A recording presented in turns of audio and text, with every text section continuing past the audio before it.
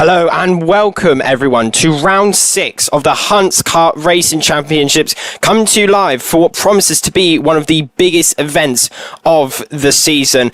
After 5 rounds of intense competition, the championship stage now reaches another crucial moment, but this weekend brings an additional incentive to the equation with the prestigious K-Plate up for grabs. It is an event that brings together the very best of British drivers, and the drivers will not only be fighting for championship points, but also a chance to add their name to the K-Plate Roll of Honour. So sit back and enjoy the action as round 6 of the HKRC Racing Championship gets underway, and we'll start off with the Hondas and Micromaxes for their third and final heat.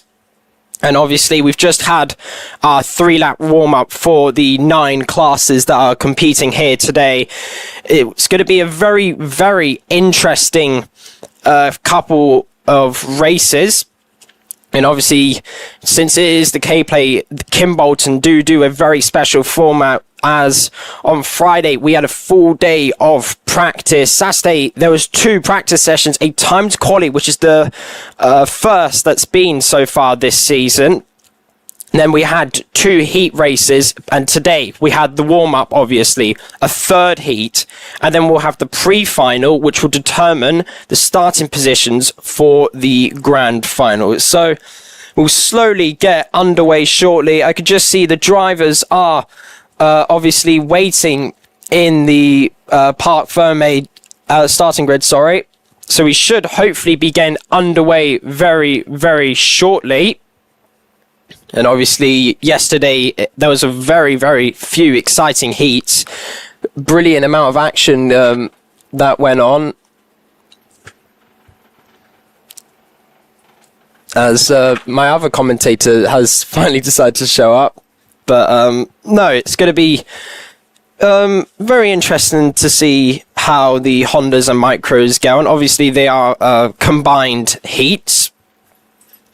So I think how they're running it is the Hondas will be at the front. There'll be a bit of a gap. And then you'll have the remaining Micromax drivers. And obviously in that stage it's been... in the Micromax stage, Felix Tandley, a Wearer Tools sponsored driver, has absolutely dominated in the Micromaxes. However, in the Honda, so it's been very, very interesting, as Marcus Cooper, he topped warm-up this morning, but he's been the driver to beat. He won the first heat, but the second heat, even though he won it on road, he unfortunately got a 5-second penalty. But in this race, he'll be starting 4th, so it's going to be very, very interesting to see how he progresses up the field. As there are your Honda drivers, and a little bit further back on the field, you'll see your Micromax drivers. It seems like that one of the drivers there are talking to the grid marshal. And I've spoken to him before. He's a really, really nice person. He's been working here for, I think, about 12 or 14 years now, but not the longest marshal that's been working here. That would be, I forgot his name. Remember he mentioned it to me. There was a marshal in one of the posts that's been working here for 30 years. So it's good to see that the marshals here are very, very devoted, and it just shows how great the marshals are here. But now we're going to get into some racing action shortly for the cadets, which obviously comprise of the Honda cadets and Micromaxes. So hopefully we should be getting started very, very shortly. The some of the mechanics are starting to push their trolleys away. And obviously it's going to be a rolling start for the Hondas and Micromaxes.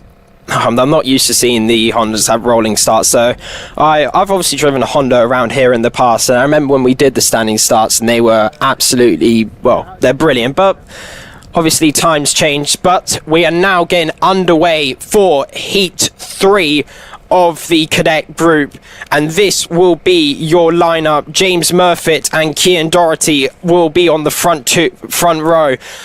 Cian Delaney and Marcus Cooper on row 2. Alfie Stokes and Zach Squire on row number 3. Freddie Williams and George Lilly complete 7th and 8th on the grid, and completing the top 10, Dominic Kelly and Oliver Jones. Then we have Callum Ryan, Harlow Offord, Oscar Baker, Tate Mantrip, Zara James, Nicholas York, Jacob Thurlow, and the 3 Micromax drivers are Felix Tanny, Lanny Eden and Alfie Hennel, as we now see our Honda's driver in a 2x2 formation.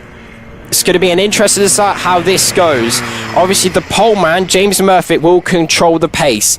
The poleman is going to have a very controlled pace. He dictates how fast or slow they go. Preferably slow, but it is to the driver's congression. As here we go, into the tram lines we go. Are we going to go green? Lights are out, we're off and racing. It's a good start there from the front row. The number 94, Cian Doherty's trying to get to the inside. That doesn't work out. Oh, there's a spinner in back. Oh, that's a big incident there. As the number 142 and 35, they started around the fringes of the top 10. And now they've had a bit of an incident. But the front 2, oh, that's a moment there for one of the Project 1 drivers. As we'll have as we now look here, there's a front 2 breakaway.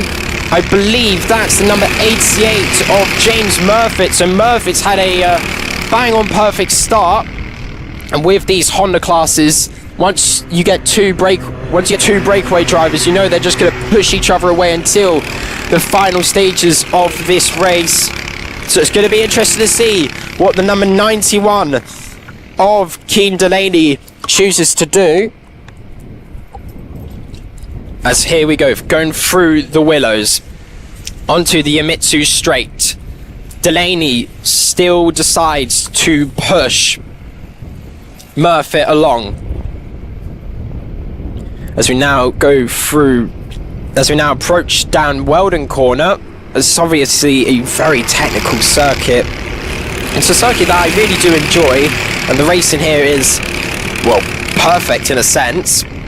Through Kestrel Corner, into Kimbolton Corner, it's still going to be these two that are just going to push each other away.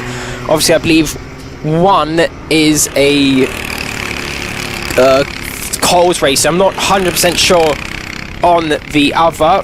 It may not be a Coles, but I'm not entirely sure from, well, my vision. It's not, my vision is horrible sometimes, but it's obviously we have a front 2 breakaway right now. Now we've got the chasing pack leaded by Cian Doherty, Callum Ryan and George Lilly. It's going to be interesting to see though, in terms of the sector times, if they're gaining or, well, losing to the front 2. But right now the front 2 are, well, doing the most sensible thing they can do is just push each other away, and in the final stages of this race just have a battle of 2 instead of, well, having a potential battle of 10 from this train behind. But this train does need to organise together. Looking at the lap times here, the front 2 have both done a 48.28. The drivers behind are doing 48.4, 6s, 4s, so they're losing 2 tenths a lap. And I remember a saying from I believe it was Henry Baudet. He's saying that 2 engines are better than 1. It's really showing here. Obviously the number 91 and 88, James Murfitt and Cian Delaney, well, they're really proving that correctly. They're currently, well, 2 and a bit seconds in front right now. And obviously this is the heat races, so we are not really going to see any desperate lunges on the last corner. Everything right now is just game points for the pre-final and, well, for the grand final. Now through the Willows we go. 4 minutes and 35 seconds remain on the clock. It's going to be interesting to see though when Delaney decides to go in, because in this position, the driver who is, well, in the worst position here is the number 88 of James Murfitt. He's the one here who has to really, really push. He's not going to break away from Cian Delaney. Delaney is glued to that back bumper and will not let go. obviously the toe around here is extremely powerful. So even if there is a gap on the exit of the final corner, by the time he gets to the first corner, he will just rip up to that back bumper. So it's going to be up to Delaney of when he decides to go in. If I had to give a guess, it will probably be around the 1 minute mark, approximately. Obviously, it's going to, well, whether or not his team tells him to go in or not, that's a different question. But obviously, you want to go in and have the least amount of laps available for the other driver to go back in on you. So on to the TKM straight we go. Through Kestrel corner now, a very, very fast and steep corner. Now down into the final corner and onto the Heinz straight. It's still them two pushing each other along. We're now watching a little bit of jockeying for position for third place. And I think the number 55 of Nicholas York, he's up 13 places. Brilliant drive from Nicholas. I think he's come to the realization that, well, getting to the top two is nearly impossible, and that's a good move there. That's the 133 of Callum Ryan. Style points probably I'd say at a minimum. Effectiveness at a maximum. He gets his way through into third place. But, well, considering the gap that the front two have, there is no point of trying to work together. They have a 3.5 second lead, and it's progressing more. Through the last corner we go. The battle for third place still continues on, and yeah, Callum Ryan has decided that there is no chance of getting to the top two. Good defensive move from Ryan. Is York, Doherty and Lilly going to try and look for something? Here we go, still on the defensive line. Now takes the racing line through Derek's corner and into down a Weldon corner. And obviously it's going to be well, are we going to see a lunge by the number 55 of Nicholas York? Because right now Callum Ryan is doing a very, very good defensive job. As I say that, he just gets overtaken there by Nicholas York. So good move there from York, as we now do see the rest of the field. But this battle for third here, comprised of third, fourth, fifth and sixth, a four-way fight for the final step of the podium. Who are we going to see come out in front? The front two are still putting away. Now it's 4 seconds to third place. But looks like the 88 has a bit of a gap now. But as I did mention before, that gap is going to be non-existent by the time we get to the start-finish line. 1 minute is left on the clock. Let's say we have, this might be the penultimate lap, depending on how much time there is when the drivers cross the line. Alright, we're now on the penultimate lap of this race. The drivers cross the line with 45 seconds on the clock. Is Keen Delaney going to go in on up James Murfitt? Here we go, through the Willows section, onto the Yamitsu straight. Murfitt doesn't defend, through into Derek's corner, into Dan Weldon corner we approach now. Murfitt still taking the normal racing line. Delaney is trying to look for a move. Now using some human DRS there from James Murfitt. Murfitt now starts to defend. Into Kimbolton corner we go. Murfitt, that's a good move there. Couldn't get the move done. That was a very, very cheeky move there by Delaney, but couldn't get the move done. Now we're on to the last lap, and that move might have just costed him a potential heat win, because that's just given a 3 and a bit tenth lead from Murfitt to Delaney. But through the Willows we go, onto Yamitsu straight. Is Delaney close enough to make a move? Are we going to see a move through Derek's corner? No, the gap is too big. Now into Dan Weldon corner we go. The gap is slowly coming down, slowly but surely. Here we go, onto the TKM straight we go. The gap's getting ever so closely.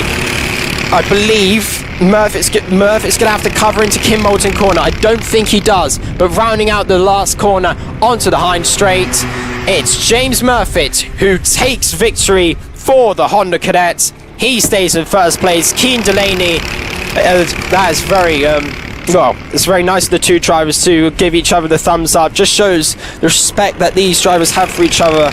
But Keane Delaney comes in second place. Callum Ryan up 8 places to third. Felix Tandy, the Micromax driver, wins it for the Micromaxes, but comes fourth on the road. Zach Squire fifth. Marcus Cooper, who was very quick yesterday, not as quick today. Nicholas York in 7th. He's up 9 places. The results page should come up on your screen. George Lilly in 8th. Cian Doherty, I think he was the one involved at the crash at the start. He's down 7 places. Freddie Williams completes the top 10. Oscar Baker, Harlow Offord, and as we now reach the 2 other Micromax drivers of Alfie Hennell and Lanny Eden. As the rest of the grid is Zara Janes, Dominic Kelly, Alfie Stokes, Tate Mantrip, Jacob Tharlow and Oliver Jones completes the cadets. But now we reach a very, very exciting class, and the class that I'm racing in. Fortunately, I'm not in this heat, or else I would probably have to run really, really fast right now. But no, this is the first heat of the junior road taxes. Obviously, the junior road taxes have been a very, very interesting class, to say the least. I'm obviously competed in that, and it's going very well so far. I've won, well, both my heats, and obviously I'm starting second for my next heat, which is after this. So should be interesting to see how it goes. But this grid, the talent on this grid is very, very, well, impressive to say the least. The starting grid, well, unfortunately is not shown on your screen, but I'll just run you through it. Kevin Ivanov is on pole position. The reigning K-Plate champion, Teddy Cooper, in second place. Max Wheatley in third. Hayden Ammons completes the top 4, and Toby Farthing in 5th. Harry Friel and Miles Burton in the top 7. Archie Ray Watson, who qualified second but received a penalty, will start in about 8th. Noah Clare and Oliver Barton are there as well. Austin Mayhew, who, well, on my time screen hasn't gone out yet, so that could be something.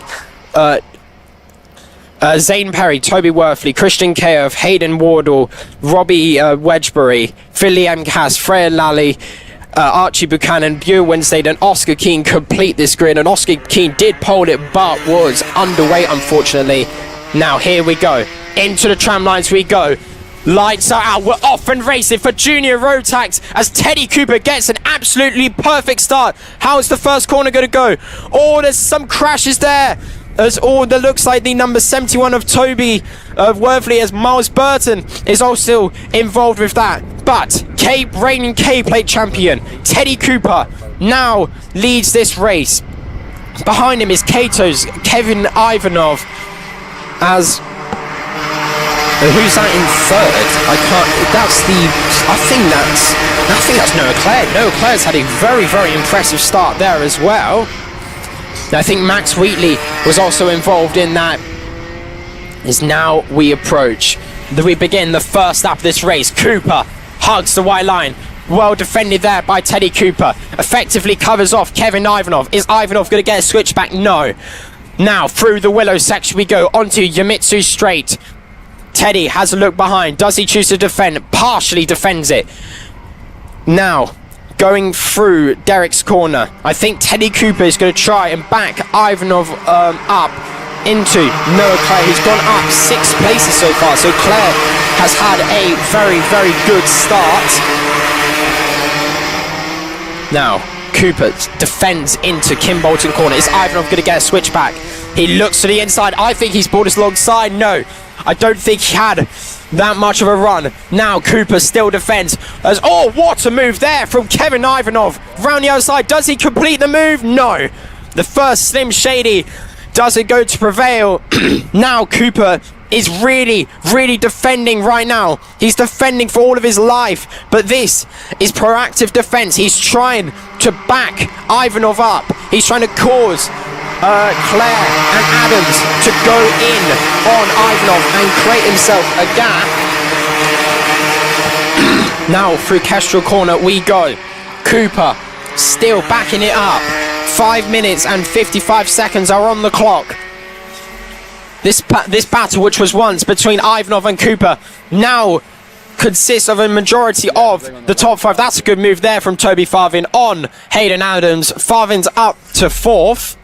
And Farthing, who's had the... Well, I was talking to his dad earlier, who's not really had the best of starts. Now we're starting to see... Ivanov gets spun round! Ivanov spins! As he got spun around there by Noah Clare. Noah Clare went in and move on him. And Ivanov, who went from 2nd all the way down to 19th. So it's a disaster for Kevin Ivanov. But this is really going to help reigning K-Plate champion Teddy Cooper. Cooper now has about an 8/10 lead here.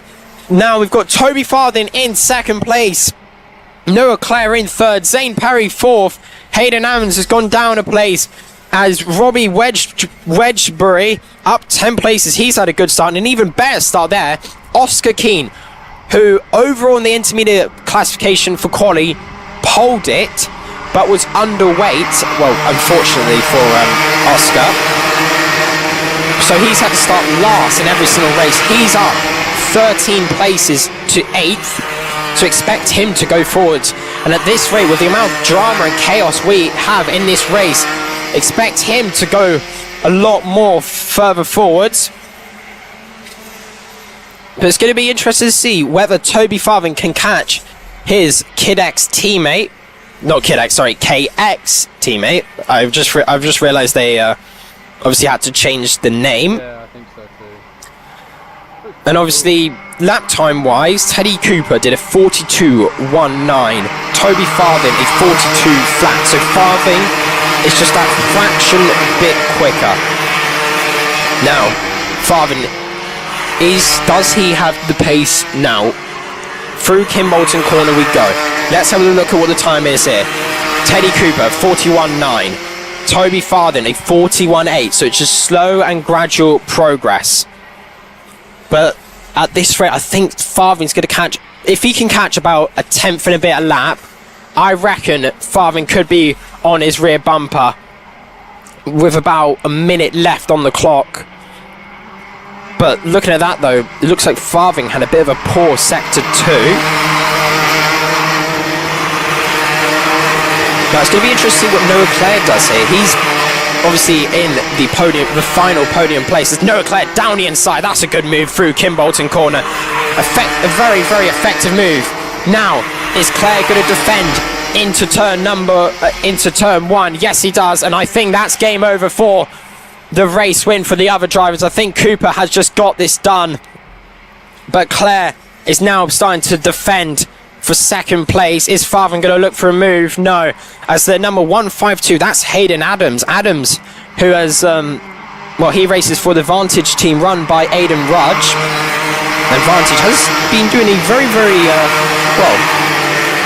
I'd say they've been doing having a really good weekend. Obviously, Jacob Aston, he's been quite high up the field. Sam Aston, in his inaugural senior Rotax race, he's been well in the top 10.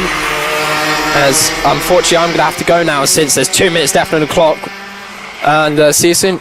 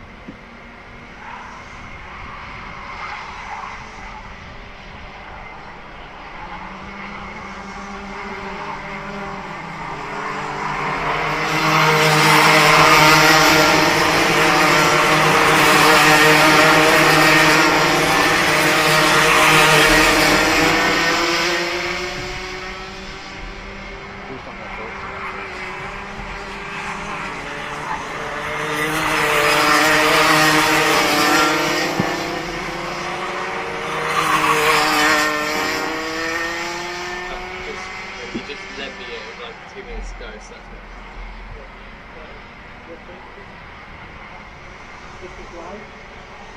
The set is live.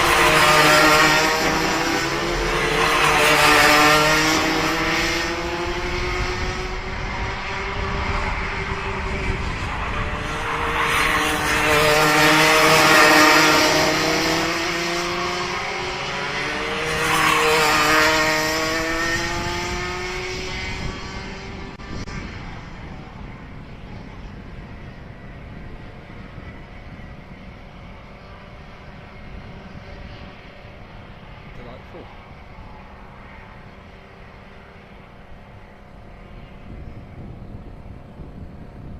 Yeah. But what an entertaining race that was. Teddy Cooper taking the win then in the junior road tax. Noah Clark right behind him in a fabulous battle between the two. Toby Barding there in third place. It's going to be Hayden Adams, Austin Keane, St. Perry, Harry Creel, Archie Rick Watson in 8th, Christian Kellerhoff and Miles Burton completing the top 10. Max Wheatley with Kevin Ivanov, Robbie Wedbury and Toby Worley, Finley Cass, Hayden Wardale, Archie Buchanan, Bo Winslade, Freya Lally and Oliver Martin with Austin Mayhew not finishing, and that did not start there for Austin Mayhew. So we've just had a change of commentator.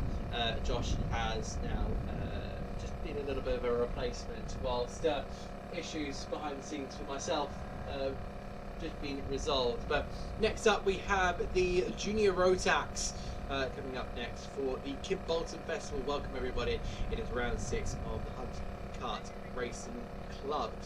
Really excited. It's a new circuit for me, Kim Bolton.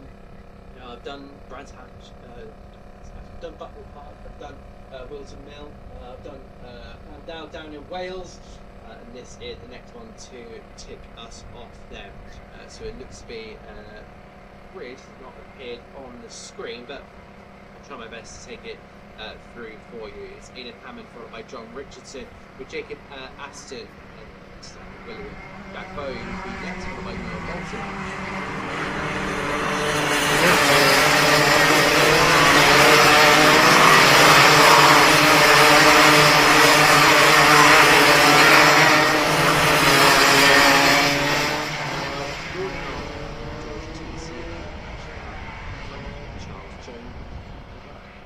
So, our Junior Road Tax will start Heat 6. It is the combined, because we've got so many entries in this one. I couldn't believe the amount of entry we saw ahead of this one, but they'll head toward the tram lines. The engines will now wear into life. And we get going for six, heading down in towards Free to move again, first corner. Is going to get a little bit touchy between a couple of cars. They're going 2, 3, 4 wide, maybe in some of the corners. A little bit of contact also between some of the field. There's a spinner in the background, so that's going to be a little bit unfortunate for a couple of carts there, but they'll head their way in towards the next chicane. Do they head more towards the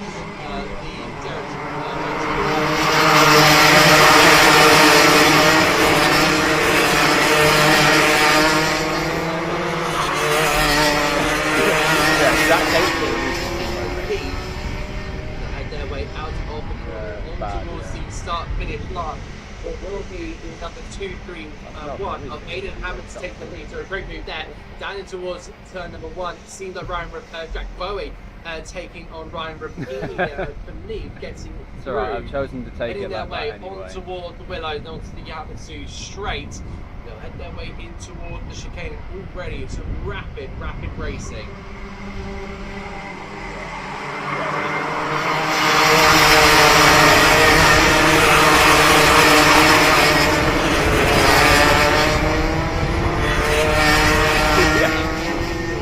Frustratedly at yourself. Thankfully the man in first Trying the goes extra into fast a speed as helmet, so I Jack can Bowie see from that. Richardson.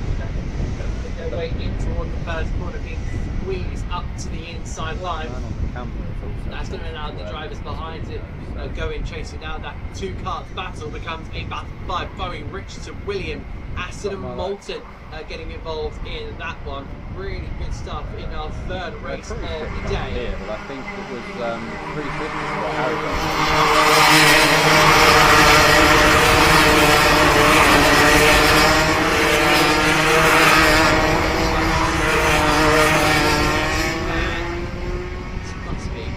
They got told off through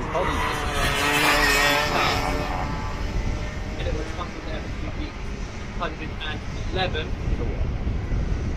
That's Jack Bowie getting Called him a name, I think. ding dong there I don't know what it for was. P6, but yeah, John Richardson up to third now ahead of Stanley Williams. Yeah, you might have done. 5 minutes 30 seconds plus 1 It is lap quite to clever. go. So still plenty of opportunity going past the drivers. Not a very finicky man, are you?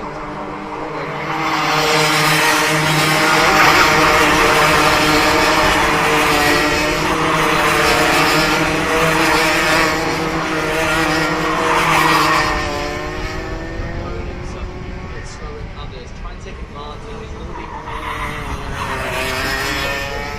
very much taking the rot. Pretty good grips. Do they head?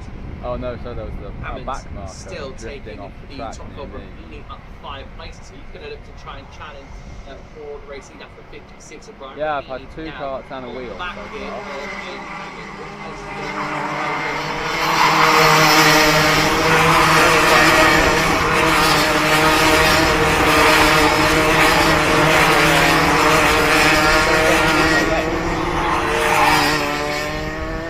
using all of the exit there.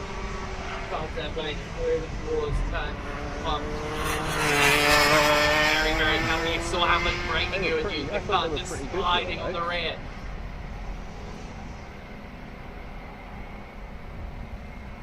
I suspect mine would do a lot worse. Rapini still hunting, searching. Is he going to try and wait for that last moment? Aidan Hammond is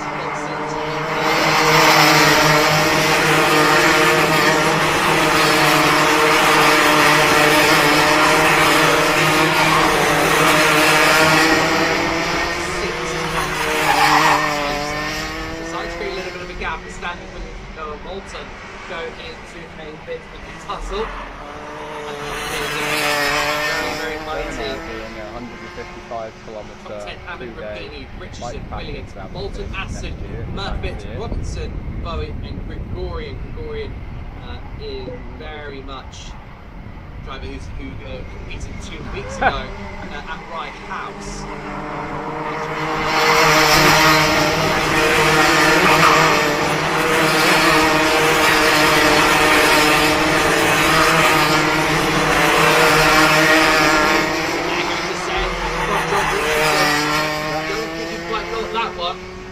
Is that a thing? 2 6 8. In fact, he has John Richardson. Takes Ryan Rapini. Now there's an opportunity for him to go into the lead. Yes.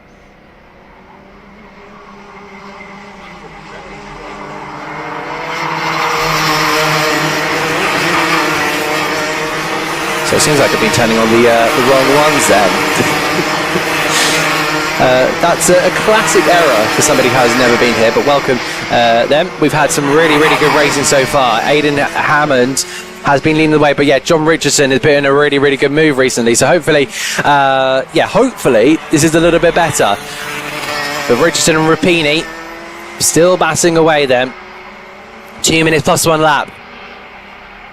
Through they head in towards the chicane of Derrick's Corner. Then they'll head on towards Dan Weldon Corner, a place where you can definitely set up a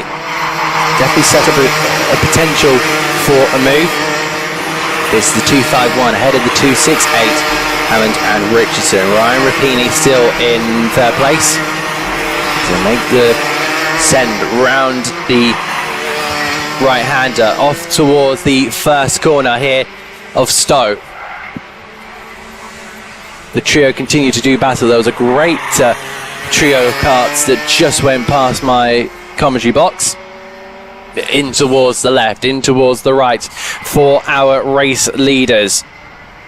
Where is the next move going to be coming from? Because John Richardson does seem to be pressurising Aidan Hammond, and it's been really, really good to see the way he's been able to carve his way through the field. But Noah Moulton now fastest lap of all, sent down in towards the first corner, in towards the last corner, but of course got caught on the curb, did John Richardson. And he would now have to try once again. Would he go in towards turn number 1? You just saw a couple of laps ago, it was Rapini where the rear was just on the limit of adhesion. Last lap then, it seems like. Well, we're about to tick down to the final couple of moments, and there'll be plus 1 lap, very, very much similar to the Formula Regional European Championship. And thank you very much to somebody who's just come into the box to double check what's been going on. Because, yeah, this is quite new for me, but we're still adjusting. But continuing with the racing, and Noah Moulton has really saved his tyres here. 41.3 from the driver in fourth. Ryan Rapini will now look to try and attack John Richardson. I imagine with the conditions, tyres will be a big factor. Through the head in toward the chicane again. Richardson searching and looking for that opportunity through Dan Weldon, see if he can maybe tee it up. 2 corners left to go on the circuit before the run towards the last corner. He's not going to try in toward Kestrel Corner, but maybe that last corner, could he have to get the run here? So it will be the last lap for our drivers. Look at the battle there going on in the background. It's Rapini and Moulton. Moulton going to the outside, but not being able to find the grip needed. These young karters are gaining so much experience, so much skill in being able to challenge the drivers month after month after month. But of course, different circuits, they're doing it week after week after week, so they'll kind of get to know their rivals on the circuit. But Aidan Hammond is 2 corners away from victory. John Richardson will maybe have to try something, but I wonder if the tyre just started to go off at the perfect time. It'll be Aidan Hammond to take home victory in Heat 6. John Richardson will come home in second, with Ryan Rapini, Noah Moulton, Stanley Williams and Jacob Aston, Joshua Robinson, Arthur Murphy, and then T. Grant Gregorian and Jack Bowie rounds out the top 10. Really, really good stuff there. Still don't have the results graphic, so we'll try and fix that for you. Oliver Dawson, Theo Hamilton, Lockie Ordanov, Hayden Fisher, Edward Munns, Hugh Phillips, Adam Ashkar, Jack Corser, Frankie Charles Jones and George TC rounds out the 20 karts that took place then. Yeah, some really, really fantastic stuff. It does seem like on the live stream you managed to get the results then. It's not happening on my screen for some reason, but yeah, hopefully we will be able to get you some of that. But yes, you can see the results in there. But what a wonderful conditions we have here at Kimbolton. It's been very much baking hot. I came up here and decided to have a little bit of rain coming down, but it was only for a couple of minutes. But we now look to the next race, which will be the brand new, well, I say brand new, the FP4s who join us for the Kimbolton Festival. So these guys are very much a series that go all around the UK. They started their season, in fact, up at down at Clay Pigeon with Camberley, Dunkeswell, then Butmore, Rissington, Bayford Meadows. This is round 7 of the championship. And we will get the grid for you in just a moment. So you see there the track conditions looking absolutely marvellous.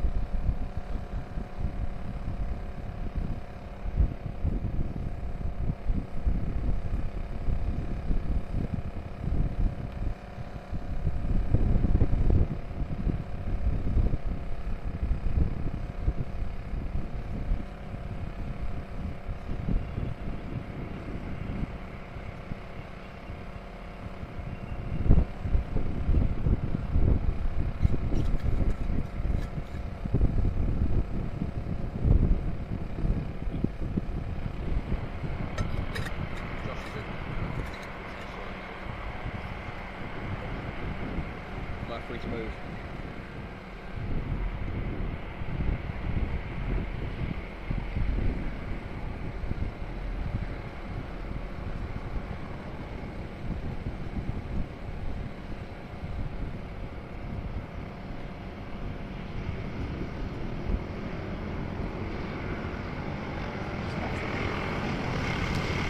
Oh, perfect then. Now we have the FP4s heading out. Lee Kircher on pole at round 7 of the championship. Kicked off them. They'll head their way on towards the start-finish line. And they will be lining up on the grid this time.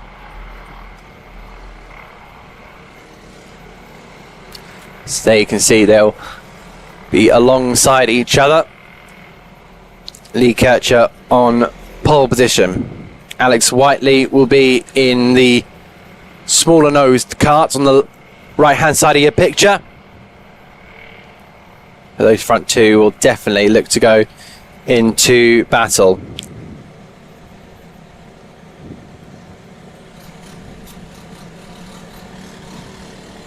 They will now look to the lights that are about to come on for FP4. We go racing. Decent start off the line. And it will be the 57 to move faster. It's Alex Whiteley in that fact. And down towards the first corner, there's a little bit of contact. And the tyre bundle has definitely come a bit unstuck. Driver looks to be moving as well, which is the important thing. They're back on their way. We are going to have to require a little bit of tyre barrier repair.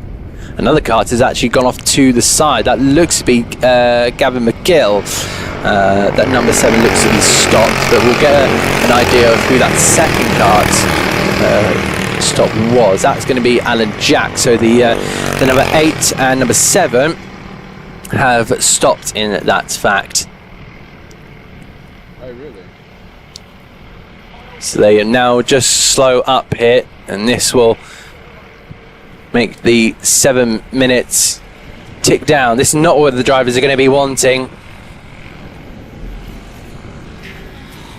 But yeah, my apology, I think it was Ben Hollis Ben Hollis, the number 54, down in 12th then. Dropping places, drops 4. It's a big +3 for Angus Waddell, who went up to 3rd from 6th on the grid. Michael Marison and Glenn Marison, both up 3 there in P6 and P7 for the pair of them. Michael Marison, came runner-up in the 165 kilo class last season. Also Gavin McGill, who never got going. In fact, no, sorry, McGill is in 9th, so we lost Alan Jacks for sure. So seems like it's Alan Jacks that is now stopped down at turn 1, will not be able to continue. We do go racing once again. The tyre barrier has been now cleared, and they'll go racing once again. There's a little bit of a split then, and Alex Whiteley has managed to get a brilliant launch. He's now going to try and scamper off down the road with Lee Kircher into second. Move then for, what's that going to be, P5. That seems to be Michael Marison moving past Harry Quinn Shepherd. So good move there from Marison, the runner-up in the 165 kilo class from last year. Heading their way on towards the left-hander. Through they will then head in towards the last one of Kimbolton Corner. I think Lee Kircher is starting to now latch it on to the back here of Alex Whiteley. Look at here, listen to the rumbles of those carts as they head on through. There's an investigation then for Alan Jacks. I think that's going to be the contact then with Ben Hollis. But the top 4 are looking to nurture their way into a place where they can battle freely for the remainder of the race, because there's not going to be much time left for this one. It's going to be 4 minutes and 40 seconds plus 1 lap. So they head their way on towards the left-hander. Waddle closing in then on to Kircher, but Marison has been undoubtedly quick.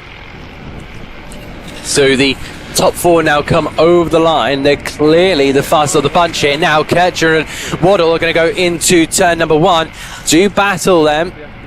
And it does seem like, from what I can see out the commentary box window, it's going to be the 53 out in front on that one. Angus Waddle up to second above Lee Kircher.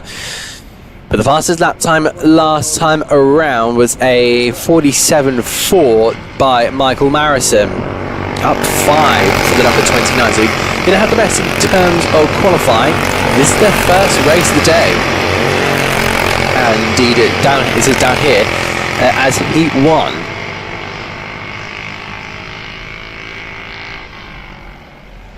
So heading their way now on towards the start-finish line once again. Back into the toe.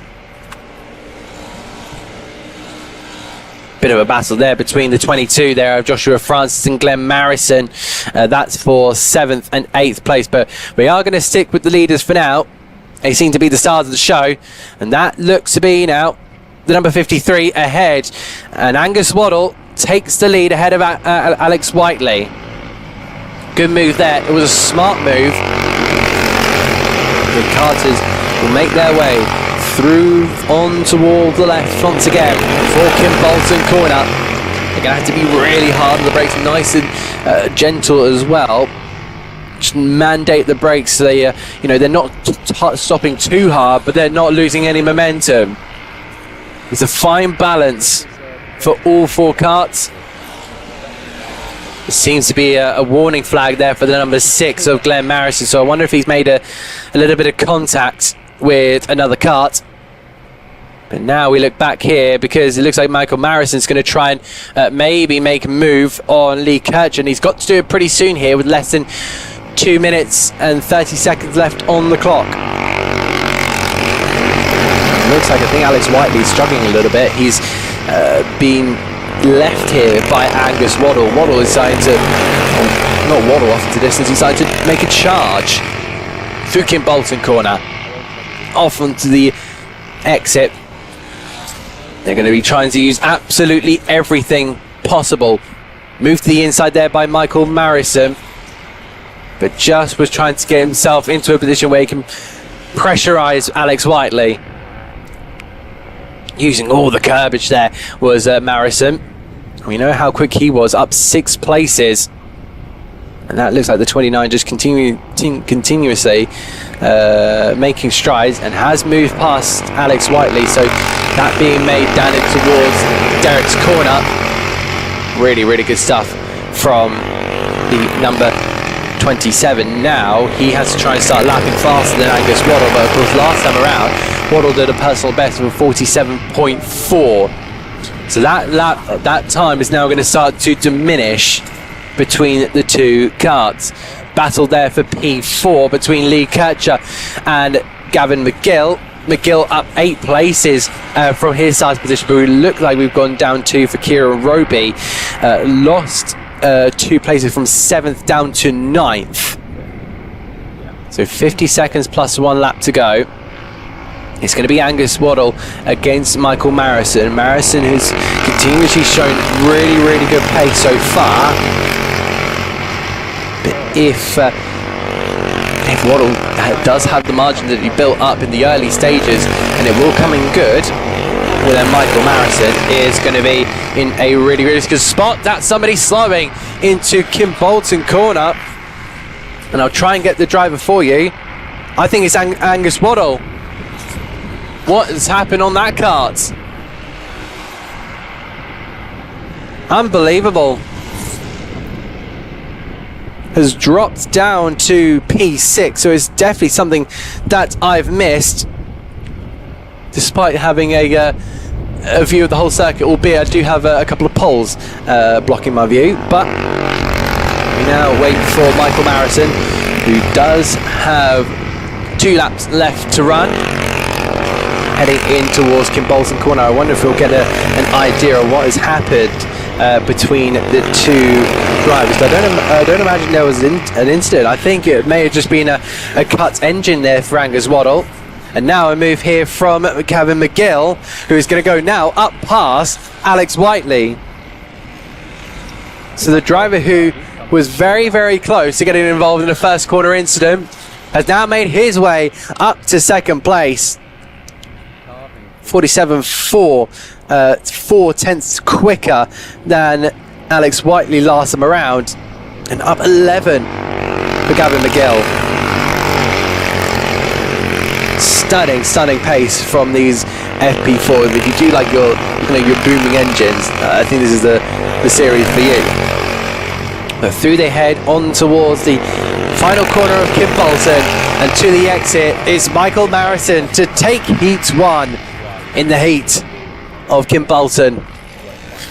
Is 2nd for Gavin McGill, and Alex Whiteley will come home in 3rd.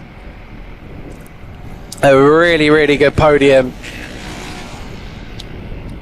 from every one of those. Really, really good racing. There was times where the field spread was quite a large end, but it does seem that that's the way it goes. It's Michael Marison from Gavin McGill. Alex Whiteley will be in 3rd with Lee Kircher and Glenn Marison. Angus Waddle with Ben Hollis and Joshua Francis in 8th. Matt Costin with Kieran Roby, Chris Kelly, Harry Quinn Shepherd and Alan Jacks will be the last of your FP4s. We will then move on to our senior X30s, which will be coming up. They have got their 3rd heat in just a moment's time. They had 2 races yesterday, both won by Charlie Webb. Then we've got Tristan Powell coming home in 2nd, Katie Ashman taking the podium in Heat 1 with Monty Branthwaite in Heat 2. So our senior X30s will be unleashed onto the track.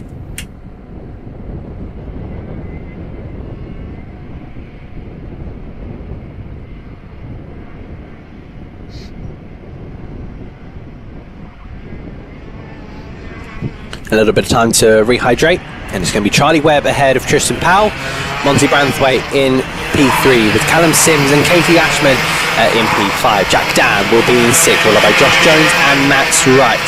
Jack Stewart will be next up. Braden Donahue and Bailey Brooker.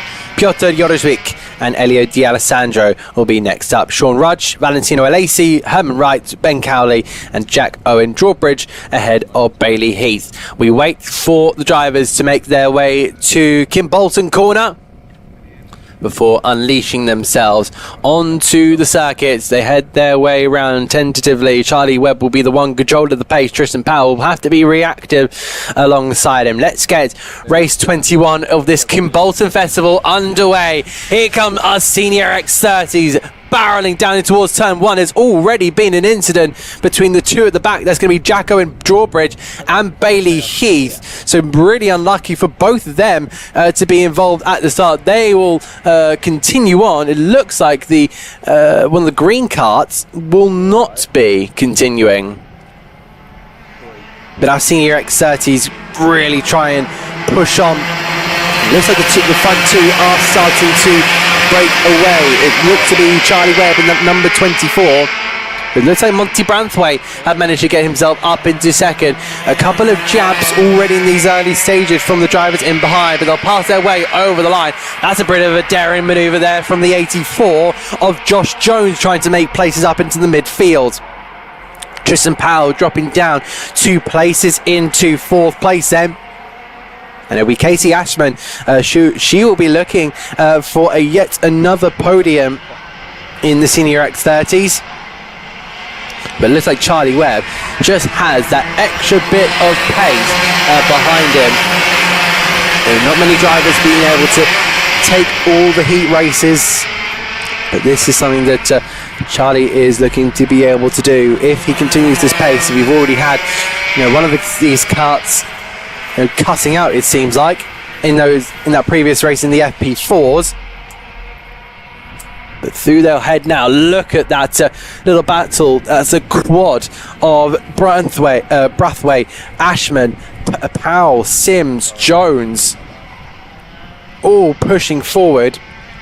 And Charlie Webb is going to be completely oblivious as to what's going on behind him.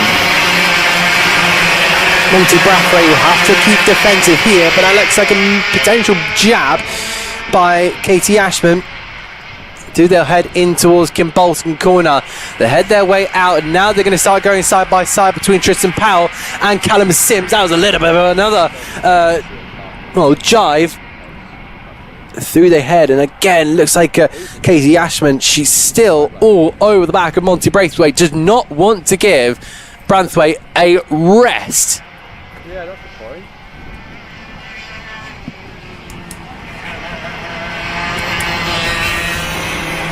Through down Weldon Corner, and it does seem like Monty Branthwaite will now be dispatched there by Katie Ashman. They're headed their way in towards Kimbolton Corner, and that quadruple set of cars now becomes, what is that, 1, 2, 3, 4, 5, 6, 7? Unbelievable amount. And then you've got another quarter back. Look at the battles there going on between, what's that, 5th, 6th and 7th. Truly fantastic between the two. Yeah. Fantastic scenes out of the commentary box window. We continue to pick up them with Katie Ashman and Monty Branthwaite. Brathwaite will continue to try and just put the pressure on. He will want another podium, but they'll both want another podium. Both finishers of 3rd place in Heat 1 and Heat 2. But it looks like Branthwaite's managed to get through then into Kimbolton Corner. Now they're going to start spreading out. And opportunity to plenty. Bailey Brooker down in P9 takes the fastest lap of the race, the 40.4. Only other driver to lap of 40s is Charlie Webb up in front. Still extending that gap out now. 2.7 is the gap between Charlie Webb and Monty Branthwaite in 2nd place then. Through the head in towards Kimbolton once again. There's a lot of side-by-side action happening, and our seniors are really reveling in the challenge in the heat near Cambridge. Again, it just seems like we've got that main battle of 4 And I wonder if Callum Sims, who's now up into second here, has been maybe able to get ahead. We'll have to check back in on there. I'm going to have to try and play spot the number, it seemed like on my screen. Yeah, it does seem like now Callum Sims in that number 69 will look to try and chase on through. Charlie Webb will continue to tick down the laps with 3 minutes and 10 seconds left to go. Look at how much they're willing to fight. But I do wonder if tyres will be in question for these drivers.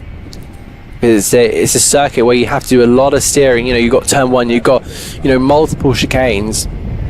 So many corners around here that can really stress out the tyres. And that may have to be a factor, especially when you have to go in towards you know, your finals, your pre-finals, your A-finals. That's when it's going to start to get very, very tactical. Through they head now is Sims ahead of Brathwaite for P2 and P3. Ashman continuing to pile on the pressure. Tristan Powell down 3 places here. He started, remember, second. Will look to end up in 5th.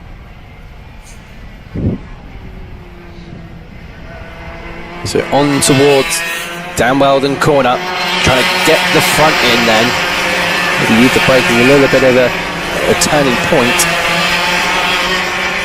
It does seem like for now that lead is inevitable for Charlie Webb. A minute 48 to go, still not quite done yet. They'll now go line astern, but it's now just building up to that next battle. It just seems like they've decided to cool down on the fighting. Maybe they've sensed something in the kart that just tells them maybe just slow up a bit. This is going to get all sorts of leery come this final minute, final lap. Brooker again, the fastest lap of all, 40.2. Nobody's been able to match him last lap time around. You see 40.7s, 40.5s, 40.6s, but nobody is matching that 40.2. But it just seems those 6 karts of Sims, Brathwaite, Ashman, Powell, Dan, Brooker, it's just continuously building every single time. But we are going to be approaching, was it currently now 3 laps to go. We should tick down to about 2 minutes left to go after this one. We should. Again, it looks like just having a look outside the commentary box window, I think Monty Brathwaite is seriously looking to set up a move here on Callum Sims. Where he does it, I'm not too sure. I think that was a bit of a look there for Bailey Brooker on Jack Dan in the battle for 6th and P7, but nothing doing in that one. They'll wait till the last lap. The timer is about to hit 0 then. Here at Kim Bolton for our senior X30s in Heat 3. Before then they'll then look to go on to that last lap. Through they head. This is a battle between 2 karts. I think this is going to be back of that one. It's the 71. So that is between Jack Dan and Bailey Brooker. So they've pretty much decided amongst themselves that, you know, they're not going to be able to get any form of podium out of this. They're just going to be aiming for the best places they'll get. Charlie Webb just calmly cooling down the tyres. I think the gap has seemingly dropped a bit. I think he's just looking after the car at this point. The gap is starting to come down because Callum Sims is going to be absolutely charging, but Webb has just been very aware of his gap. Over the line he goes. Is Charlie Webb to take the Senior X30 Heat 3 win ahead of Callum Sims and Katie Ashman. Monty Brathwaite will drop to 4th at the end of all of that. But what a superb race, especially in that middle part. And they were just going hammer and tongs. These guys are rubbish at putting their cars together. Well, fantastic. We've had 3 drivers unable to finish that one, but we'll bring you the results just now. Charlie Webb is your winner ahead of Callum Sims and Katie Ashman. Monty Branthwaite dropping to 4th, then Tristan Powell from 2nd on the grid finishes down in 5th. Jack Dow followed by Bailey Brooker in that battle with Braden Donahue. Sean Rudge and Josh Jones will be in 10th. Max Wright with Valentino Alesi, and then we'll have the rest of them coming up next. Elio D'Alessandro, Ben Cowley, Herman Wright, and Jack Stewart, top 16 in that one. So we now wait for the mini Inters to head out onto the circuit.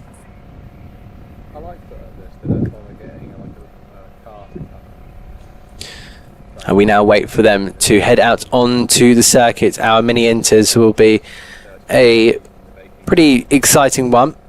They've had 2 heats as well. Jensen Sale has been dominating that. Two podiums for both Jude Story and Finley Beals. So they'll be looking to continue that momentum.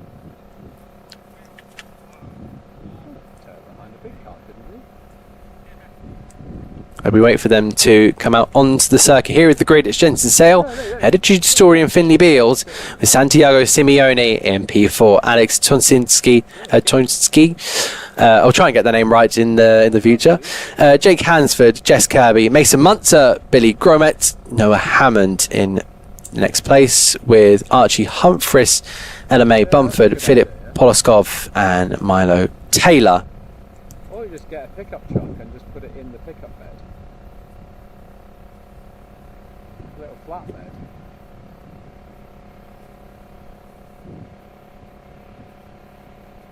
So we now wait for our mini Inters to get unleashed onto the circuit, and they look to have once again another really exciting race. It's Jensen Sale at the top of the championship by 101 points, only Finley Beals. So Finley will be hoping to take a race win. Also on the other side of the coin, Jensen Sale will look to try and push forward. Will Eden, I believe, was in championship contention. He's on 424 points, according to what I have. 3rd place for him in the standings.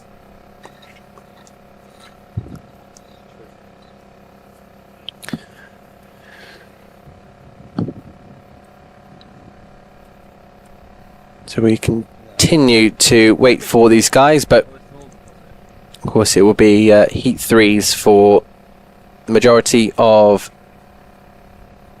our guys. So we've had our Hondas, we've had our Micromaxes, we had our Junior Rotax race 18 and 90, our FP4s, and then we've had our Senior X30s. Our mini Inters are coming up now. Then after we'll have our KZs, our Rotax 177, Senior Rotax, and FP4s heat 2.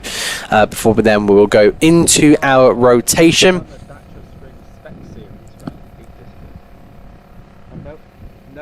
And then we'll do it all over again before going into our for our pre-final, before then going into our grand finals. No one on the road, no noise to complain. So I think we're just sorting out some of the tyre barriers.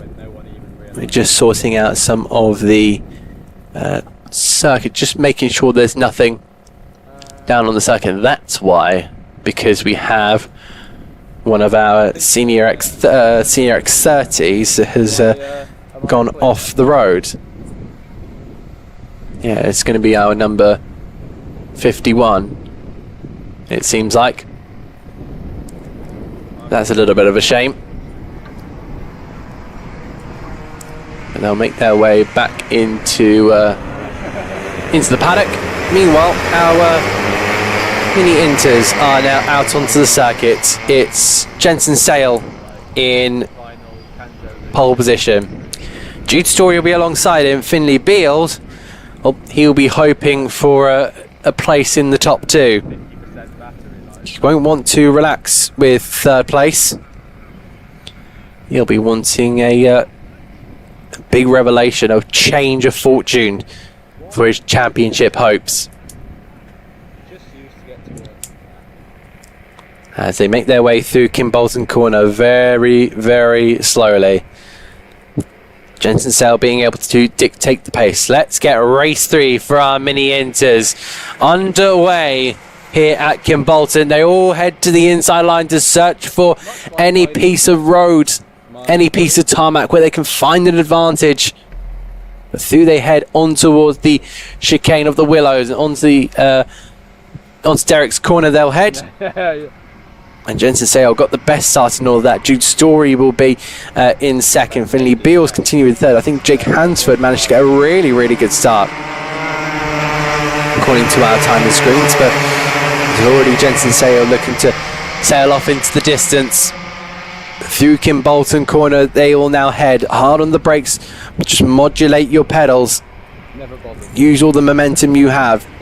Mid-pack looking highly, highly competitive. At the end of the first lap, Jake Hansford does go up 2 places along with Jess Kirby and Mason Munter, down 3 for Santiago Simeone. So I wonder if Simeone got a little bit caught out there between a couple carts down in towards the first corner. It looks like we haven't got Alex Tonskis and Ella Bumford. No, did not start for both of them. So that's 12 carts taking to the field, it seems like. So it'll be Sale from Story from Beals. Hansford will be in 4th. Bit of a karting sizable gap then. The big lunge from one of our carts. And I wonder who that was. That potentially Santiago Simeone. No, it was Mason Munter on Jess Kirby, it seemed like. That's the battle for 5th place going on. The trio, and I think that was Munter just going over the curbs in towards the Willow. It's not a high Through bar, they head is it? in towards Derek's corner. And they're just having to now continue to push on. This is going to be Jude Story, I believe, just in front of Finley Beals.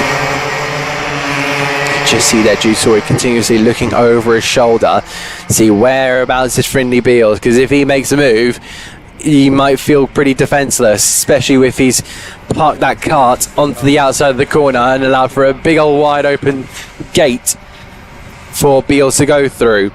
Jess Kirby drops another place to Milo Taylor. Milo Taylor going up 8 places from his starting position. It gets worse and worse here for Santiago Simeone. So I wonder if they've maybe set up something wrong in that little mini cart. 5.5 minutes left to go on the clock, plus 1 lap. It does seem like Jude Story is now starting to find a little bit of a rhythm here. Down towards Kim Bolton corner. Jensen Sale has got a sizable margin. He'll be wondering what is going on behind me, but he won't want to think about that. Beals, Hanford, Munter will be potentially looking to work together. They're all under the same team, all in the same liveries. But it just seems like Story has been pretty good so far. You know, he's not allowed Finley Beals any opportunities to go past him. It's been a real good race there from Jude Story, really being able to manage his race super well. And Beals is going to have to really push on forward here, otherwise he's going to maybe find himself at the mercy of teammate Jake Hansford. Plus 3 second time penalties for the number 27. That's going to be Santiago Simeone, the 84 Jess Kirby. That's going to be Billy Gromit and Archie Humphries, I believe. Yes, it is. So 8th down to 11th have been given penalties. For what reason? I'm not too sure. I'll probably have to go to race control to find that one out. This is a battle now between Hansford and Mason Munter. Munter feeling like he's a little bit faster than Hansford. And they'll pass their way over the timing beams. What were you going to say before, Josh? But you see the board just dishing out the penalties to the drivers. But now you're starting to see Munzer has been making a lot of progress, and I think you may have just gone past Jake Hansford there. There's Jude Story, Finley Beals, and then the 164 of Hansford still ahead of the 127 of Munzer. So these mini drivers still continuing to learn as they go through the karting ladder. Cheers from the grandstands around the circuit just popped around. I'm sure they'll be given all sorts of signs to our young drivers to check in with the pace, tell them to keep pushing, or maybe save a little bit. But who on this grid will want to do any form of saving? I know I wouldn't. If I was that age, I want to be going full push, full chat. So it's still Sale from Story, from Beal, from Hansen and Munzer. Noah Hammond makes an overtake for 6th over Milo Taylor. Milo Taylor up 7 from his starting position. So he would have started at the back of the field then, but then up 2 for Tonskis and Ellen May Bumford. Now finds himself up into 7th, but move has been made then. Mason Munzer up to 4th. Jake Hansford, wonder if he's going to start struggling or just now start learning from his teammate. Through they head on towards Downwell and corner. Driver that won the 2011 Indianapolis 500 in one of the most dramatic ways possible. What a way to win it, and a great way to honour the great Lionhearts.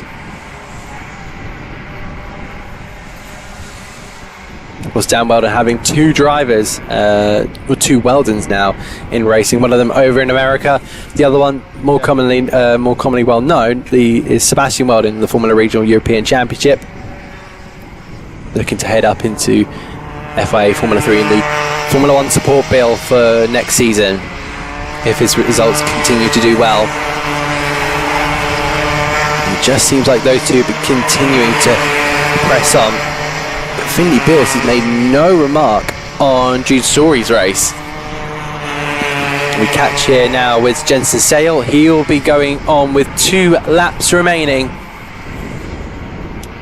Fist bumps going up to the skies in the grandstand next to the start-finish line. But Jensen Sale, well, what can you say about this driver? Won the first 2 heats of the Kimbolton Festival. They all look to go for individual K-plates.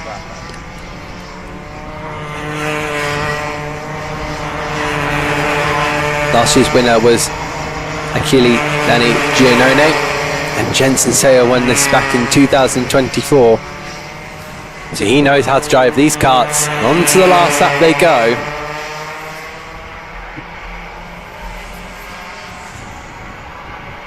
It's been fantastic to see these young drivers really being able to attack a circuit. And what a place to learn as well. The technical abilities of this circuit has to give is quite truly incredible. But Jensen Sale has been faultless all day long. He's built himself up a gap of what is almost now 5 seconds. He'll head now in towards Kimbolton corner and make his way. It's 3 for 3 for Jensen Sale. He'll take the victory and look behind him and think, where on earth is everybody? Jude Story will come home in 2nd. It's a well-deserved 2nd. Yeah. Finley Beals 3rd. Munzer 4th. Hansford will be in 5th. I'm not sure how happy he's going to be after his race. I don't know, man. Sorry. I'd rather still. We'll wait for the results so I can tell you the full classification. Yeah, maybe I'm just being sorry, mate. Some really, really Fine driving from our drivers. There you can see Jensen Saylor at the top of your standings. Story from Beals, from Munster, from Hansford. Noah Hammond up 4 places to 6th in P7. It's Milo Taylor in up 7. Jess Kirby, Santonio Simeone with penalties to some of our drivers as well. Have just disappeared off my timing screen. There you can see it's Billy Grommet, Archie Humphries, Philip Polskov, and then a no start for Tonskis and Ella May Bumford. We will then move on to a kart that I've been really looking forward to. It is our KZs who are heading out onto the racing circuit.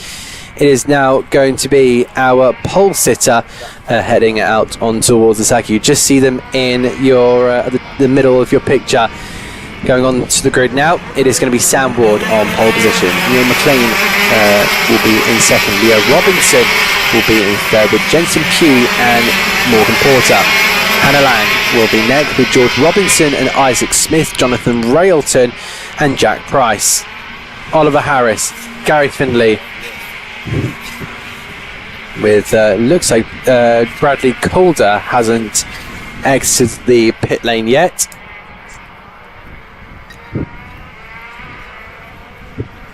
This last year won by Josh Price, the driver who, well, not here, but I think I've seen someone similar to him, Jack Price, Canadian driver, down in the 5th row of the grid. Last year this was competed by Ella Stevens, who is now, I believe, a lap record holder around here. She's gone off to F1 Academy with the Rodin Motorsport team under the eyes of McLaren. And where could these KZ drivers go? We're about to get some pretty quick action here, and they will line up on the grid then. So Sam Ward will line up in his CRG kart with the AMR number 25 of Neil McLennan with the BRL ART suit.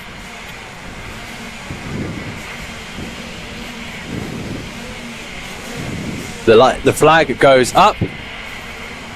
We wait for the lights. It is Heat 3 for the KZs. We go racing. Decent start there for Neil McLean, but Sam Ward, I think, in the second phase has managed to just get ahead. Through they'll head in towards the Willows. Jack, am I free? I think one of our cars not getting away. That's going to be Gary Findlay. Yep, go. But they'll head down in towards the chicane. Towards Dan Weldon corner. So they completely missed Derek's corner just because I don't think it's good for the carts. Because they're just so quick, it would just cause absolute chaos. Through they go, in towards Kim Bolton corner. Watch the acceleration out of this one. In towards the first corner. And it's still Sam Ward. Not many manoeuvres being made here.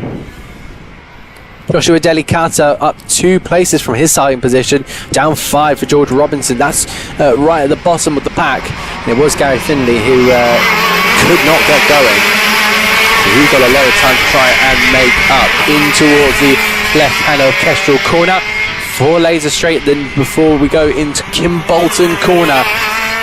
That top 3 is starting to break away. They shift their way on towards the first corner. Leo Robinson down 2 places. Morgan Porter up to 3rd place now.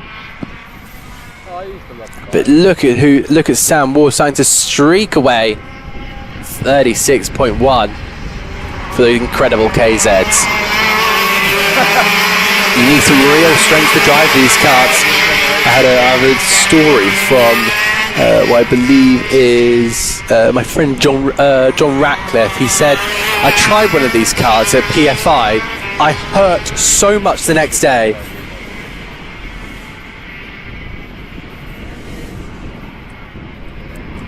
My dad.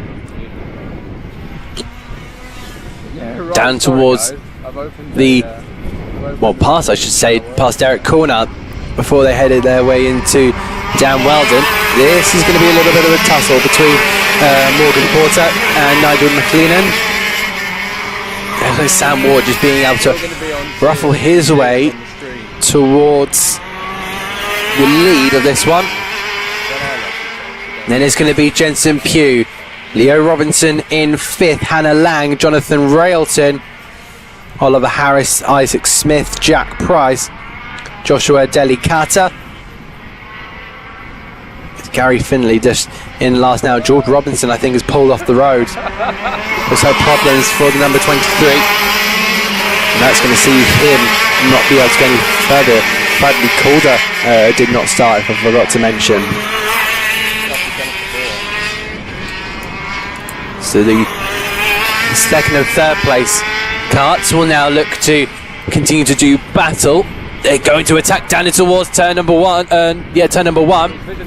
I think McLean is still ahead of Porter. No, Porter has managed to get in front. So Morgan Porter will put himself up into second. And they'll cast their way down TKM straight through Kestrel. How will Neil McLennan respond to this? As Jensen Pugh and Leo Robinson will now start to do battle. I'll need to might need to have a look at Leo Robinson, because there was one who was Algerian and now races, I think, was it Ligiers now? Formerly British F4. Oh, we've got a yellow flag down at the start-finish straight. Has now just been retracted, so it looks like it's all good to go. As Sam Ward will pass the timing screen and the commentary box for the 7th lap. And he continues to lead now by 1.8 seconds. Morgan Porter still second. Neil McLennan will be in 3rd. Jensen Pugh will be 4th. Fastest first sector goes to Neil McLean, so he will now look to push on forward. What about the second sector? That going to Morgan Porter. Then it went to Leo Robinson. So it's just these little sector times that are making the difference between each of the carts. Down towards turn number 1. You just see heading in towards the Willow. There we just start to pick up 2nd and 3rd. Neil McLean, fastest lap last time around, 35.41. But 1,000th of a second faster than Morgan Porter. So Porter is responding superbly well to what McLean is doing.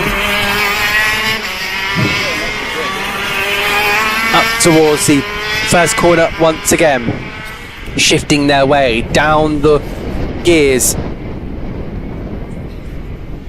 Porter will have to maybe look to be defensive here.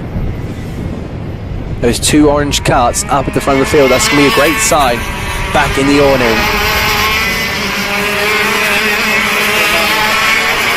Through the head in towards Kestrel, and Kim Bolton's going to be the next point of call. I just wonder if they are going to maybe make a couple of overtakes, but it doesn't seem like anyone is within range. No one is willing to go for the late break. And I don't really blame them, because these are quite precious carts. These are the first time I'm covering them, so it must be raced very, very few times. Fastest lap then from Sam Ward, so he's just been saving his pace. 35.3 from the number 12 up front. I think he is just done a 35.4. So we're getting very, very close. 200ths last time around. So with a minute left to go on the clock then, Sam Ward has been leaving everyone pretty much for dust. so much support from Callum Ryan Racing in the chat. Milo getting some support as well. Good luck to Jack, only 16 years old. Down towards the next sequence of corners then. 2 laps to go for Sam Ward. It's one of those where it's been another lead from the front. He finished second in the first heat yesterday. It took the win last time out in heat 2. So there'll be a smile on the face of Sam Ward. I'm sure he'll be absolutely loving this.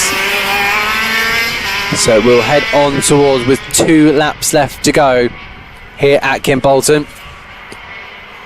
Main battle going on in the field. It's probably the battle between Jensen Pugh and Leo Robertson. That's going to be for 4th place and 5th place. So on the exit of Dan Weldon corner, they're heading towards Kestrel now.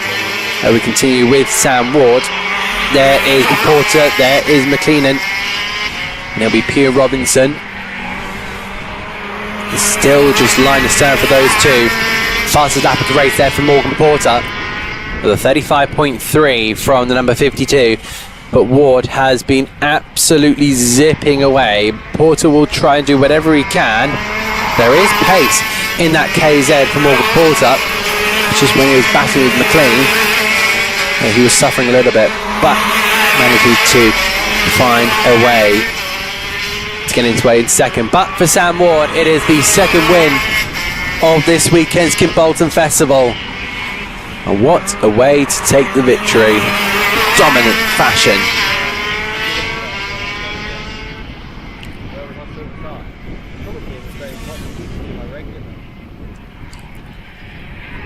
So what a win then from Sam Ward to take the win after 15 laps. It'll be Morgan Porter to take second. Neil McLennan will be in 3rd.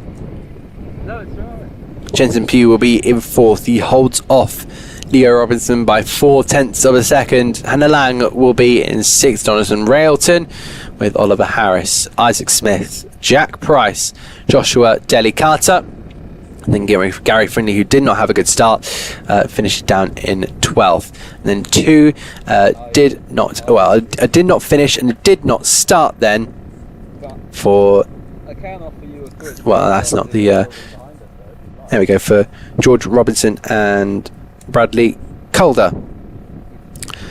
So we move on to the Rotax 177s. 3 races before we end our list of 3rd heat races. Yeah, wait till we finish at 5:30. And this, I think, will be a good time to remind everyone to please hydrate. If you are here at the circuits, or even at home, just outside, no matter where you are, please hydrate. It is a very, very warm day here in Kimbolton, near Cambridge. I think I'm going to do the same.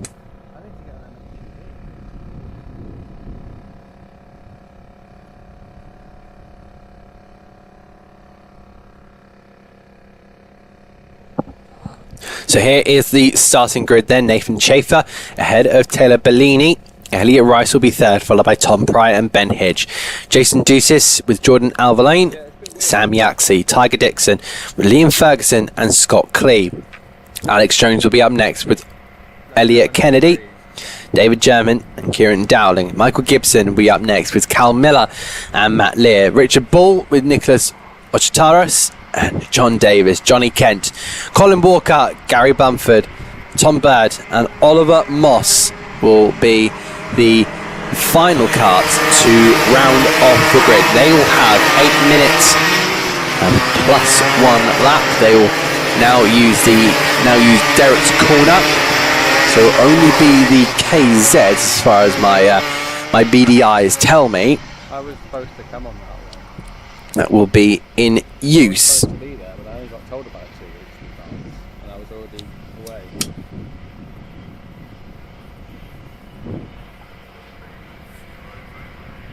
No way. So we now wait for these drivers to make their way towards the start-finish line. to head their way onto the main straight then. Nathan Chafer will lead them away. And it's time to get pretty scrappy immediately off the line. But with that inside, can Nathan Chafer hold on to the lead? They're still side by side. Through the head in towards the Willow. No contact made on that opening sequence. But there's so many of these road taxis. Goodness knows what they're going to be doing. Still continuing side by side. It's the 13th of Nathan Chafer who continues to lead. But look at that pack of 4 heading their way. It's going to be a big move down the inside there from Taylor Bellini. Will Bellini be able to make it? It looks like he does. There's going to be 5 cars battling for the lead of the race. Chafer's going to be on that outside line. He's going to have to try and fight it, find the grips from somewhere, and tucks himself back into second place. Tom Pryor takes the lead. Chafer in second. Bellini down to third. So it might have been Tom Pryor to make that overtake. And I've just remembered I've got to make an overtake of the race. So hopefully we caught that one on camera, because that might have to be down and noted. Down towards the Kimbolton corner. Through they head on towards the last corner. I wonder if we were going to get a big move made there. But through they head in towards turn 1. Look at the battles happening in behind. They'll head their way out of the Willow and down to straight through Derrick Corner. Still a lot of opportunities for these drivers. Now we've got the battle of 4 karts looking to really make their way and become that pack they need to be able to challenge for the race lead. That's going to be Pryor from Chafe, from Bellini, from Deuces. And you've got the big old tussle in behind. Now. Keep your comments coming in, keep the likes coming in. Do subscribe to the TNL Sports channel, and please do promote this event as much as you possibly can. So I think we're in for one hell of a day of racing. Pryor still leads, but Chafer won't be in too far behind. But it does seem like they're starting to break apart here. It's now that 185 Liam Ferguson, championship leader, now leading the main pack, still sitting 9/10 of a second behind Nathan Chafer. But I think Chafer's going to be looking forward. It's down to what Ferguson's pace can do. And it's going to be those little intricate moments, every braking point, every turn in, how smooth you want to be. The momentum is massive in these karts. Tom Pryor will look to be coming under pressure here from Taylor Bellini. But they continue to push on forward, down towards turn number 1 then. Through the right, on towards the left. Through the Willows they go. And it's been brilliant, truly brilliant. It's just building up in its big crescendo, it feels. And that crescendo could be coming at any point between, well, now and that checkered flag. Bellini pushing on forward. Where will he make the move on Tom Pryor? I really don't know. Bellini wins Heat 1 of this race, then lost Heat 2 to Nathan Chafer. So Chafer is able to get on into this battle. There'll be a little bit of history and a little bit of a hard-fought penalty in this one, or a hard-fought battle in this one. The reason why I mentioned the penalty is because I've just seen there's a technical flag for Elliot Kennedy, the number 16, number 26, the number 16, who is sitting, I think, a little bit further down the order. So maybe he's got involved in a bit of a collision, so I'll try and pick him up where I can. But there's a cart on the inside of Kim Bolton corner I've just seen. So that might be the reason why. So Elliot Kennedy is into the pits. And that cart is now stranded. Now we have a look here to the, I believe it's still the battle for the lead. It's the 71 of Tom Pryor against Bellini, and Bellini has gone through. So a move has been made in the last couple of moments between the two leaders. Now you've got a second, third and fourth, the Chafer and Ferguson. They will be looking to chase each other down. That's going to be David German in my timing screens dropping down the standings. The fastest lap of the race going to Liam Ferguson, championship leader, now sitting on 626 points going into this one, but Scott Clean second. So he's just trying to do damage limitation after finishing second and then 10th. Now fourth place, would that be accepted in his eyes? I'm not too sure. Don't ask me.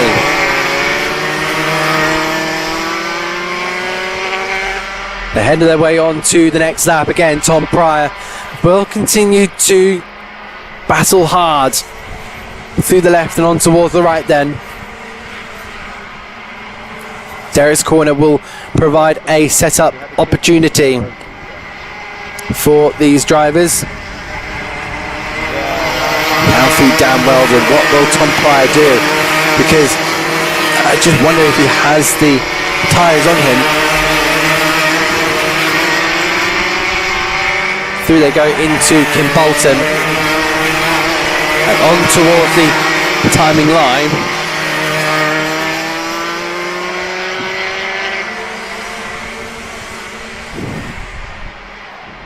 Through they head in towards the Willows.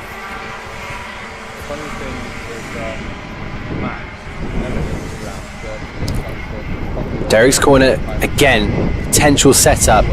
It's Bellini from Pryor, from Chafer, from Ferguson, from Elliot Rice, Hitch, Calverley, Clee, Moss, Yaxley, your top 10. Oliver Moss, in the meantime, has been up 17 places from his starting position.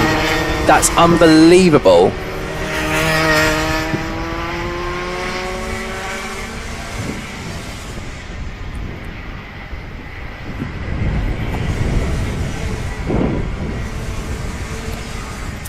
On to 2 laps remaining for Taylor Bellini to defend from Tom Pryor.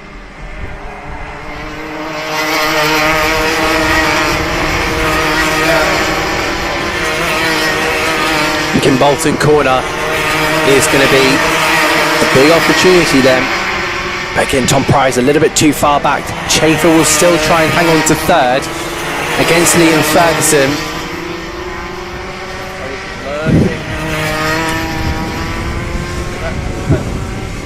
Willows on towards now the straight towards Derek corner. Final lap here. Tom Pryor will have to do something if he wants to grab another win. But at the moment it'll be Taylor Bellini who won Heat 1. He's on to win Heat 3. And Tom Pryor's a little bit too far back then. But through the head on towards Kim Bolton. Taylor Bellini will head his way towards the timing line and will take the win in Heat 3. Really, really good stuff. Tom Pryor will be in second with Nathan Chafer and Liam Ferguson. Elliot Rice, Ben Hitch, Jordan Alverline with Scott Clee, who comes home in 8th place. Oliver Moss, Sam Yaxley, Alex Jones, David German, Cal Miller, Kieran Dowling, Nicholas Ochitras and Matt Lear, Johnny Kent, Tom Bird, Colin Walker, John Davis, and then DNF for Tiger Dixon, Elliot Kennedy, Jason Dutis, Richard Ball, Michael Gibson, and Gary Bumford never made it out onto the grid. I'm going to give my voice a little bit of a break, and then we will head our ways on towards the next race, which will be the Hold on a moment. Next race will be the Senior Rotax.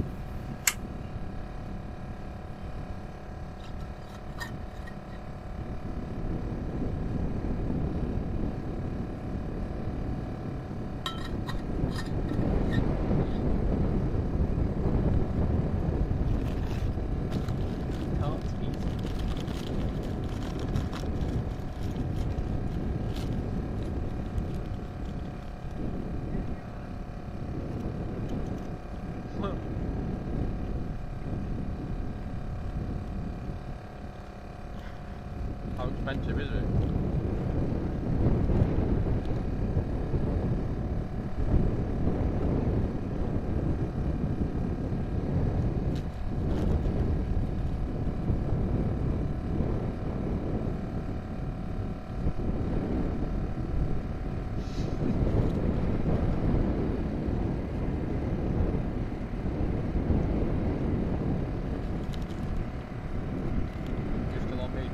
So next up is our Senior Rotax that have got their race next up.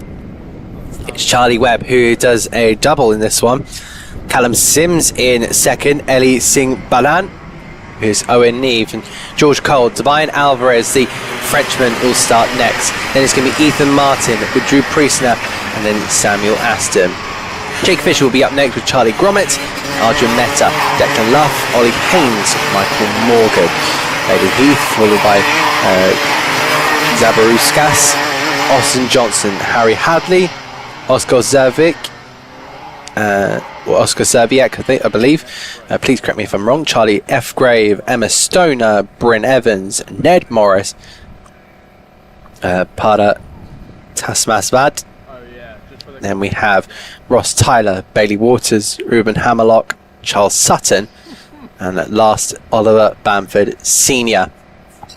So we now wait for the carts to make their way out of Kimbolton, and they'll head their way over the line, straight towards the inside to try and get any form of place they can get, because they know if they're on the outside, they're just going to get shuffled out.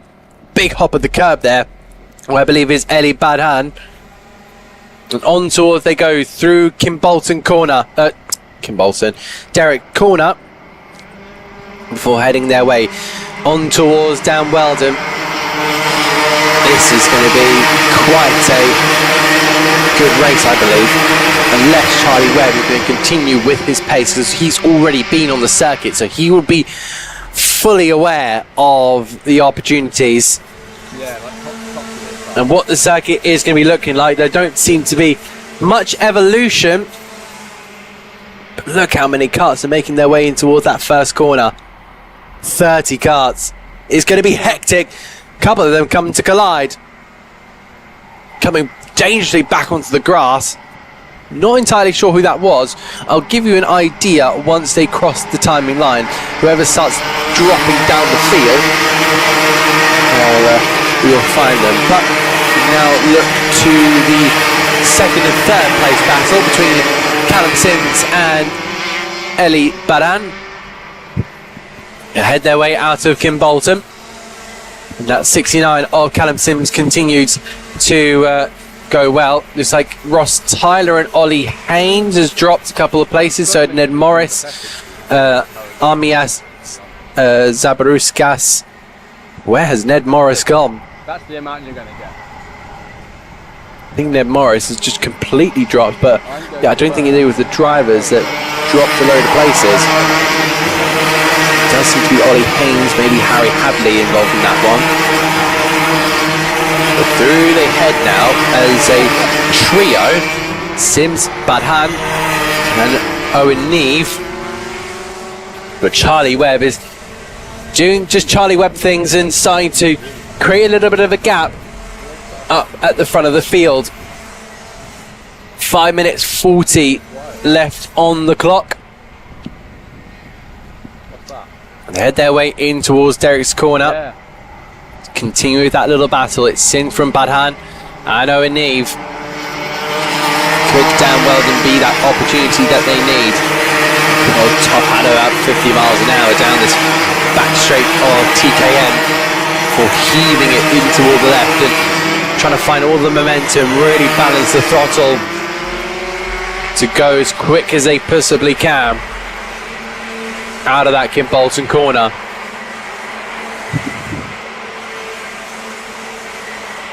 So they will now look to head their way in toward the chicane. That's the 1-1-2 of Samuel Aston. That's us picking up the battle 7th. He's got Jake Fisher in behind. George Cole dropped 4th from, I believe, his previous lap. Down to 9th to Arjun Mehta with Bailey Heath and Declan Luff.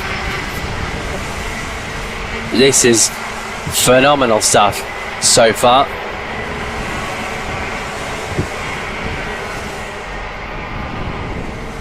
Our Rotax seniors have been brilliant so far, but who here is going to be joining Joe Garraway, Charlie Webb, Daniel Amour for the Kim Bolton Festival winners? Charlie Webb has won it before, really enjoying himself now. Callum Sims will look to try and put pressure here on 2nd place. Doesn't seem to be any major changes in the field. Ross Tyler goes above Charlie Fgrave in the battle for 16th. He's gone up 10 places from his starting position. And we've already lost Drew Presner. So unfortunate times then. That must be the cars on the inside of Kim Bolton. Slippery flag, I believe, or debris flag being held out just before or just after Kim Bolton corner. But whatever that is, it's being cleared up. There is the car on the left-hand side of your picture of Drew Preston. Right on the limit there. Oof. Who was that? I believe that was the 55 of Ethan Martin, gunning for 6th place here. Not quite there on Tobias Alvarez, but Alvarez will look to see if he can make something happen in all of this. Just over 2.5 minutes left to go. We latch on to this battle still with Ethan Martin. Owen Neve has gone past Eli Badhan. So Badhan drops to 4th then. But they go now on towards the next sequence of corners. At number 24 of Charlie Webb. Pretty much faultless, it seems. I feel like that's going to be a hopefully that's not going to be a jinx for the future. To the head, on towards Kim Bolton corner. Passing their way above my commentary box window. Through the next opening sequence of corners, and Callum Sims' times are better than Charlie Webb, especially last time around, but it just seems like Sims is having to play catch up in these last couple of moments. 0.8 of a second separating the two drivers with 1 minute and 20 left to go, so I expect about 3 laps remaining for the senior Rotax drivers. Charlie Webb has been phenomenal so far on this one. Callum Sims looking to try and wrap up a 2nd place, but if there's an opportunity to lead it, no doubt he will take it. 40.7 last time around. Fastest lap then from Callum Sims, but is he a little bit too late to try and overtake here Charlie Webb? So I think Charlie Webb knows the tyres are going to be in play here. This is why he's backing off. Callum Sims must have done that all in his opening sequence. The first couple of minutes he must have been doing it then, once he managed to wriggle off Eli Singh Badhan.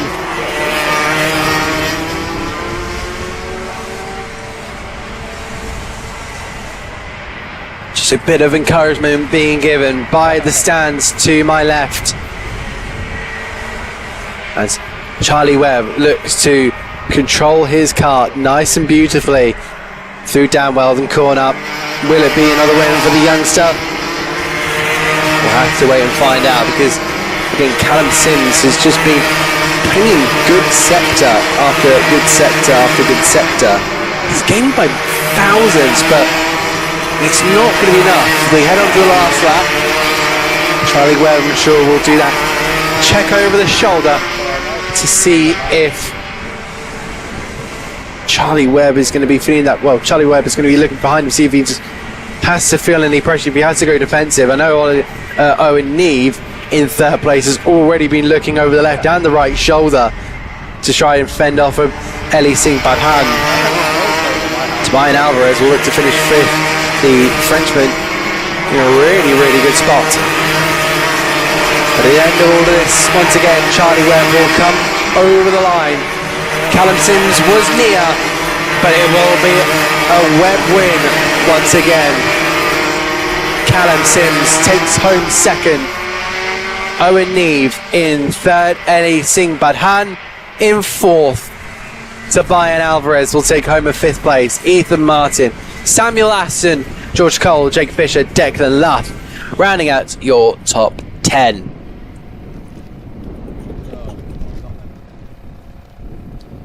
To finish off the full-on standings, Arjun Mehta, Bailey Heath, Charlie Gromit, Michael Morgan, Ross Tyler, Austin Johnson, Charles Sutton, Oscar Zerviek, Emma Stoner, Bryn Evans, Ruben Mamalok, Bailey Waters, Ollie Hayes, Patrick Bamford Senior. Oliver Bamford Senior. Nope, don't worry. There's no former Leeds United striker anywhere near here.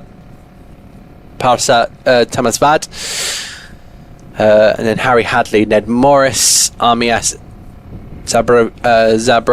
Zabruskas, and Charlie Etheridge, and then Drew Priestner. Two of them never made it to the checkered flag.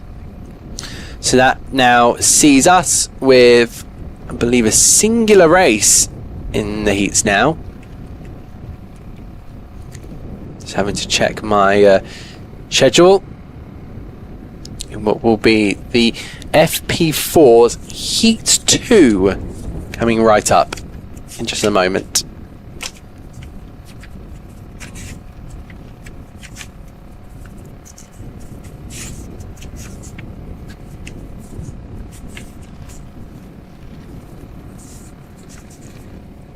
He's the real victim here.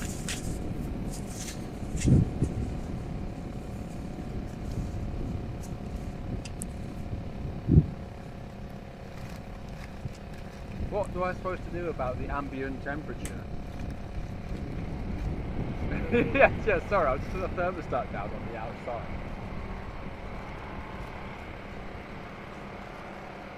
yeah, I know, I left mine at home.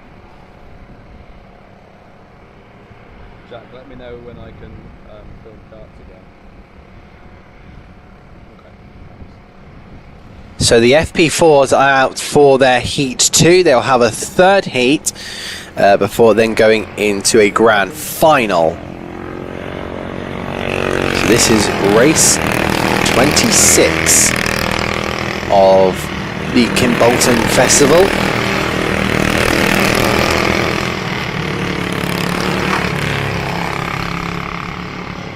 So it looks like it's going to be 17 races remaining. So a line up on the grid is going to be Alan Jacks, not on pole position because he hasn't made it out. So the carts will make their way over to the starting line. And they'll line up with Gavin McGill on pole position. Michael Marison will be in second. It'll be Angus Waddle followed by Harry Quinn Shepherd with Glenn Marison and Alex Whiteley. Lee Kircher, Chris Kelly, Matt Costin, Ben Hollis and Joshua Franz with Kieran Roby rounding out the grid. And we go racing for the FP4's Heat 2. Good start there for the number 7, but it looks at the 53 of Angus Waddle getting a great start off the line. Through they head in towards the opening sequence of corners before then they'll head on towards the Widows. Or the Willows, I should say. Apologies for naming wrongs. But they head their way in towards Derek's corner. And then on towards Dan Weldon. Pretty good start for McGill. Our time the screen's a little bit off for the moment. It's still showing Alan Jacks, who hasn't made it to the grid, by the way. Still on P1, but I can assure you that will still be Gavin McGill. So they'll charge their way over towards the first corner. A little bit of side-by-side battles going on there between Angus Waddle and Michael Marison. Marison, of course, finishing second in the last heat. Will hopefully make a repeat, if not one better. So on their way towards the next sequence. Through they head on toward the right of Dan Weldon. Then in towards Kestrel. It's just about building momentum for these drivers at the moment. That's why there's a lot of corner naming. They're just going to be having to put their heads down. Already looking back there for Gavin McGill. A look from Michael Marison, who had the fastest lap of the race. And Marison managing to get back ahead of Angus Waddle. But charging their way through now. I think this is the opportunity for Michael Marison to dispatch of Gavin McGill. The trio of karts will hop and skip their way through Derek's corner. Can they just build any more momentum? That's going to be their main mission, I feel, for these drivers. What can they do? What can they get out of this race ahead of Heat 2 before then going on to Heat 3? It's going to be a slipstream for the number 27 of Michael Marison. Marison will look for the inside line and go into the race lead. The runner-up from last year in that 165 kilogram category is now starting to feel it very much so. Starting to break away is that front 3 pack. Just have a look out the commentary box window, then you just have a massive, what's that, 1.5 second gap to the cars behind.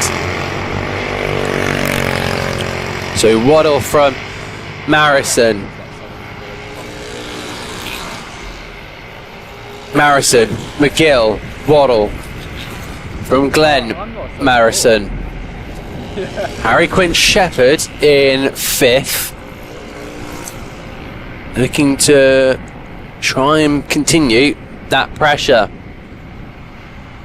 But McGill with the fastest first sector. Look at these three just continuously pressing each other. On towards the exit now. What is going to be the next piece of this fast game of chess? Marison just have to continue to hold it. And McGill is going to keep in that switching, tucks himself right towards the left. Does Marison, and just says, absolutely no you don't. I'm not going to allow you to just, put yourself on that inside line, try the shorter way. The bold move being made in towards the first corner. I believe that's Chris Kelly on Kieran Ruby I just saw. So that's all going on in the background, but the leaders, the main pack that we're going to be looking at for now, down towards Kestrel corner. It's a very much a corner where you have to try and get right, because if you don't get that right, you're going to be a sitting duck potentially into Kim Bolton. So off the exit of the corner now, and I wonder if Angus Waddle now senses an opportunity. Will he go for the move down in towards the opening corner? Not quite. They'll charge their way out of 2 on towards 3. And looking in the background, I'm just having a look out my commentary box window. I'm seeing a battle between Glenn Marrison and Harry Quinn Shepherd. So what's happened to one of our drivers that has maybe dropped a couple places? I thought Quinn Shepherd was 6th at one point, but I didn't mention he was in 5th. So I think it's just a trick of the mind in that case. 2 minutes 25 left to go.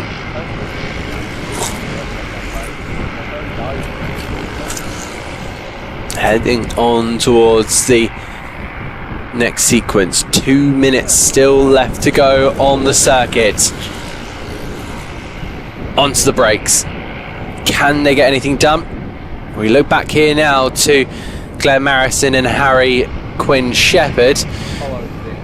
These two going at quite the speed. They're not got the same speed to be able to match that front 3. This is going to be ultra competitive. I'll keep an eye out if anything happens between that battle for P1, 2 and 3 happens. But over the timing line they go. This is going to be overtake then, and it will be Harry Quinn Shepherd. I think just ducked in. It looks like I think Glenn Marrison is still going to be leading that one. These 14 horsepower World Formula engines were away, continuing to working in the burning hot sun into the west of Cambridge. Through they head now, on towards the left of Kestrel. Best lap time so far, Michael Marrison, 47.0. 47.3 from Kevin McGill last time around.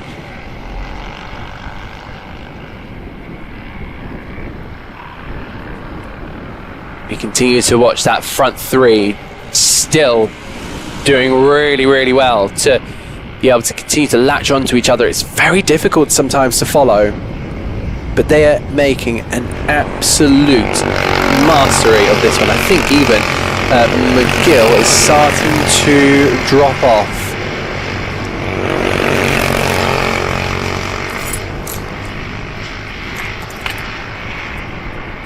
So they head their way out of Kimbolton, and we're ticking down the lap. We've just hit the last lap of the race.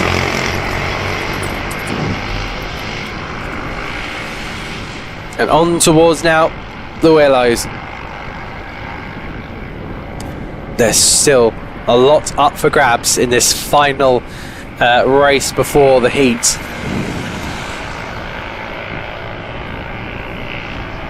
So on towards down Weldon Corner. It's been a phenomenal race. Didn't know who was going to win for the most part, but now it's going to be Michael Marrison who will continue to work forward towards Kimbolton. They go. It'll be Michael Marrison to take a second win in the FP4s,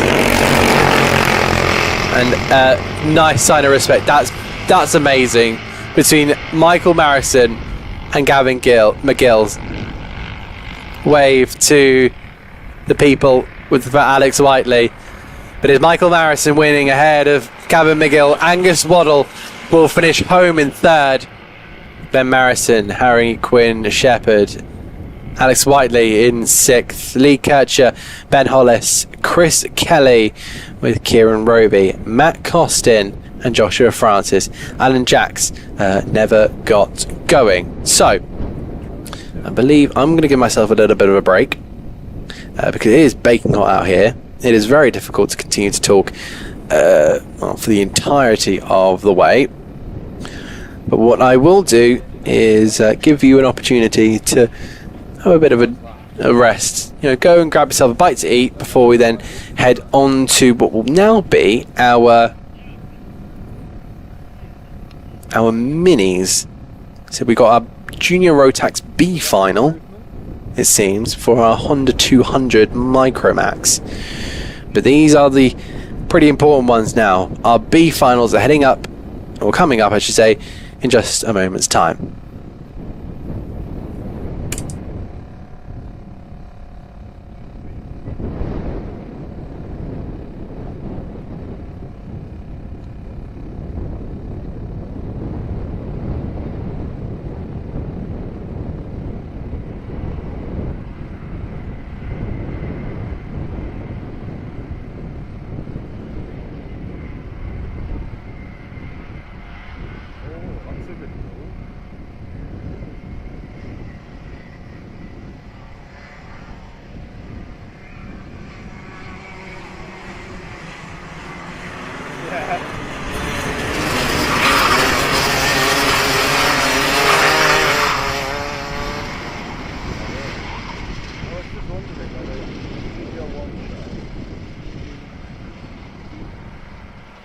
So our drivers are now just going to head through Kessel's corner. It is Joshua Roby from Robbie Wedbury, Archie Buchanan, Adam Ashkar, Freya Lally, George Teesey, Bowen Slade, Frankie Charles Jones, Jack Corser and Finley Cass. These will be the drivers that will take part in the B final for the Junior Rotax. It's a shortened grid this time, but opportunities are plenty. Let's go racing at Kim Bolton. Down towards the first corner. And it's already drivers going to get a little bit tetchy on the brakes. Someone's right on the outside. That might be George Teesey. The part Singaporean driver. But look at this. This is the 48 of Joshua Robinson using what I believe is most definitely a Lewis Hamilton inspired helmet from what I believe was his 2023 season. Well, definitely 2022 or 2023, where Lewis started using a little bit of yellow on his helmets and added a splash of purple.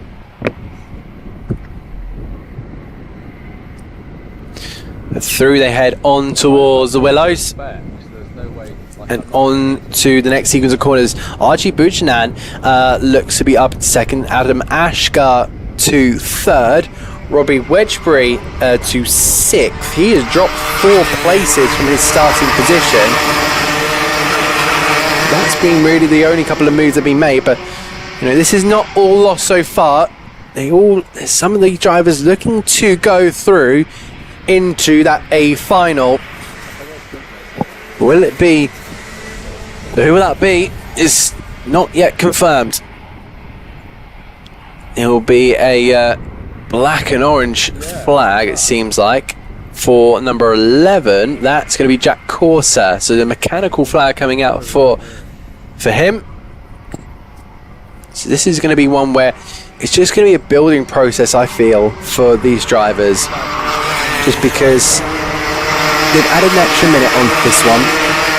They have seriously got to consider almost, every part of this race. Here's the battle for second then. Archie Buchanan ahead of Adam Ashkar. George Teesey in fourth. He's had a move then down towards turn number 1. No, it's going to be a defensive manoeuvre, but George Teesey now finds himself on that inside line but gets shoveled out towards the chicane of Derek's corner.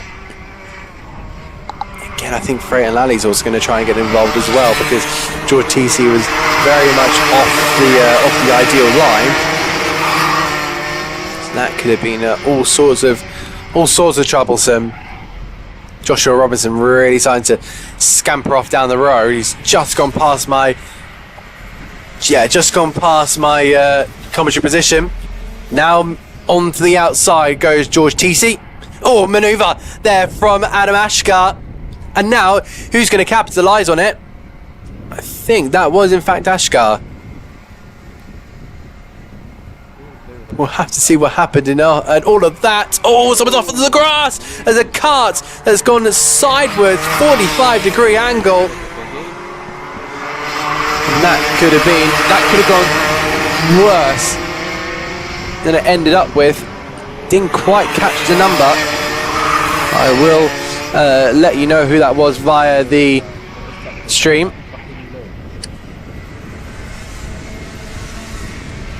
So it looks like Adam Ashgart, George TC and Robbie Wedgbury did go up. And that could have been... Oh, man, that's going to be very, very frustrating. As long as everyone's okay, that's the main thing. But that's some big, big opportunities that have been ripped away from those drivers. And I can't imagine the heartbreak of that. Many, many hands will be thrown up in the air.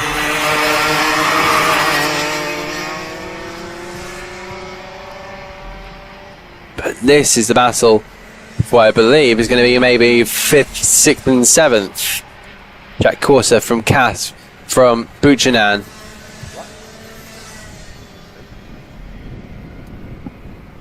Through they head on towards the next sweeping section of corners. Having to be hard on the brakes but also soft on the brakes. It's a real mix between the two. We've got an in for Jack Corser.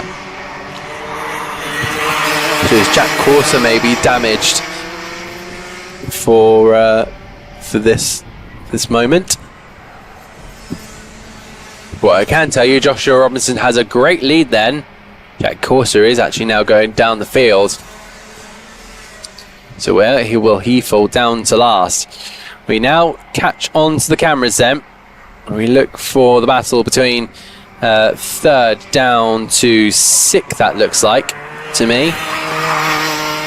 So Bowen Slade, Finley Cass, Archie Buchanan, Frankie Charles Jones. And with 3 minutes 20 seconds to go, well, there's a lot of opportunity to this one, but Joshua Robinson is leading this one by over 5 seconds. Make that 5.6 heading over the line. They'll cast their way on towards the Willows. This is 3rd and 4th, Bowen Slade and Finley Cass. To the outside goes the 281 of Cass.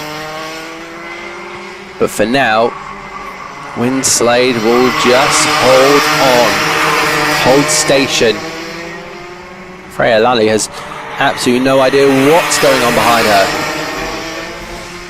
But that gap continues to just keep short between Winslade and Cass. On toward the first corner. Continuing to really try and allow each other to push each other forward. Again, it looks like Cass is trying to really attack that outside lane. But Bo Winslade with his Lando Norris cart really try and push on forward. The driver now has made, of course, gone up the ranks all the way to Formula One with the world champion status. Could one of these drivers be in that same conversation in some years' time? Investigation for the George TC, I wonder, and a black flag for the number 11 of Jack Corser. So I wonder if he's been ignoring his technical flag, saying there's nothing wrong, and then got called in. It just seems like for now, 1 minute 15 to go, plus 1 lap. Still opportunities aplenty, but for Joshua Robinson, who's putting in fastest lap after fastest lap. You know, what does he do at this point? He has just got to, take care of that car and bring it home. Move them up the inside for Bowen Slade. And Finley Cass is going to have to continue to push on forward. Now we see Archie Buchanan wanting to get his name into the gauntlet for a podium place. Really opening up the opportunities. There'll be a bag full, but with 2 laps now to go, as Joshua Robinson goes over the timing line in front of me, followed by Freya Lally. Up the inside then goes Cass. Will Winslade be able to find the exit? It looks like he has not. So it's now Finley Cass to 3rd place with 2 laps still remaining. Joshua Robinson will be a lap and a half. But what a race it has been for the number 48. He's still got 1 more to go. Stamping on that throttle pedal. Just dancing with the rear end. Fist bumps from the crowd on the left hand side. There's contact in the background, and I think that's going to be Bo Winslade going very slowly,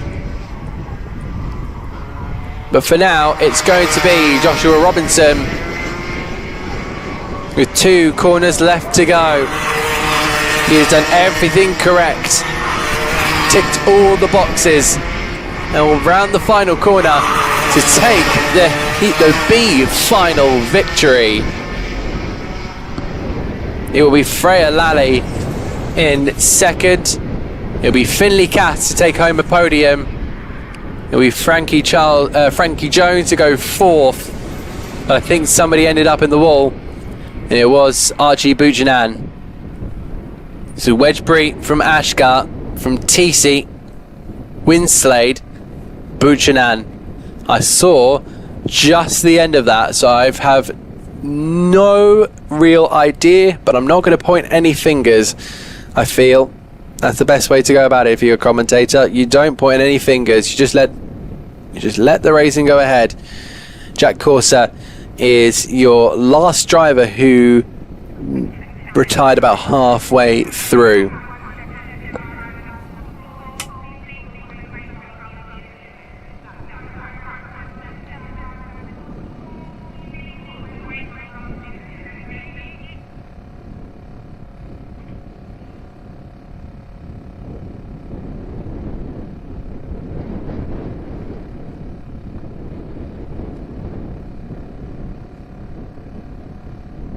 So some really good racing there right towards the end, but it all fell apart for some.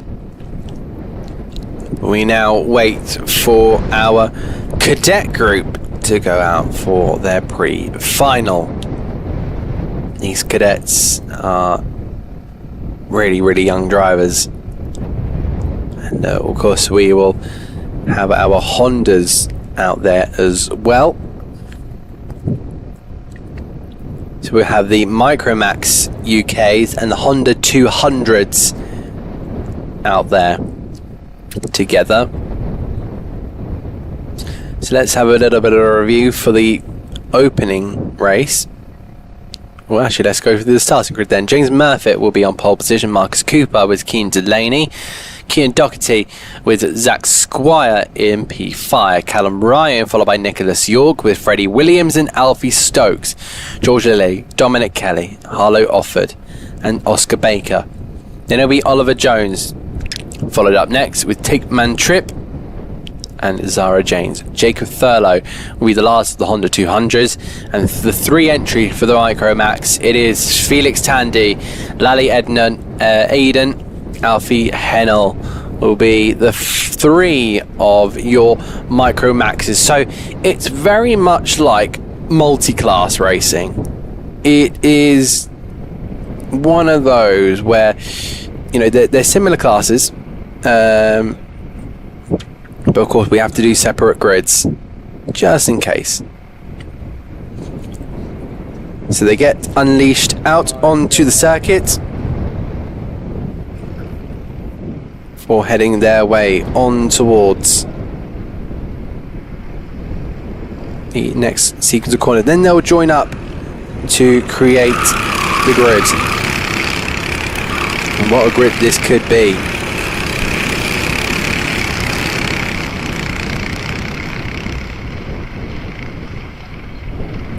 So we wait for these young drivers to head their way towards the final corner here at Kimbolton. It's been a great day of racing so far. We're in our almost third hour of doing this, and I've been loving every moment. Well, here we go then. Our cadet groups are underway. And there go our Honda 200s down towards the first corner. Murphy stays defensive. As it looks like then we'll have our Honda Micro Maxes going underway. Look at the field spread there in the Honda 200s, really trying to push on forward. The 88 of Murphy continues to lead. It'll be the 91 of King Delaney who manages to get out into second. But here we go, pushing on forward. Will there be an opportunity for any of these guys to make early maneuvers? Will they want to be making early maneuvers? Delaney, of course, leading the championship, so he's got to be a little bit cautious to what he does, but Murphy is not too far behind, so the front two in the championship will be pushing on forward. Through their head, on toward the right. Superb between each of our drivers so far.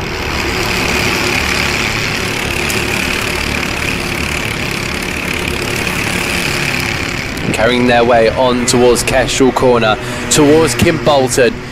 That top five just looks packed into a small box, it seems like, and they're scrapping away beautifully. Side by side, down towards the first corner. I think Murphy's going to hand over the lead, not just to Delaney, but Cooper has gone through as well. Really good stuff from the two drivers on that inside line. But will James Murphy believe he has the pace? Well, not quite there, but side by side, Keen Delaney will look to try and retain the lead then. This will give James Murphy an opportunity to sweep his way around the outside of Marcus Cooper. Cooper will have to back off in this one, otherwise he would just simply going to get squeezed.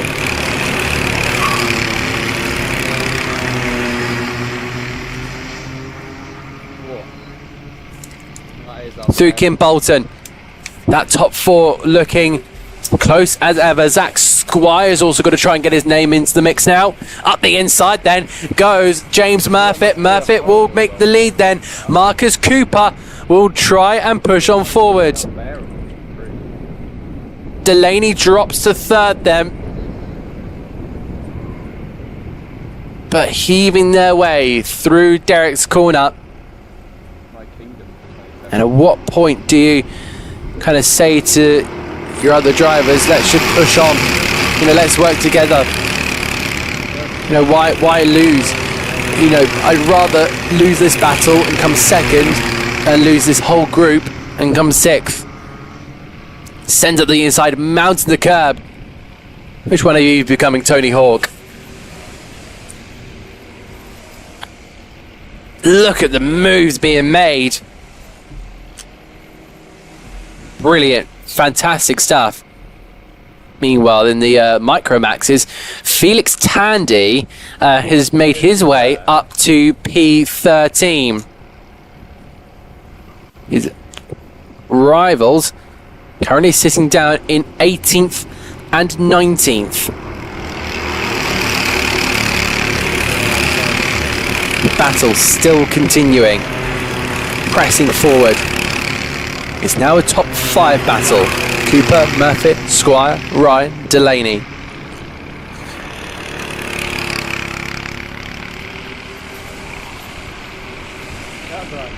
Delaney drops now to sixth as Nicholas York seems to go past him. Fastest lap of the race, Felix Tandy.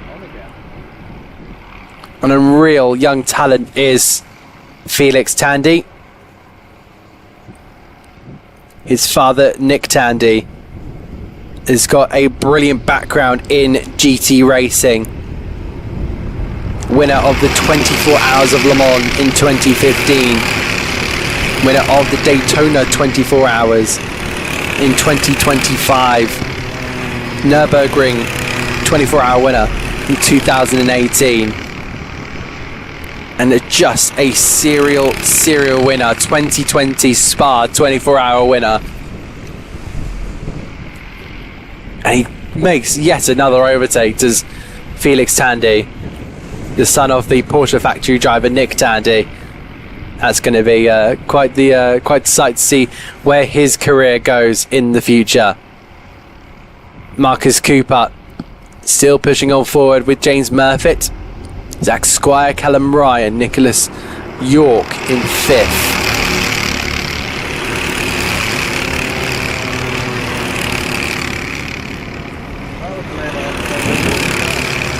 Looks like we're getting a camera set up here in the comms box, so that would be an interesting one. Marcus Cooper making his way towards the start finish line. It's a black flag for the 49 of Alfie Hennel. So what would that be for them? Because a black flag is never a good sign.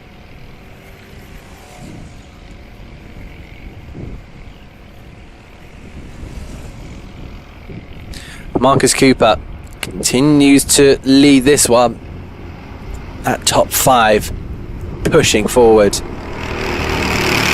At number 88 of James Murphy, continuing to just be able to bring the neck out of that kart. But where does he make the move? Because he's got 2 minutes and 40 seconds left.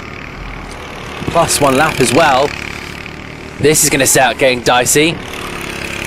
Between Murphy, Cooper, Callum Ryan and Nicholas York down in towards the first corner. I think that's the 88 in the lead, and Murphy just sitting on that inside line. That was the 133 of Callum Ryan trying to get through, and Marcus Cooper. But up 3 for Callum Ryan and Nicholas York from their starting positions at the beginning of the race. Alfie Hennel, remember that black flag, now in the lead of the now into the pit lane. Don't worry, he's not leading the race. 2 minutes left to go. Felix Tandy up into 7th place. Purple in the first sector. Technical flag there for George Lilly, who now sits in P10.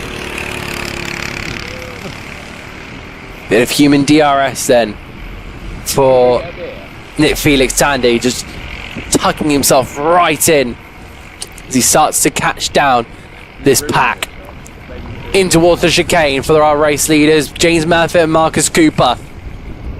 Nicholas York up into 3rd place. You just saw there, I think that was Felix Tandy.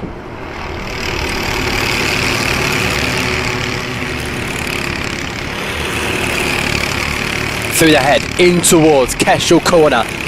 I think this is starting to now build up into a incredible fight. And now Felix Tandy is putting his name in the gauntlet. It's 5th place for the young driver. Up onto the curb goes Callum Ryan. Does that give an opportunity to Felix Tandy? Down towards the corner, Derek's corner. And Murphy and Marcus Cooper will continue to push on forward. Cooper, does he think about a send down the inside? Not too sure on this part. But you just see that Nicholas York having to go defensive from Tandy. Tandy on the inside, up to 3rd place from a split grid. Unbelievable. It's Murphy from Cooper, from Tandy, from York. More attacking drivers. We're on to, with now 2 laps to go. It's Murphy from Cooper, from Tandy. Battle in the background with Nicholas York and Callum Ryan. Here comes Felix Tandy on the outside line. even 8 or 9 years old last time I looked. And the standard he's driving is being unbelievable. He's up into second. That must be his straight line. Through up into the lead. Felix Tandy in the space of 2 corners from third up to first. Unbelievable. The confidence he has. Now Murphy and Cooper are thinking, well, what's going on here? Now we have to battle for second. This is insane. I'm having a really. On towards the Derek's corner chicane. They're still doing battle. Looking at the commentary box window. But this is the last lap.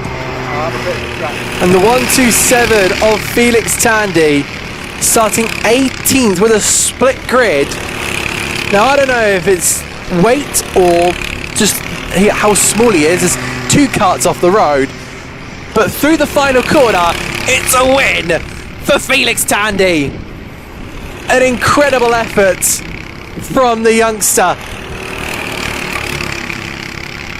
And Nicholas York will come home in second. I think some of them forgot to come into pit lane. Nicholas York, Callum Ryan coming home in third. Zach Squire will complete the podium in the Honda 200s. It's going to be Marcus Cooper from James Murphy, Keen Delaney, Cian Doherty, Freddie Williams, Alfie Stokes, Oliver Jones, Lanny Eden, Tate Manny Tripp, Oscar Baker, Dominic Kelly, Zara Janes, Jacob Thurlow, George Lilly, Harlow Offord, and Alfie Hennell. That might have been race of the day so far.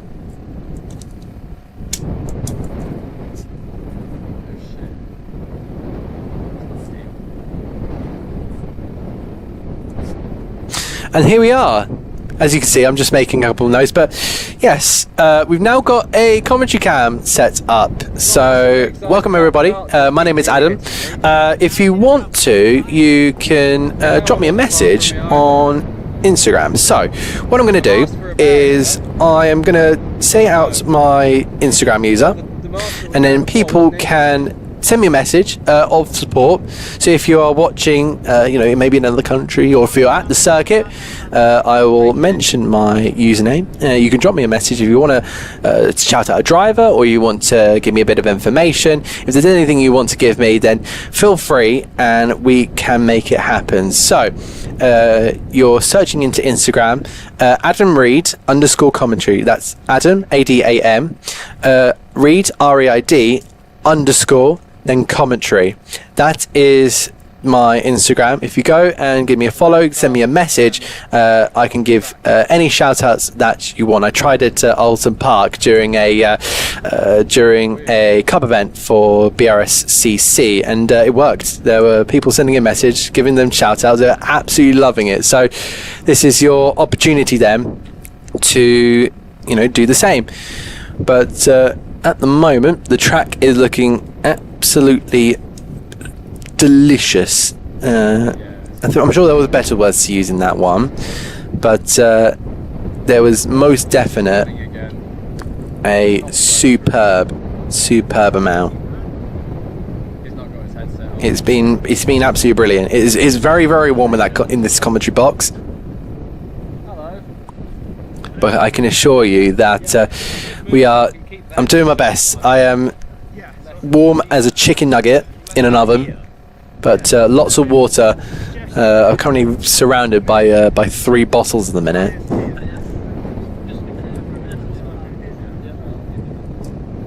So we look like we've got an advert to run, so we'll see you in just a moment whilst that runs.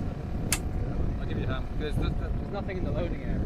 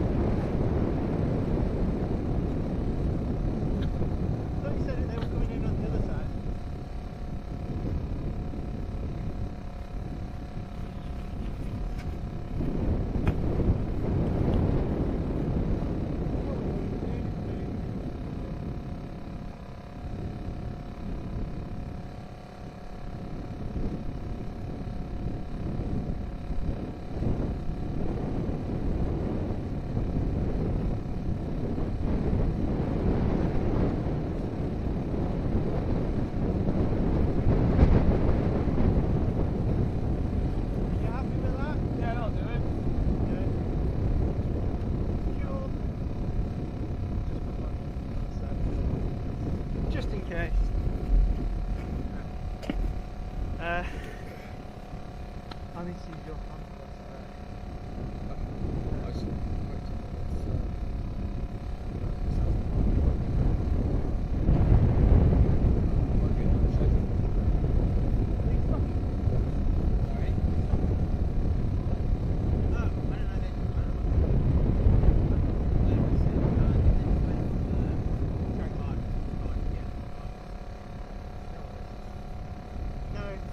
They're just stopping to get a car.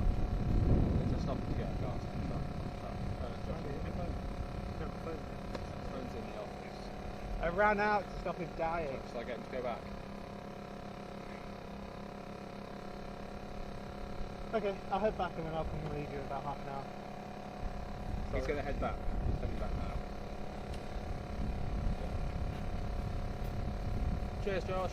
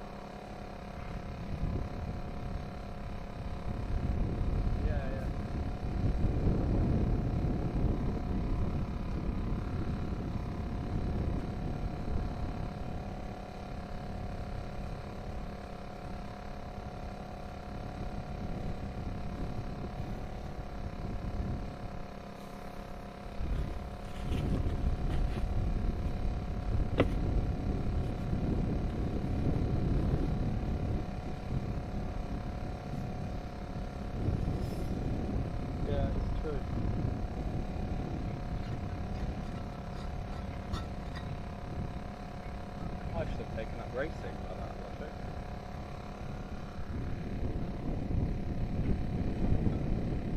Still waiting for the road spurt I've been promised.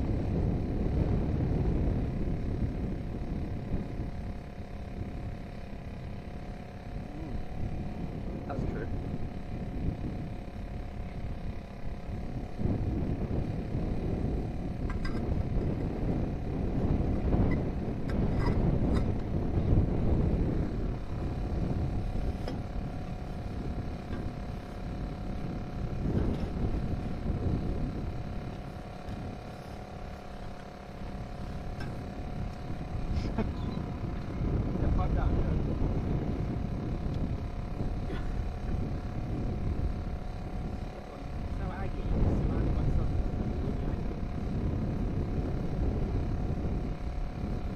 No, not you.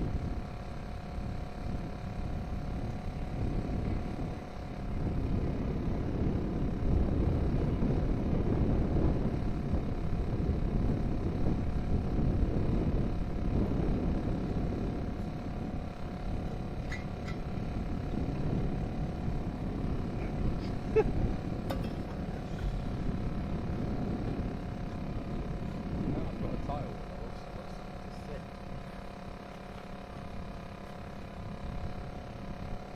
Seconds live. Seconds live. Seconds live. Circuit is now live. We have people. sat down and I got told that you had carbs. Yeah, I see that.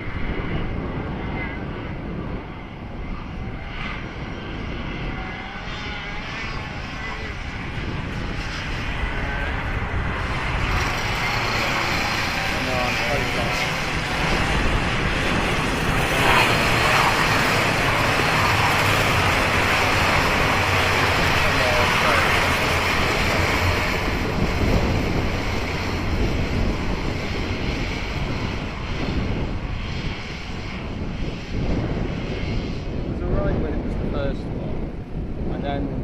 Then when it kept happening.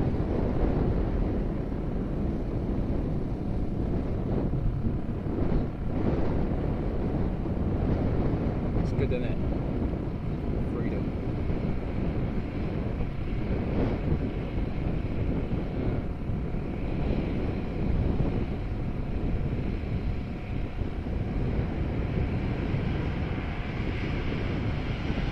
Like you say, Joe, you've only managed to shoot half a tank. You have to build a wall and have a wall.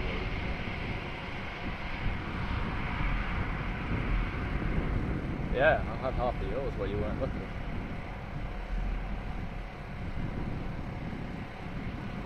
I know, I do feel bad for that.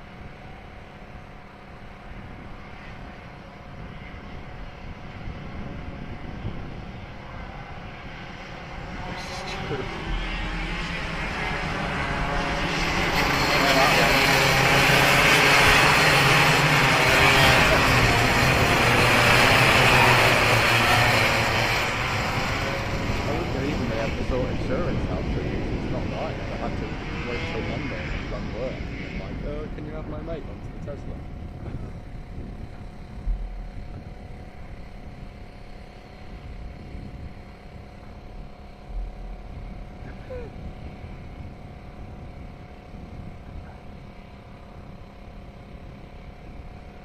Yeah.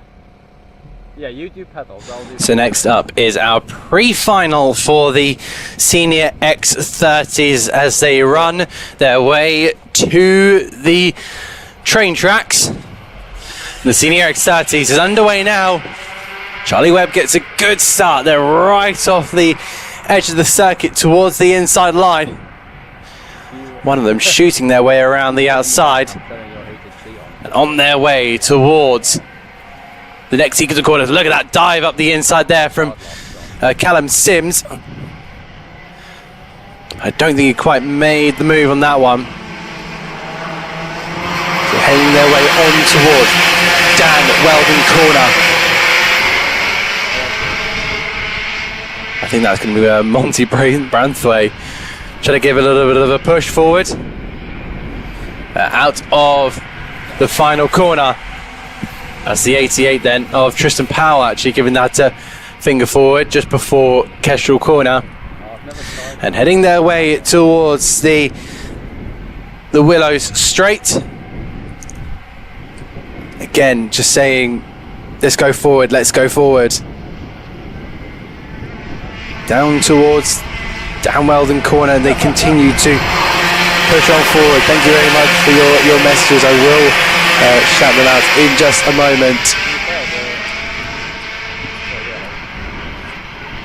Charlie Webb continues to push on forward. Callum Sims second, Tristan Powell third, Casey Ashman up into fourth.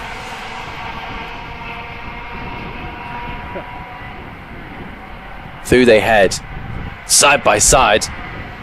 Couple of drivers getting very, very wild in their fighting.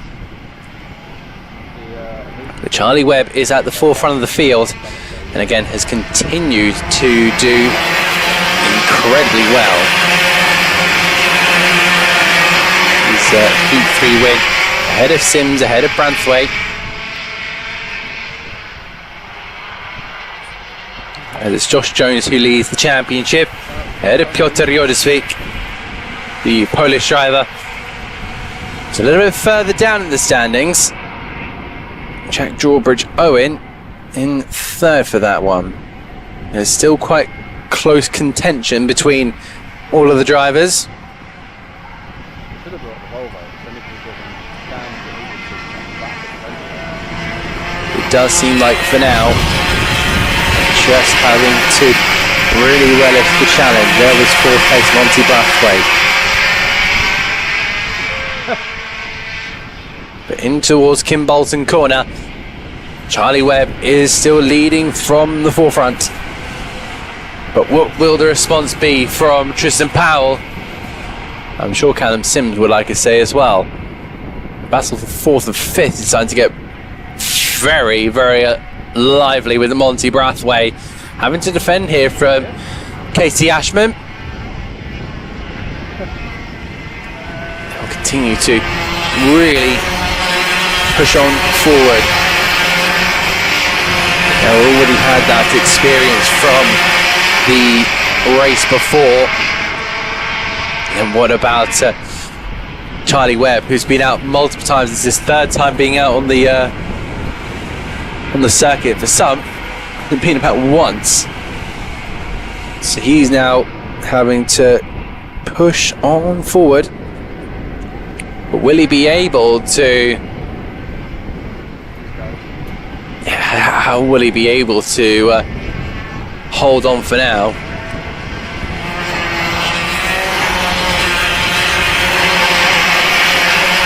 In towards the left of Kestrel's corner. We pick up now the battle for fourth. So Monty Brathwaite still holding on now against Katie Ashman. Again, you've now got the 71 of Bailey Brooker looking for an opportunity, as he's gone already past Jack Dan for P6. P6. Charlie Webb's advantage now at 1.3 seconds. Tristan Powell in second still. Again, Callum Sims, I'm not quite sure if he's on the same pace length as what Tristan Powell is doing. Passing their way over towards turn number one once again. That's the 53 Katie Matchman on the inside line of Monty Brathwaite, and they've taken a position. I think Brathwaite has lost a second there, so that might be him down to sixth.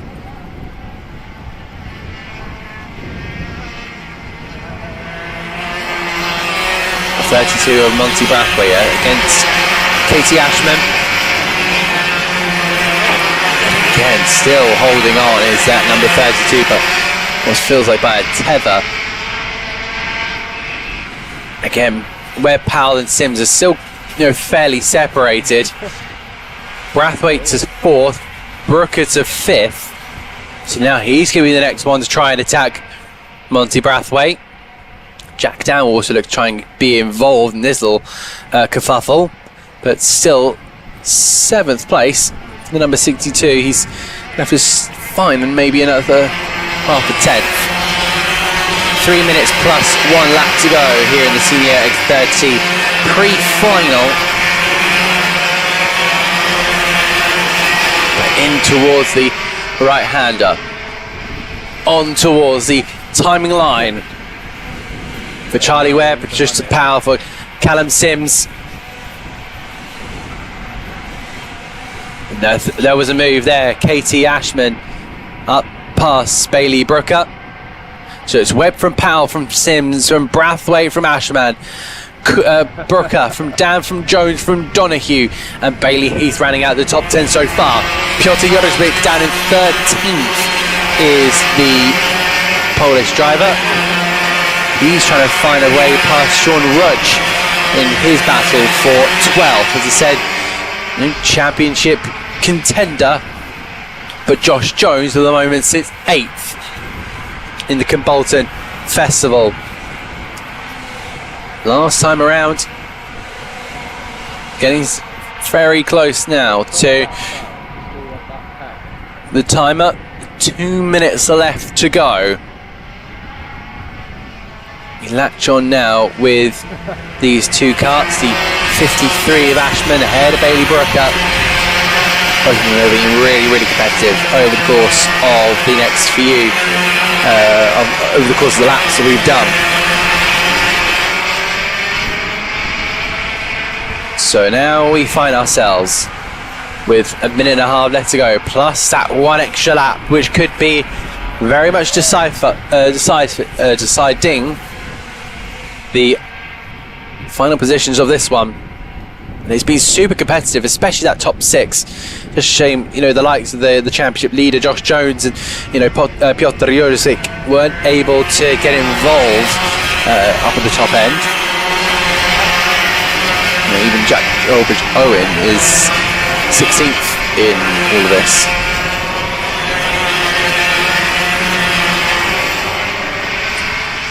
So heading their way on towards the first corner once again. Now, Charlie Webb has done the fastest lap of the race, 40.4 with the number 24.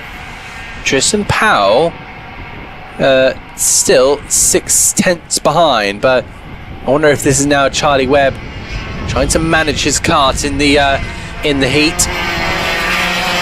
I appreciate the messages that have been coming in. As I say, I will read them once the race is done and dusted. And next up we will have our mini Inter pre-final.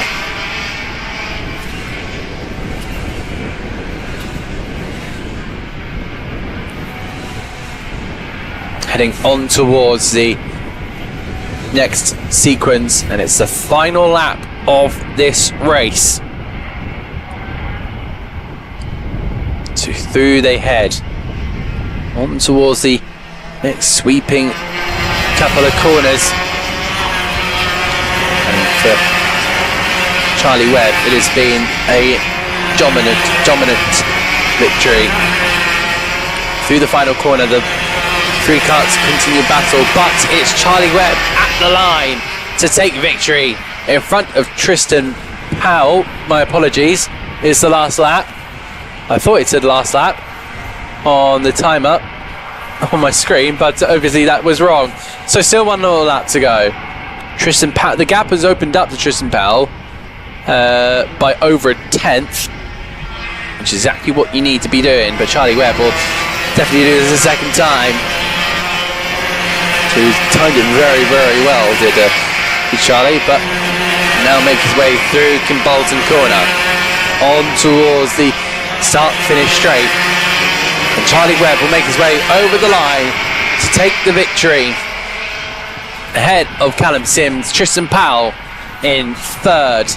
So Sims managed to get back past Powell with Monty Brathwaite and Katie Ashman. Bailey Brooker from Jack Dan, Josh Jones, Bailey Heath, Braden Donahue rounds out the top 10. Max Wright, Sean Rudge, Piotr Jurczyk in 13th.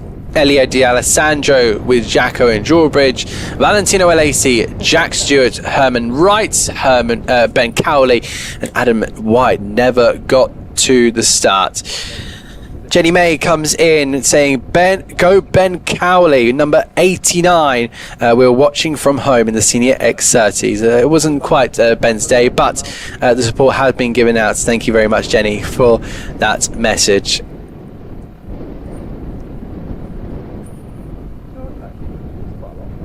And we have another one coming in from Kirsty. Shout out to Freddie Williams. Keep smashing it from the Crossley. Freddie Williams getting some support in there.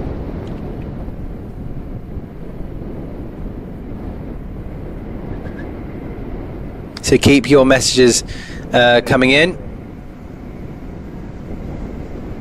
If you want to message me once again, it is at AdamReid_commentary on Instagram. ADAMREID_commentary. Next is the Mini Inter pre-final. Jensen Sale has been so dominant, has that number 40. Jude Story managing his race really well. Is Finley Beals from Santiago Simeone with Mason Munzer and Jake Hansford. Noah Hammond from Jess Kirby with Milo Taylor and Bill Gromit. With Archie Humphries, Philip Poloskov, Alex Tonskis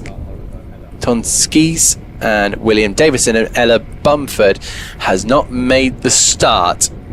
So I wonder if there has been issues then for those two. So they'll roll their way over to the start finishing line before having the green light go out. Well, here they go then. The Mini Inter pre-final is underway here at Kimbolton. 3 wide in towards the first corner. Is everyone going to come out unscathed? Yes, they do. Through they head on toward the Willows. And 9 minutes have started ticking down, plus the 1 lap to go. Is a good start there for Jensen Sale, but overtake there. Finley Beals is past Jude Story then. Jake Hansford and Mason Munson will look to try and maybe find a way up towards the front of the field, maybe towards a podium. That could have been a good send there from Munson. But the timing will now refresh. So it's Sale from Beals, from Story from Simeone, with Munson, Kirby, Hammond, Hansford, Taylor, Humphries, Tonskis, Gromit, Poloskov. 13 drivers in this race, heading in towards the chicane of Derek's Corner. This has been absolutely mighty to watch. Out of Dan Weldon. More opportunities for these drivers. There is Jude Story, down to 3rd at the end of this first lap, but he will really hope to see if he can just press on. That's really all he can do, but he has made his way up to 2nd once again, past Finley Beals. So I wonder if Finley Beals, will he be able to maybe latch back on to Jude Story? But Jude Story just seems to have so much pace in his back pocket. I don't know if it's just down to weight or height or aerodynamics. We do have a yellow flag being waved right to the right of my box. So that is now being retracted. So I just quickly wondered if that was the case. I think that was due to somebody crossing, one of our marshals crossing the track. Jess Kirby has dropped down to 13th. So is that a cart that is pulled off to the side of the road, or is that returned to pit lane? We're not too sure on that one, but what we can say here is Jensen Sale is really pushing hard. He did the best time last time around, 44.1. That's the likes of Jude Story, 44.4. Finley Beal, 44.6. Santiago Simeone, 44.7. Mason Munson, 44.6. 6 minutes left to go then. Still an opportunity for these drivers. But for now, Jensen Sale is just... he's got another kind of class to him, it seems. These young drivers, they have just got this extra bit of oomph to their game. And I think it's really coming apparent in this Mini Inter pre-final.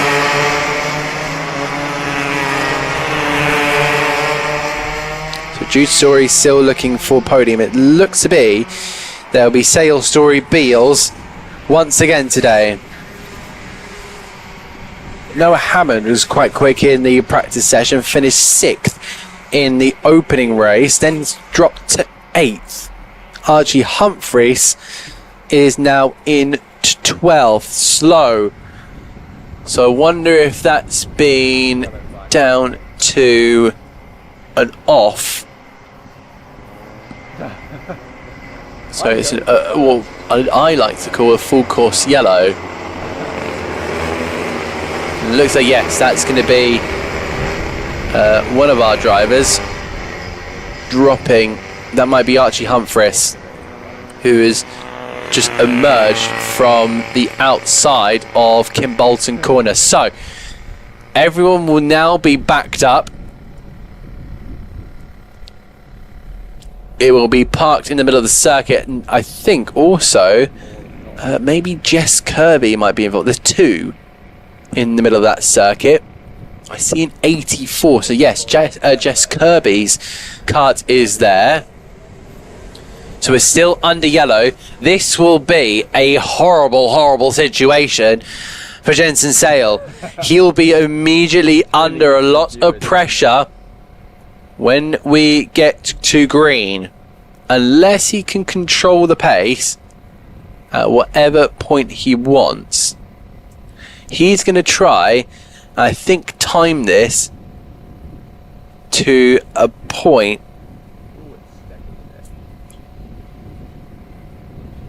where he will end up with the checkered flag. Our Grand Marshal has prepared the green flag. I can tell you that. He's right opposite me, preparing that green flag. So, I don't think it's going to be a 3-minute lap time for Jensen Sale. But of course, they've got that +1 lap as well. So, there is no chance of this ending with one lap to go. They might end it with 2, with 3 minutes left to go. Not long left on the circuit. As just seen in the corner to my right, that's Archie Humphries and Jess Kirby having a little conversation about potentially what happened. There they are, to the left of your picture. The cars get dragged over. Now the slows are being held in. And now we're back to green then. Jensen Sale will get us underway. And already an early attack from Santiago Simeone up towards the first corner. Santiago Simeone to take the 3rd place there away from Finley Beals. The Italian tries to get a really, really good jump, but now is going to be feeling a little bit of pressure from behind. It was really smart there from Santiago Simeone, but now he's got Mason Munster in behind. How will that story develop over the next, well, I'm going to say 2 minutes left of this race? Through the head, in towards Kimbolton corner. Jensen Sale is not wriggling. Jude Story off from his rear end.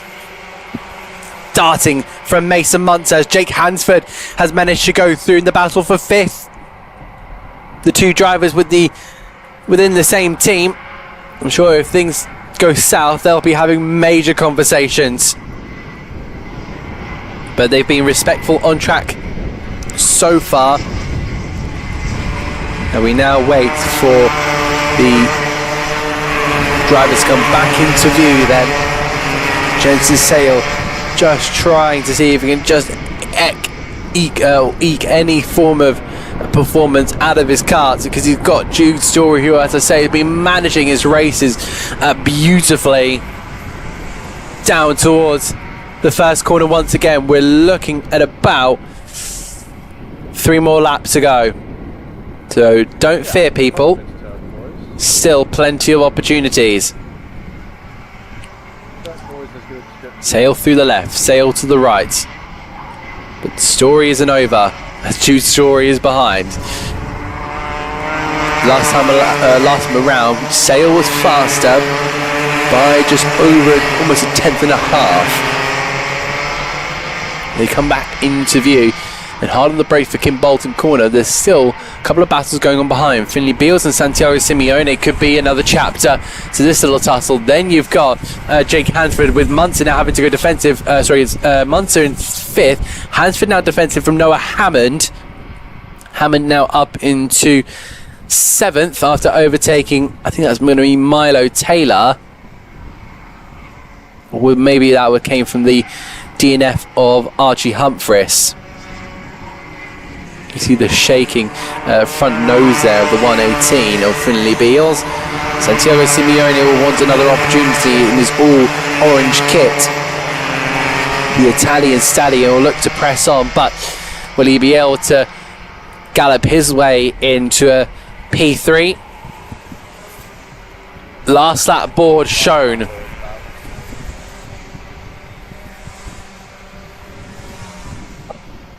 As drivers rotate their way through some of these incredible corners. Where are the main battles on the circuit? I think it's for second and third. Say something. Third and fourth, my apologies. Welcome to heat tiredness. It's not nice, as I'm sure it won't be nice for your drivers.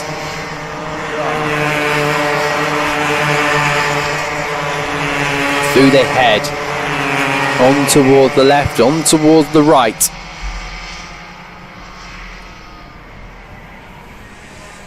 And it'll be the checker flag for Jensen Sale. Jusori will finish in second. Finley Beals by a quarter of a second will just hold on against Santiago Simeone. There'll be Mason Munter and Jake Hansford in fifth, and in sixth Noah Hammond in seventh. Alex Tukinskis, Milo Taylor with Billy Gromit, Philip Poskov, and then a DNF for both Archie Humphries, Jess Kirby with William Davidson, and LMA Bumford not making the start. Well, what an effort that was. Superb.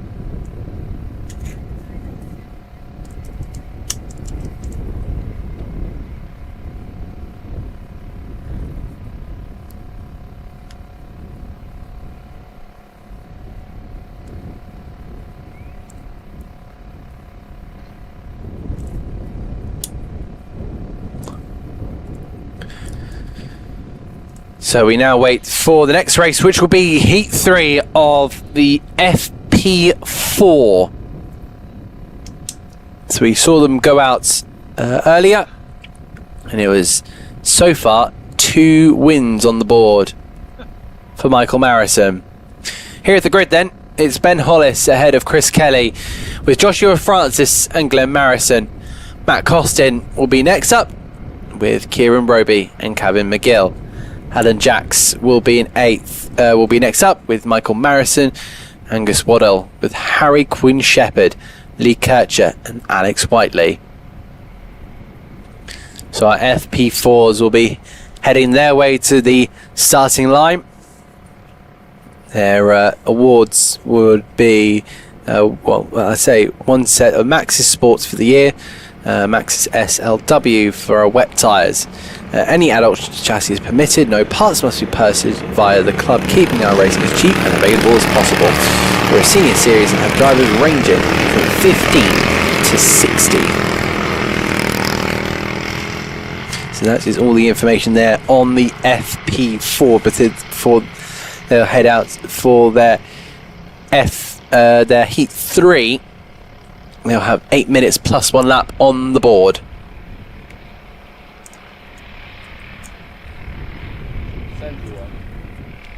And they roll their way up to the line.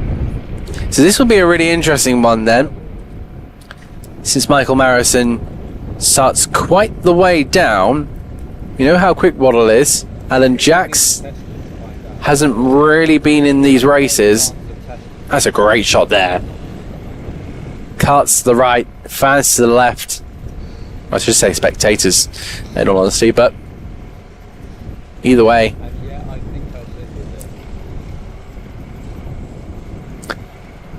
So looking at my commentary box window, there's the number 54 of Ben Hollis in the Lando Norris chassis.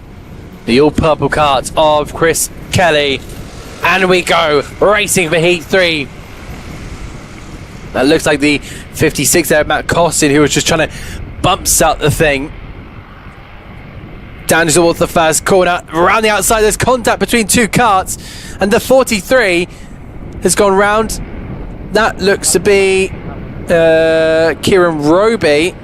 So after trying to get his kart underway, yeah, it's not gone well. I think Chris Kelly was also involved in that. No, Alan Jacks did not make the starts. What a disaster there. So it looks like to me Chris Kelly was involved. Kieran Roby. Yeah, Chris Kelly was definitely involved. Kieran Roby was involved. I think even Alan Jacks was involved. So it's going to be Marison. It's Glenn Marison, that is. Ben Hollis Gavin McGill, Joshua Francis, Michael Marison, Harry Quinn, Whiteley, Costin, Kircher, Waddle, Roby and Kelly. The top 12. Oh, I thought it said Jez. I was like, who's Yeah, it was Waddle, Roby and Kelly that were involved in that one. That took a while to decipher. Through they head now on towards the next sweeping sequence of corners. We now latch onto the corner, onto the drivers. That's a big old send there from what I think is Michael Marison. Down towards the first corner. And for fourth place is Joshua Francis, in fact. Michael Marison up to third in that number 28. So 29, my apologies. So Glenn Marison was right up the inside, very aggressive right at the start. And then we Gavin McGill in second there. In that all-purple cart. Well, Michael Marison in behind. Will he go for the move early? Not quite yet. Could have done it down at Kimbolton, but I think he knows that he's got a lot of power and pace. Now he'll move to the inside line. And in toward the first corner, it will be Michael Marison. But it looks like McGill will come back, get squeezed on the curb. And it'll be Marison up into second. So now it'll be a Marison 1-2 between Glenn and Michael. Which one will come out on top? On the exit now of down Weldon corner. Glenn Marison will try and just pull himself in front, but it just seems like Michael Marison he's got so much pace, so much momentum behind him. Just having a look out to my left commentary box window, we're now starting to really see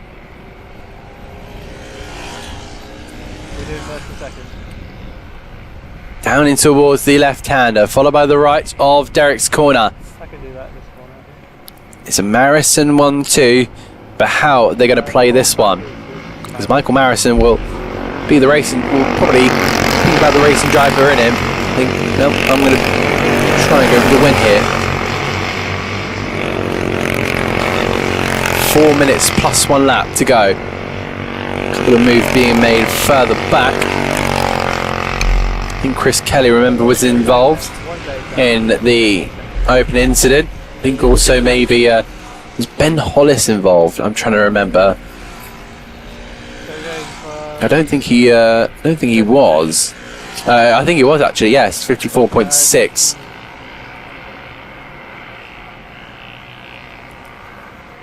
So they now head their way on towards the Derek's corner with 3 minutes and 30 seconds left on the clock. Look at this little tussle. The 22 of Joshua Francis ahead of Ben Hollis, ahead of Angus Waddle. Waddle, who started right towards the back of the field. Oh, someone's having a bit of a squeal with the tyres. I think that was just on the screen. I was so distracted with the sounds going on. I was thinking, well, that's not a natural sound that should be happening on circuit. So I had to look over, and lo and behold, it was two drivers having a bit of a ding-dong, and I missed it. Apologies, team. And it does look like now Michael Marison has got past Glenn Marison. The 29 ahead of the 6 here. But we're on for a Marison 1-2. But we know how quick Gavin McGill is. Last time around, Gavin McGill did it 47.2 compared to Glenn Marison's 47.7. So that's half a second clear, and again goes that 0.05 of a second faster. Michael Marison not giving this one up whatsoever either. Both of them have been extraordinary, but I think Glenn is, is not used to being up at these heights. The last couple of times, for our FP4s, Heat 1 finished, finished in 5th, and Heat 2 finished finished P4. Finished P4, and then now sits in 2nd place. So there's an opportunity for a podium for both the marathons. As Kevin McGill goes and says a purple first sector last time around. So this is going to be a tough one, I think. But I wonder if the conditions are playing a part. It is extremely warm, as we've had a spinner down at the first corner. We've managed to get away, but down Weldon corner is where we are looking with our cameras. Through they head in towards Kimbolton. 0.3 of a second separating the front two. Now Glenn Marison is going to start going to the outside line. Will he be able to break later? Or maybe just try a few tricks up the sleeve? Because it doesn't look like Kevin McGill is quite having this opportunity. Down into towards the next corner of Derek's corner, and through to the lead goes Glenn Marison. But this now invites Gavin McGill into the battle. The white and red cart of Glenn, the mainly red and the mainly whites of Michael, with the purple of Gavin McGill being the taunter, it seems. To the outside goes Michael Marison, trying to float it around the outside. Has he got the grip on the outside line? Has he got the speed? This is going to get a little bit tetchy, and he does. Brave stuff from Michael Marison. But back up the inside goes Glenn. Stop fighting, boys. I know you're on the last lap, but look who you're inviting into the battle. Gavin McGill could definitely have this one. Up towards Kestrel Straight. Look at Michael Marison defending for everything he has. He's trying up the inside. Can't do it. It will be Glenn Marison to take victory ahead of Michael Marison. Punching the air. And it will be Gavin McGill clapping. He's saying what a beautiful display that was. Harry Quinn Shepherd taking 4th ahead of Angus Waddle. And then Alex Whiteley, Ben Hollis, Lee Kircher with Chris Kelly, Matt Costin, Joshua Francis, Kieran Roby. Alan Jacks will be 13th and did not make the start.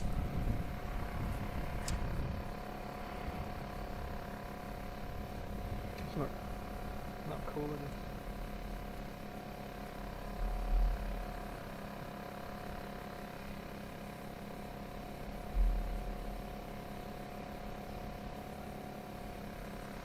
Yes.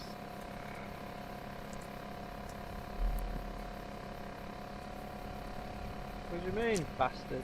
So brilliant to watch those guys. Now we enter a very, very big grid. It's the junior road taxes. And you'll make I think a class that I think everyone is looking forward to seeing. So we saw some of our explicitly sort it out. Why- B finalists just about go through. So we saw Robinson, Lally and Cass, and I think also Frankie Jones. So here is the grid then. It's going to be John Richardson from Teddy Cooper with Aidan Hammond and Ryan Rapini, Noah Moulton with Arthur Murfitt, Toby Farthing and Jacob Aston, Hayden Adams with Miles Burton, Archie Ray Watson and Max Wheatley, Stanley Williams with Jack Bowie. Then comes Zane Perry and Oscar Keane, Harry Friel and Oliver Dawson. Theo Hamilton and Tigran Grigorian. The Armenian just ahead of Hayden Fisher and Edward Munns. Loki Yordanov in the next part of the standing ahead of Noah Clark.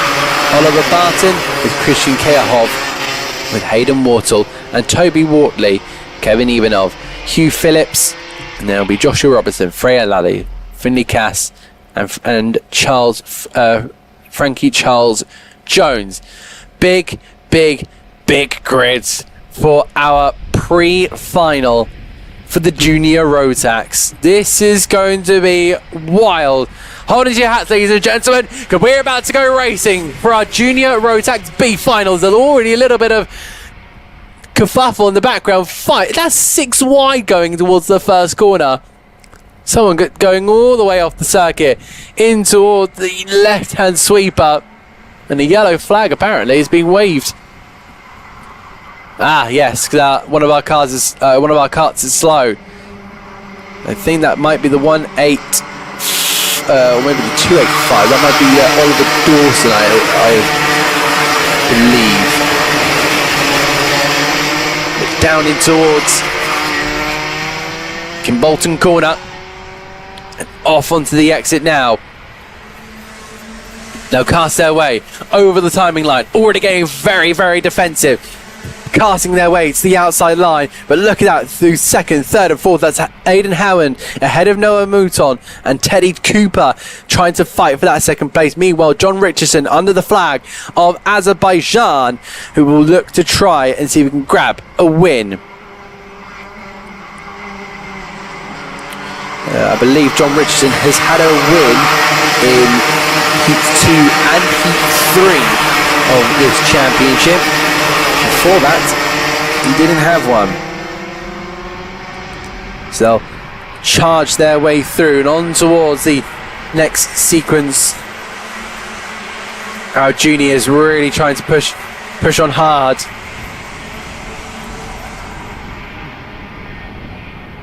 It's just flicking the carts in toward the left-hander of the Willows, and it's been fantastic to see. It's so frantic up at the top end. This is where some of our alumni would have competed. They just have an endless list dating back to 2007.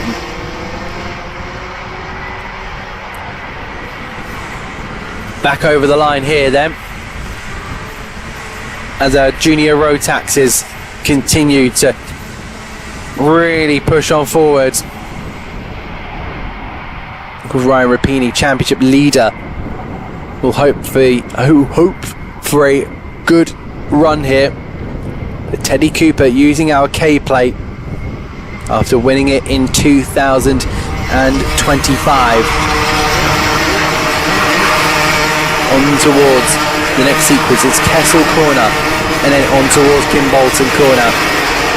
It's already cut then off, and might be Jacob Aston, the number 19. Very defensive. Look at that, looking to the inside line, trying to carve their way. I think that's the 51 of Noah Moulton and Teddy Cooper. Cooper batting for 4th, Noah Moulton on 5th. Heading their way through they go. What can Teddy Cooper do? Because he's feeling a little bit of pressure, I feel. But Ryan Rapini with the fastest lap of the race, still sitting in 3rd, as John Richardson has a bit of a lead now. 1 second to Aidan Hammond.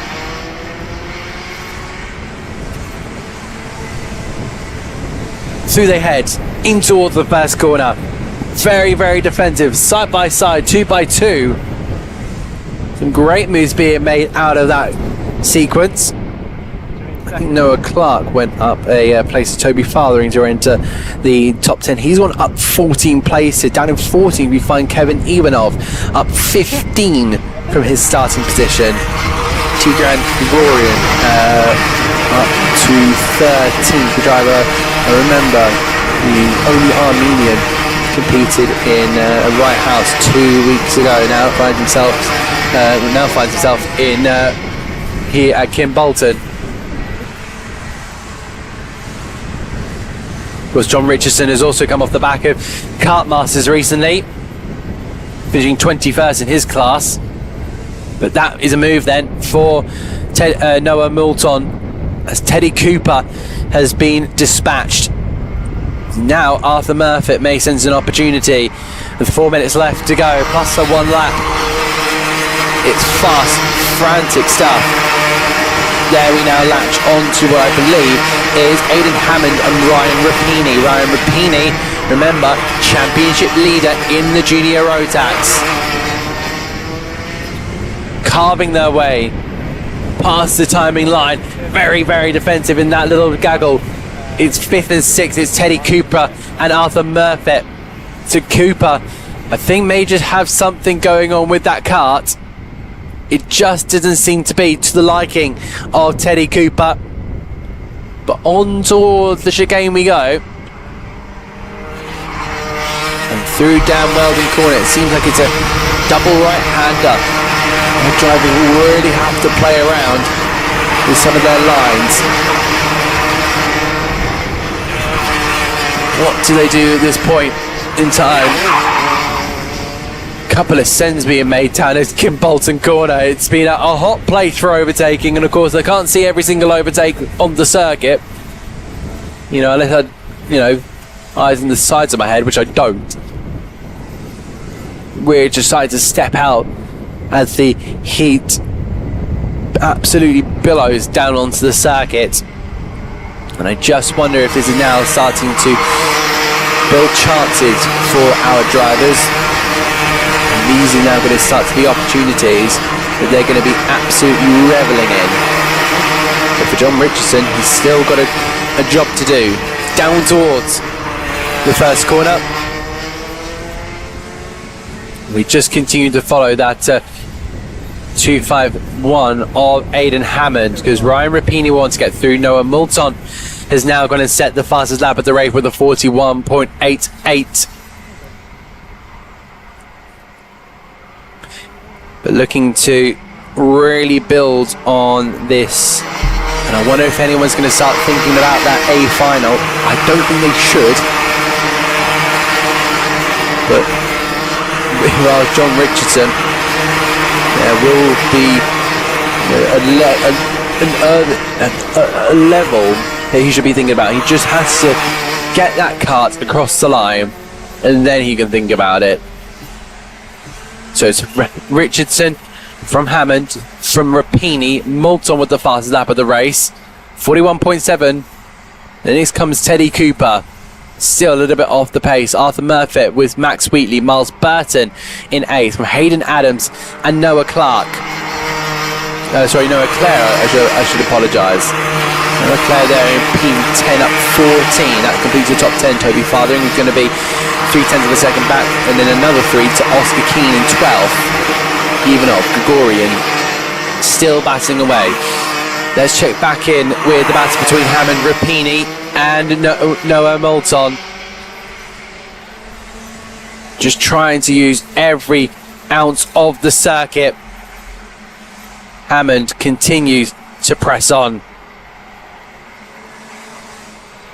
through the Derek Corner chicane. Through down Weldon, of course, and with 45 seconds left on the board. Where do our drivers now sit?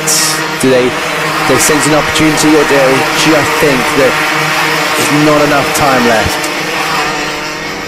More support coming in from YouTube chat. Really appreciate all of the comments, putting us high in the algorithm.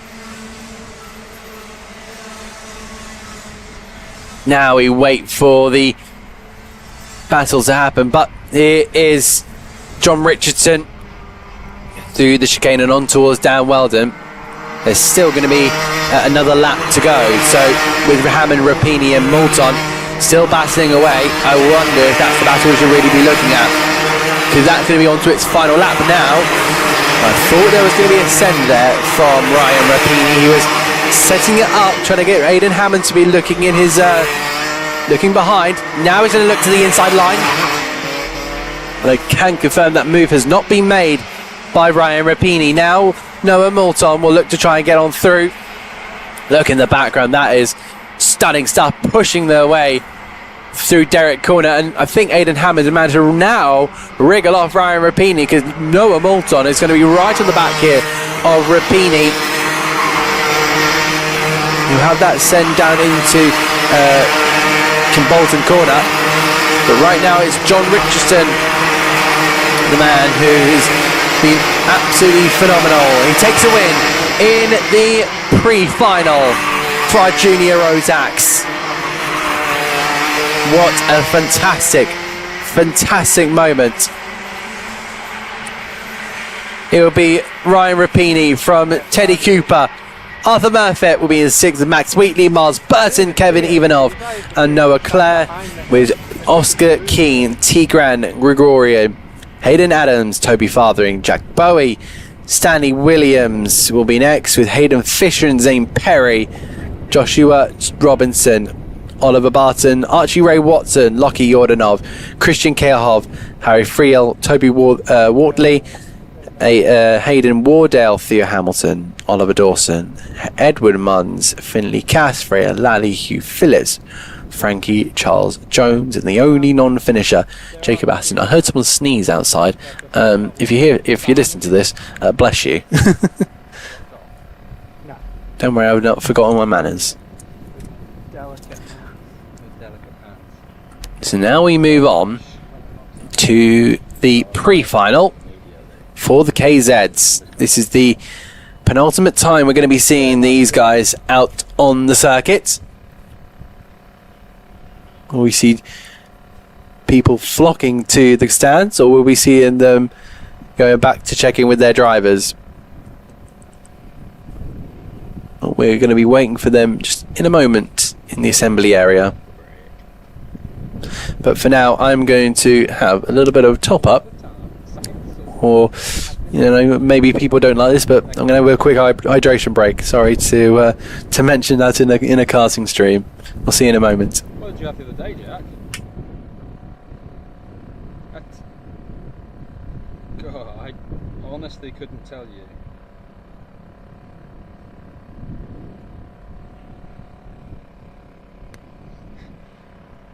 Maybe when we go to Switzerland, Joe, we'll try and find some Euro tyres.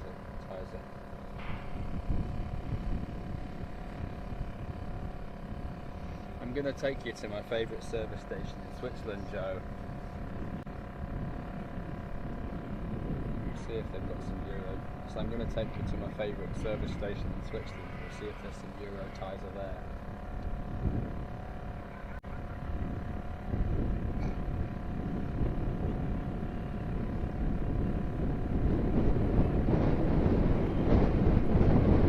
Never heard of that, or is that just your choice of bedtime partner?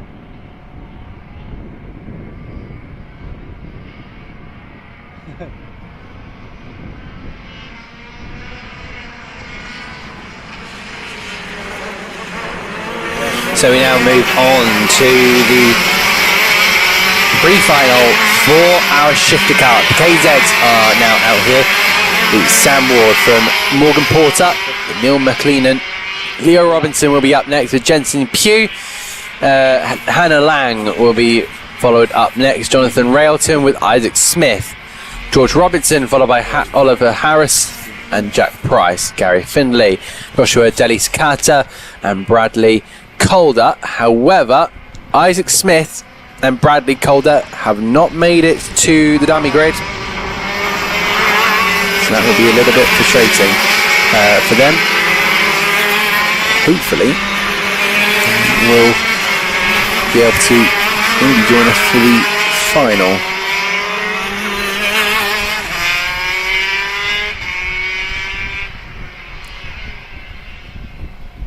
When's Effie's birthday, Jack? Help me.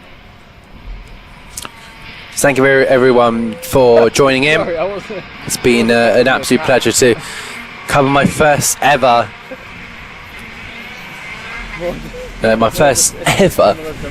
Hunts Karts Racing Club Championship round, and What a way to do it at the Kimbolton Festival. So down on the grid then, it's Sam Ward from Morgan Porter, Neil McLean. And now we wait. These shifter carts, the lights come on. The pre-final is underway. Decent start then for the 52 of Morgan Porter. Past Sam Ward they go. Somebody's right off the circuit, down in towards the first corner. And they head their way now in towards the Willows. And through they head on towards the tree. They miss Derek's corner. Through they head on towards Dan Weldon. Really trying to make good gains here. Sam Ward, winner of the first race, I think will now be feeling a lot of pressure to try and push on and get past Morgan Porter. Oh, being squeezed there is Sam Ward. But will he be able to make the move? It's a good move there from Ward. And that might just be it for Morgan Porter. He didn't quite match the pace of Sam Ward, but never say never. And they shift their way on towards Dan Weldon corner. Down the gears they go. And they all accelerate. Can Morgan Porter do something in that all pink helmet? It's McLean and Robinson, third and fourth. They all battle over a podium. Robinson will look for a move here. He will slide his way up the inside. And it's a good move there from Leo Robinson. Robinson makes his way up to P3. It'll be Jensen Pugh to the right hander of Dan Weldon. Maybe being able to make a worse day of Neil McLean. Anna Lang might even try and throw her name into the Gordon Heat, despite being 6/10 of a second behind last time around. Moving around there for the number 25 at Neil McLean. Jensen Pugh has in fact gone through. But we now lock on to Sam Ward. Sam Ward has opened his gap a little bit, 6/10 of a second, but a purple first sector for Leo Robinson. Those two were separated by 0.3 of a second. So, 0.02 of a second, my apologies. That is the difference between Leo Robinson and Sam Ward's first sector. So Leo Robinson is now trying to really push on forward.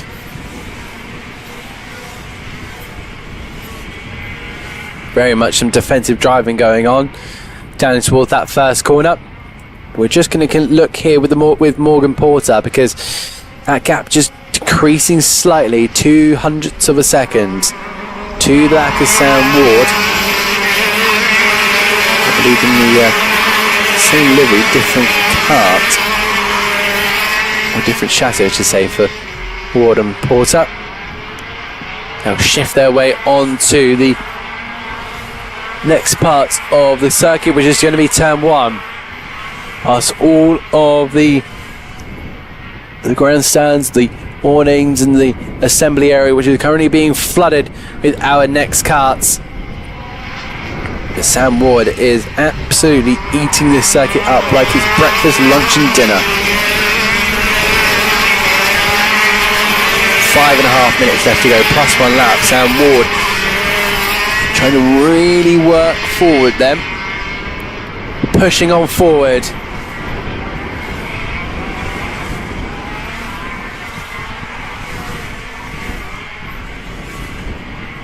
Through the left, through the right, through the left once again.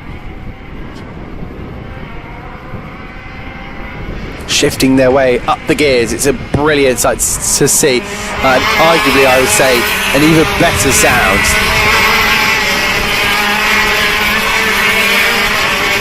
Oh man, this has been quite the race. You know, it might not be the most chaotic race of all, but I can tell you it's been mighty to watch. Isaac Smith drops down the standings. He's done the fastest lap with a 34.8. So I think he's having a couple of technical issues with his transponder. So I'm not entirely sure if that's coming up on the screens, on your screens, but can confirm it is definitely coming up on my timing screen. Yeah, so it seems like you guys get the timing screens. I don't. There's a little bit that you get and a little bit that I don't get. Clock continues to tick down then. Porter's lap times are starting to drop off a bit. 2/10 to Sam Ward last time around. And again, I think the tyres are just starting to go then on Morgan Porter's number 52 KZ kart. Leo Robinson closing in by 300ths of a second. With Jensen Pugh in 8th. With Jensen Pugh in 4th with what was it, 900ths in the last 2 laps. Neil McLean dropping 2 places from the start. So he's got to now try and maybe salvage something from this.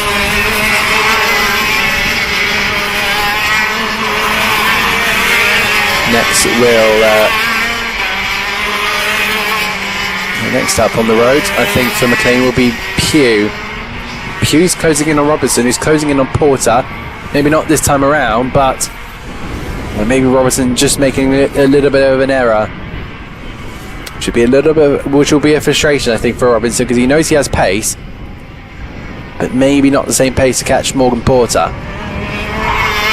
So Leo Robinson and Jensen Pugh might be the battle we have to keep an eye out for. There is Leo Robinson. There is the next two in Pugh and McLean. And Langdon lagging behind a little bit. 1.7 to, nearly 1.8 to the back of Neil McLean. Down towards the first corner they head.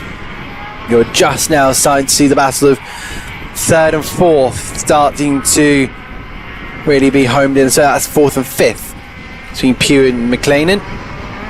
Still sitting at 4/10 last round. I've just noticed that you get a little of the last lap graphic.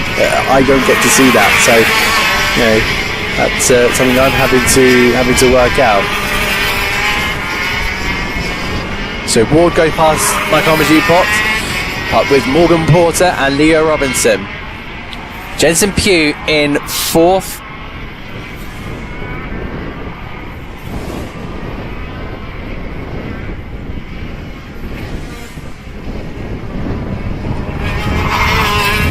This has been truly superb, I think, to watch.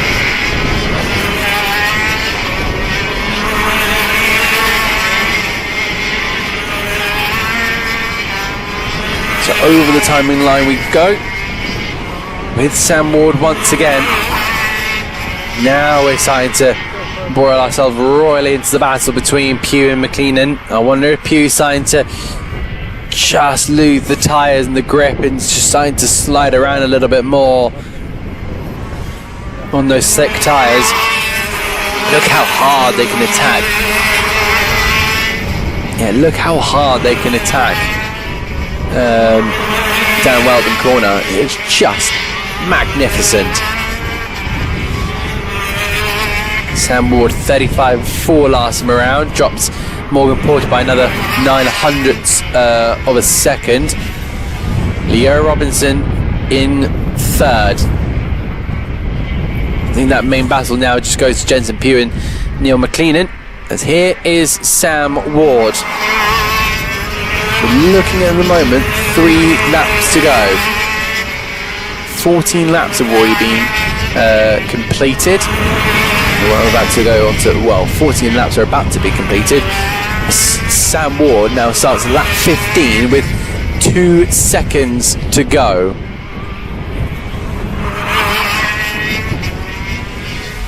Through they head on towards the next sequence of corners. Sam Ward will be loving every single moment of this. Just barely steering the kart through the right-hander, having a couple of G's being put on his neck and being able to wrestle a KZ shifter kart around a circuit like this must be an unbelievable feeling. It's actually one of these karts where you kind of get absolutely thrown through some of these corners.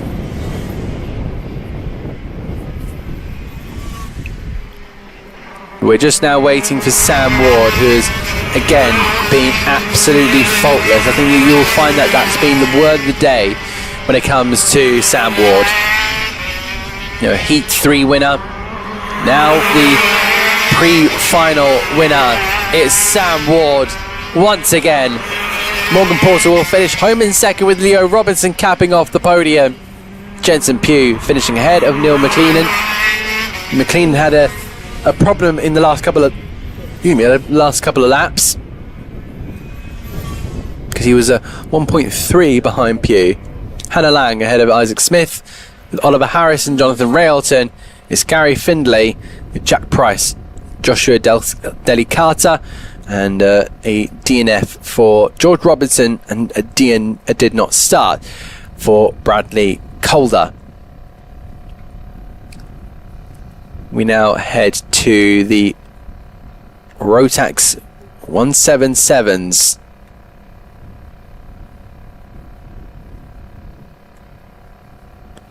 So they will have their race up next, but yeah, always fantastic to see those incredible KZ's karts. And it's just been a brilliant day for Ward. Second in Heat 1, second in Heat 2, first in the in Heat 3, and first in the pre-final. Now we find our Rotax 177s. And it will look to be the grid coming up for you in just a moment's time. But they are just waiting now to head out onto the circuit.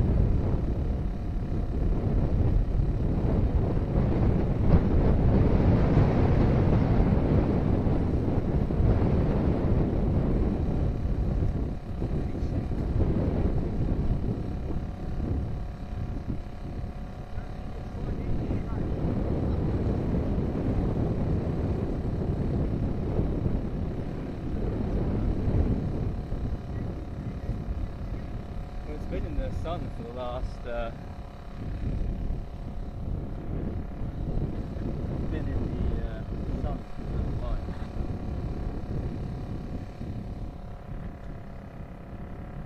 Oh. I feel like I might evaporate, to be fair.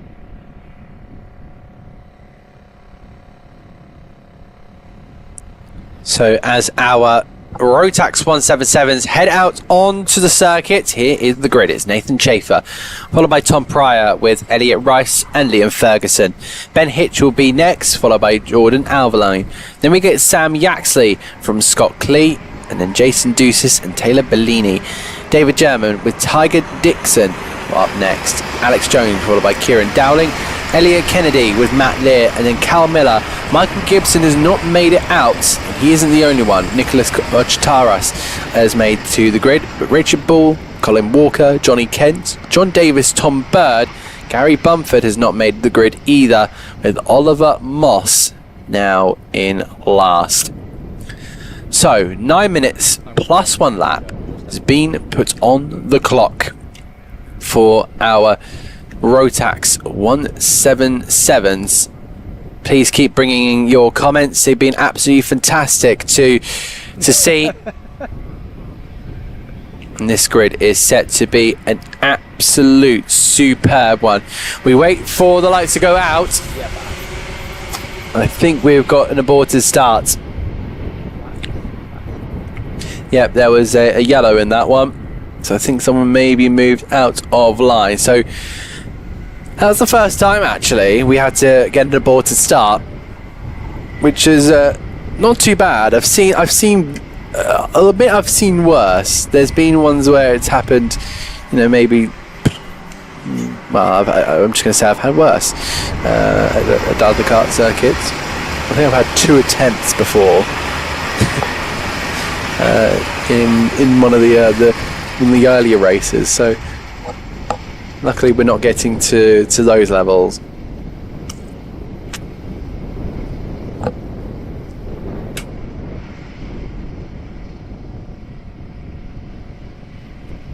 So a reminder for everyone once again to please hydrate in these very, very hot conditions. But we'll now get to the track action, which I'm sure is going to be brilliant. Brilliant as ever. So here we go then. Rotax 1770 now underway for their pre-final. Down towards the first corner, Nathan Schaefer will look to go defensive. On toward the exit, somebody getting absolutely sent out there. I think that might be Taylor Bellini, the number 42. I think suffered a disqualification in Heat 3 potentially. He did, as well as Oliver Moss. So that's going to be something for those two drivers to take into consideration. So Nathan Schaefer continuing to push on forward. Tom Pryor will be coming up next, and that's a send there for Tom Pryor. Oh, there's a bit of contact on the exit, but they'll fight it out anyway. And inviting himself into the battle, Liam Ferguson's going to try and go around the outside. Chop up to the inside line. Oh, he's going to squeeze it on that inside line. That's brave and that's bold. Brilliant stuff. They'll now push each other, the trio, down the straight, but Liam Ferguson may have just pulled off the move of the day. I may have to do a bit of comparison now. That's going on the list. But what an incredible opening couple of laps to that one. Out towards the first corner here at Kimbolton. Look how many karts there are just barreling their way down towards turn number 1. We've had a kart go round, a little bit of contact. It didn't quite catch which kart it was. We'll get a reveal. It might be the number the 20. That might be the 20 then. That would be Jordan Alberline. That will be a big disappointment if that's the case for Jordan Alberline. But now out at Kimbolton corner, it's still Liam Ferguson up in front, followed by Schaefer, followed by Pryor, Elliot Rice following through. Really fantastic stuff. It's been brilliant to watch. Elliot Rice now purple in the first sector. It shows those little tents they're looking at, maybe thousands. Look at this quadruple line of karts. I think also Ben Hitcher trying to invite himself as well.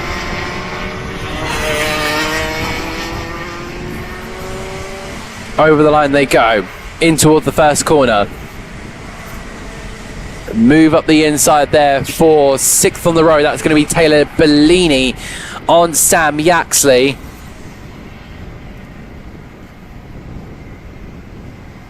Just making a couple notes as well.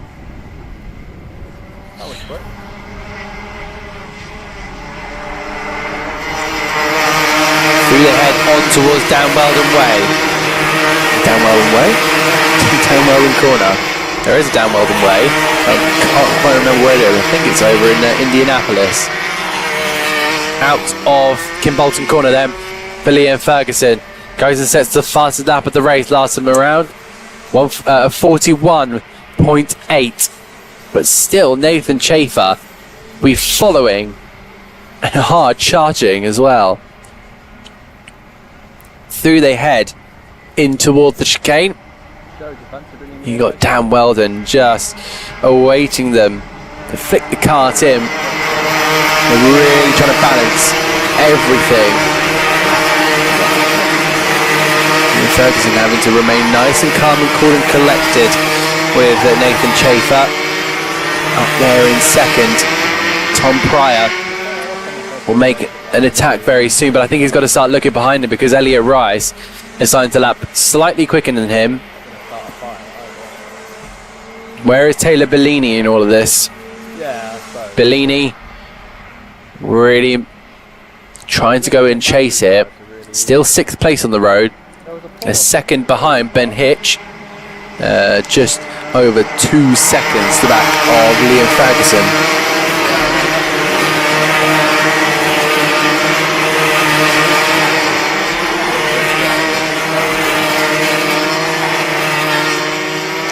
Out of Kim Bolton corner then. I think Liam Ferguson is going to settling really, really well.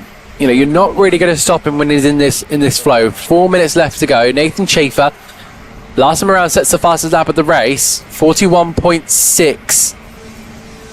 I think Ferguson, which is a little bit tetchy, out of turn number 1. Well, Chafer, which is able to go and chase. Now all the opportunities start to arrive for the number 13. They're both doing really, really quick times. I just wonder if the case is at the moment, again, I've spoken about it many, many times, but could it be tyres? I'd love maybe a young driver to just come up and tell me what's going on with the track, because as a commentator I've got absolutely no idea. I'm guesstimating at this point. Air temperature 27 degrees but no track temperature. Through they head, 165. Liam Ferguson still ahead, less than 3 minutes on the clock.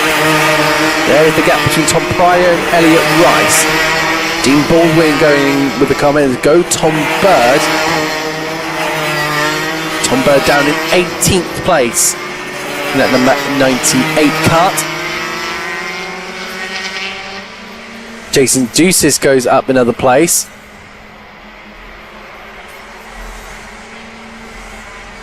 But again, it is now just a building momentum game for Nathan Chafer.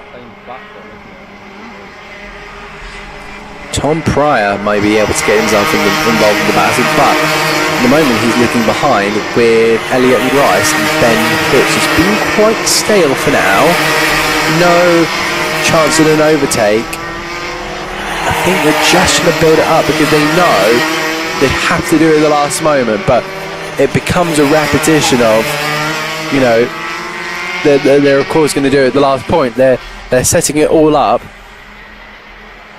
But yeah, Chafer was definitely had a moment in time in this race where he was faster than Ferguson, but it's not happening now because he was a tenth slower than Ferguson. Chafer's having to really go on the chase now. Pryor, Rice and Hitch not really able to do too much to put their names in the gauntlet for this one. Timer ticks down once again. It's just waiting for that next chess piece maneuver. Using all of the track there was Liam Ferguson. I think now at a half a second lead. Could that now be the cushion that he needs? We're on to lap. I think we're on lap 12 now at this point. We've got down in the timing 11 laps quickly. If you do want to have be a nerd like me, you can go over to motorsport-timing.com, find Kim Bolton or Hunts Kart Racing Club, and then you can check out all the timing screens that you need. So we had two non-starters. Now Matt Leah and Richard Ball have had a DNF as Jordan Alvaline is under investigation, but also so is the 36.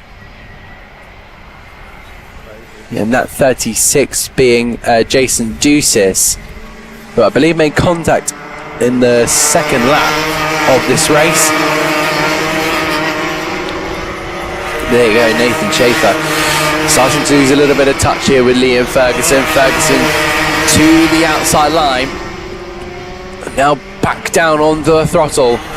It's the last lap of the race here in the Rotax 117 pre-final. And then we have one more before our grand finals. It's the junior, it's not the junior, it's the senior Rotax, what will be happening up next. Through down Weldon they go. And on towards the next and final sequence of corners. It has been a commanding victory, maintaining pace like a professional. Liam Ferguson comes across the line and takes, I believe, a victory. There's the checker flag. And they'll head their way in towards the paddock. With Ferguson from Chafer, from Pryor, from Rice. Hitch, Bellini makes it 6th with Jason Ducis and Tiger Dixon. Sam Yaxley and Elliot Kennedy complete the top 10. Alex Jones, Scott Clee, Cal Miller, David German, Oliver Moss, Kieran Dowling, Tom Bird, Nicholas Ochitaras, and then we find Jordan Albany, who's under investigation. Then Johnny Kent, John Davis, and Colin Walker. Matt Lear and Richard Ball never finished the race, unfortunately for both of them. But now we've started to really build on to what will be a incredible final heat. The pre-final for the senior Rotax is coming up next, before we'll then head into our grand finals. Yeah. Yeah, so after this race, we'll be 2/3 of the way through.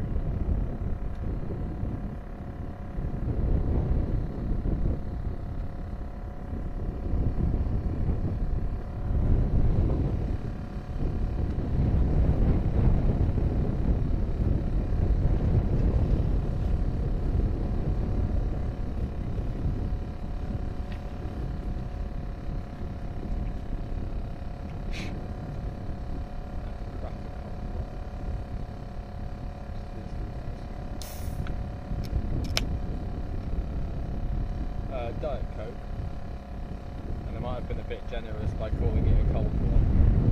It's pretty, yeah. I've never seen. It's tepid, yeah.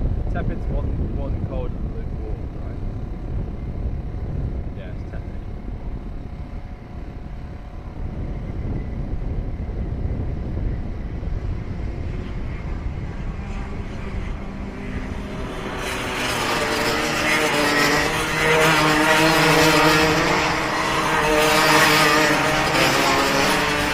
Right, so now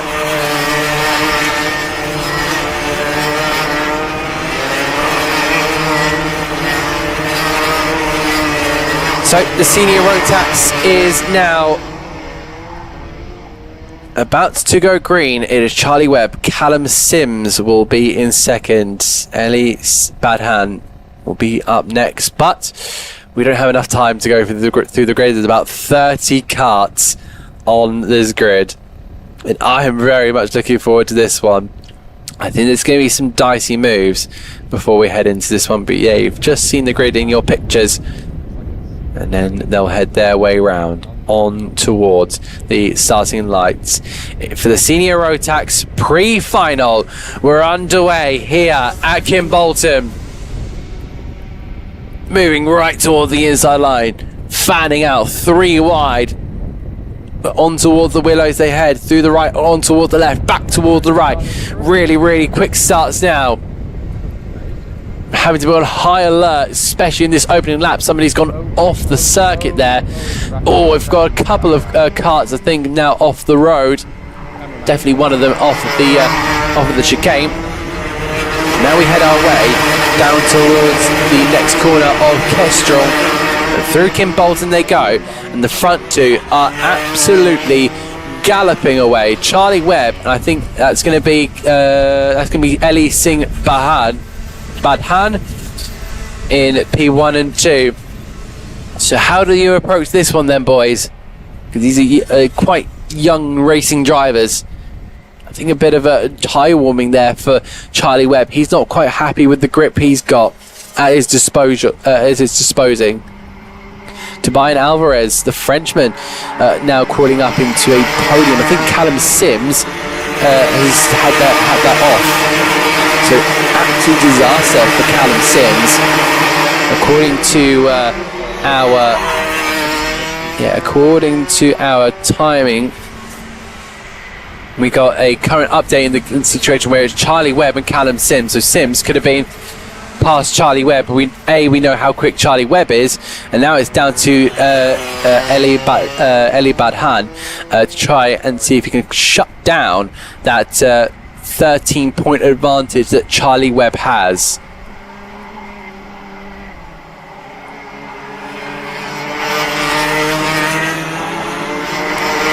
Through their heads, on toward the next sequence of corners. 128 of you, thank you very much for joining in. It's been absolutely brilliant to watch. Looks like we've got a retirement there from Callum Sims. Callum Sims has pulled off the road, and Charlie Webb continues to push on forward now. There's a battle we're watching right now. It's Tobias Alvarez, the Frenchman, up against Owen Neve. Neve knows that Tobias Alvarez is going to be a little bit defenseless. I think he's got no slipstream to help him, no drivers ahead to help him, because the drivers up ahead are over 2 seconds. So it's Webb from Badhan, Alvarez in Neve, Samuel Aston in 5th, Charlie Grome at 6th, Cole, Martin, Heath, Luff, Fisher rounds up your top 11. Through they head in towards turn number 1. There we go, we pick up Tobias Alvarez and Owen Neve, 0.2 of a second. A bit of a wide moment for Tobias Alvarez. On toward the chicane they go. It's a great place to set up. I'm not sure how much the drivers enjoy it, but for the circuit it must be a great place to just slow the carts down, get them back shuffling around with each other, back into line. And Charlie Webb has pulled out a great gap now to Eli Singh Badhan, 16 hundredths of a second. 3 second time penalty for kart 25 of Arjun Mehta.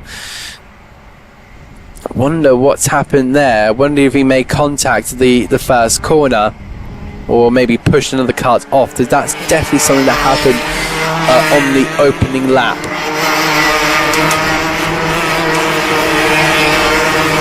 Through their head in towards Castrol, down Laser Straight before hitting Kimbolton corner. There are your front two, followed by Tobias Alvarez, Owen Neve and Samuel Aston in that 3rd, 4th, 5th place battle. Getting opportunities for, I feel, George Cole to get in there, but still some time left on the clock. 4.5 minutes left to go.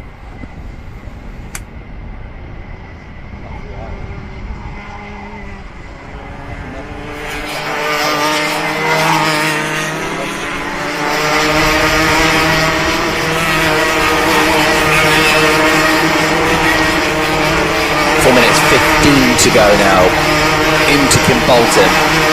It's a long right-hander. We have to try and get the throttle down and not get any oversteer, and just send the kart facing in a different direction, because if we get a little wiggle off the rear, that's going to prove a little bit of trouble.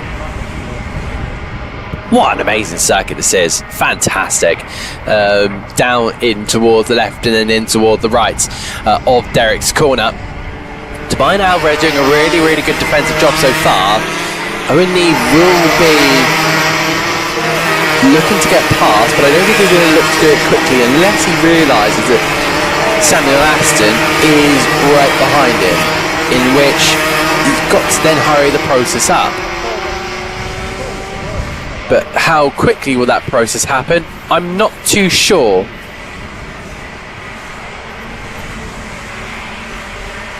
It wasn't just a penalty for Arjun Mehta. The 1:30 of Bailey Heath has also been given a 3-second time penalty. So I think that's going to be antics on the opening lap. Again, this is where it starts to really hot up. Tobias Alvarez staying defensive with Owen Neve and Samuel Aston. If you're wondering what's happening out in front, Charlie Webb was almost 3 tenths of a second faster than Eli Singh Badhan. And that now sees Webb extend his lead to 1.5 seconds with 2.5 minutes remaining. Charlie Webb has just been on another level. Every single time he has got out onto the circuit, he has just gone out and won. Every single time. Again, he still has 2A finals to go, but I think it's just the experience he's getting around the circuit by doing 2 races. It's not the best of the bank account, I'll be honest, but what I can tell you is that he does have some big opportunities to Charlie Webb. Through the left, through the right of Willows, and then on to the Yamitsu Straight. Derek Corner awaiting them before charging into Dan Weldon. Again, it just seems quite stale for now. I just wonder if if you talk to a driver, they'll say the track is just too hot, the tyres can't really cope. I just wonder if that will be the type of comments we'll be hearing from these young drivers. Again, it seems like Charlie Webb doing the best lap time, 40.7, the only other driver lapping in the 40s. Everyone else is doing 40.1. Eli Singh Badhan and Tobias Alvarez both done 41.0 as their best lap time.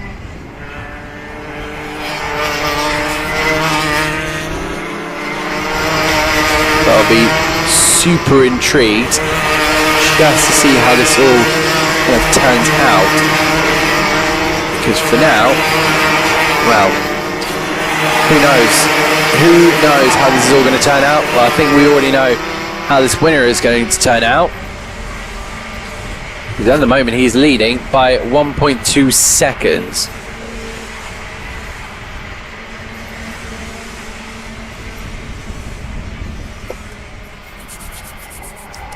There is the number 24 of Charlie Webb. He'll be able to make it to the line, make it 2 laps left on the board. I think he won't want this to end. He will be loving this. But will the timer tick down? No. It's saying last lap here on the screen, but ignore that. I think he got over with 1 more lap to go. So imagine that's now still a 00. With Eli Singh Badhan still second, ahead of Tobias Alvarez, but that gap is 2 seconds on the road. 4/10, my apologies, between Alvarez and Owen Neve. They make their way out of Bolton Corner onto the last lap of the race. It's a technical flag for the 187. That's going to Ned Morris. Ned Morris, is he up in the lofty heights? I don't think so. He's down in 21st. So we now wait here for Charlie Webb, heading round down Weldon Corner. And he's been, as I say, faultless once again. Through he goes into Kestrel Corner and then into Kimbolton. It's fine and simple as you like for Charlie Webb. Charlie Webb wins once again in Senior Rotax. He finishes ahead of Eli Singh Badhan.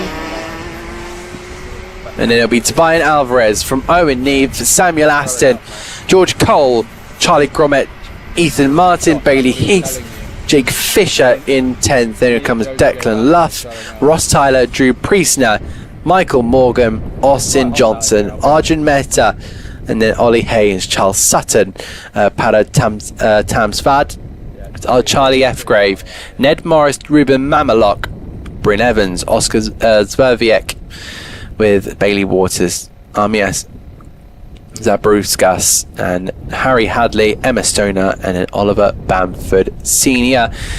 A DNF for a big contender, Callum Sims, didn't complete 2 laps of this. Well, I don't think he completed at least 4. So that will be a bit of a disaster, I think, for him. He won't be happy with that one.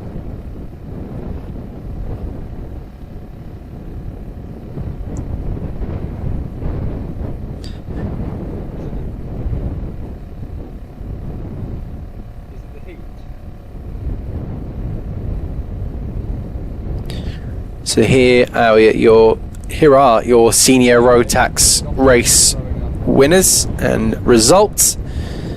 Then we move into some of the big boys, the big racers.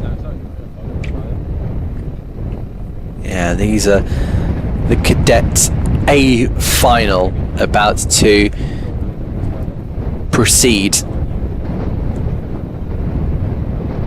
It was Felix Tandy in the Micromax that leads the way. 108 points ahead of James Murfitt.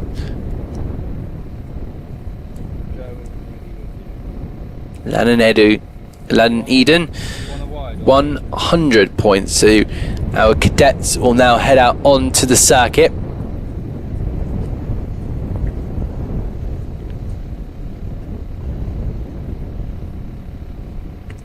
So here is your grid then. It's going to be Nicholas York from Callum Ryan, Zach Squire from James Murfitt. It's going to be Keane Delaney, followed by Keane Doherty and Freddie Williams, Alfie Stokes, Oliver Jones, with Marcus Cooper, Tate Mantrip and Oscar Baker. Then we find Dominic Kelly with Zara Janes, Jacob Thurlow, George Lilly and Harlow Offord. Then in that's our Honda. Then in the Micromax it will be Felix Tandy, Lanny Eden and Alfie Hennell. So everyone now just gets backed up in towards Kim Bolton corner for this fantastic 12-minute race plus 1 lap. Here come our Honda 200s. They've gone green and down towards the turn number 1. They are then followed by Felix Tandy and the Little Army in those Micromaxes. It looks like we've got an aborted start on that one. Or is that still the formation lap? I'm getting told it's the formation lap.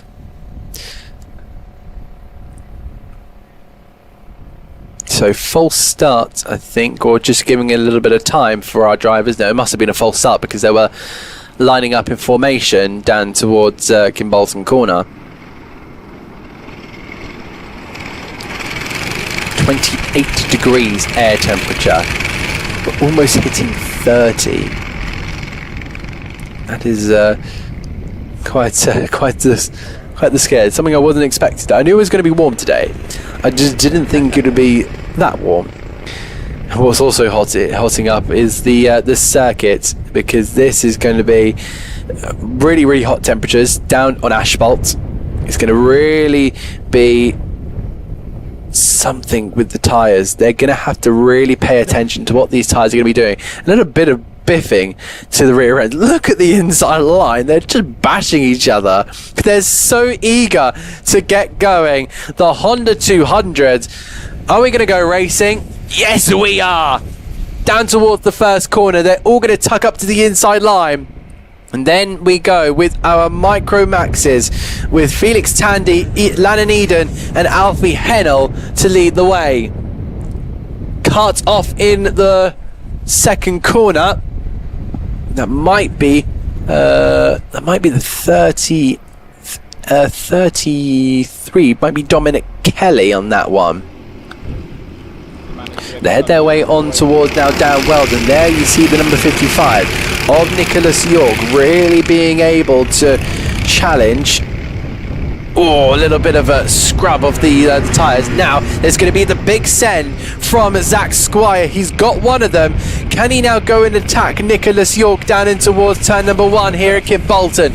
He will now look to just square up the move, but will sit in behind. Doesn't need to make it this early. 12 minutes are on the clock, remember. Now, James Murphy has an opportunity. So it was Murphy going up the inside, Squire having to drop into third. A little bit of a conversation between the drivers. They head their way into Derek Corner. Just say work together, or maybe they're just having a look behind, seeing where their other drivers are going.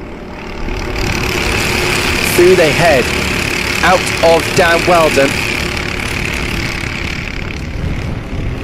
It's going to be 10 minutes plus 10 minutes 30 seconds plus 1 lap on the clock.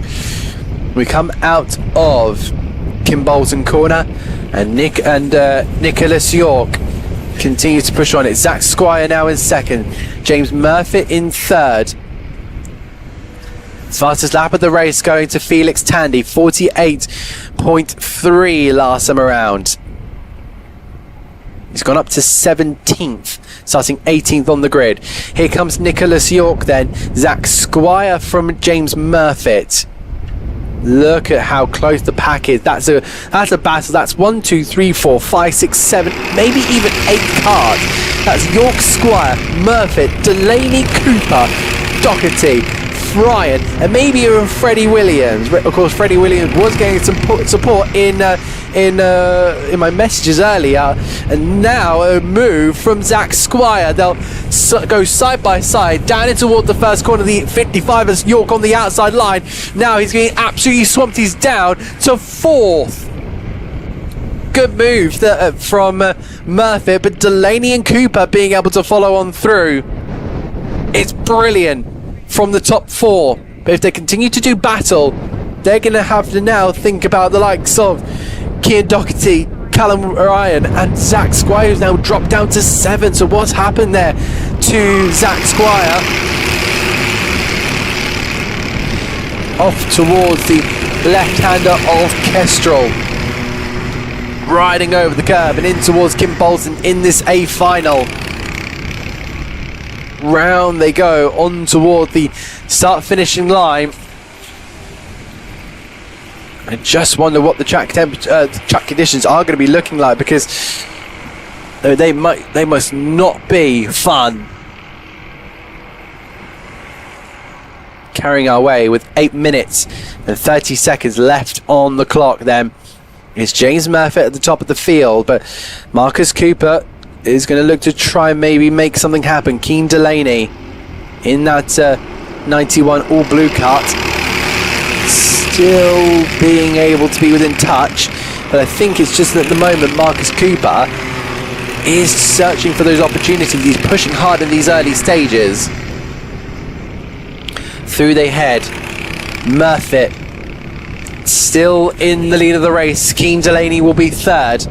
He's got to now fend from Nicholas York in 4th. Felix Tandy up to 13th, slowly climbing up the field. Has he done a fast lap of all? Yes, he has. 48.0.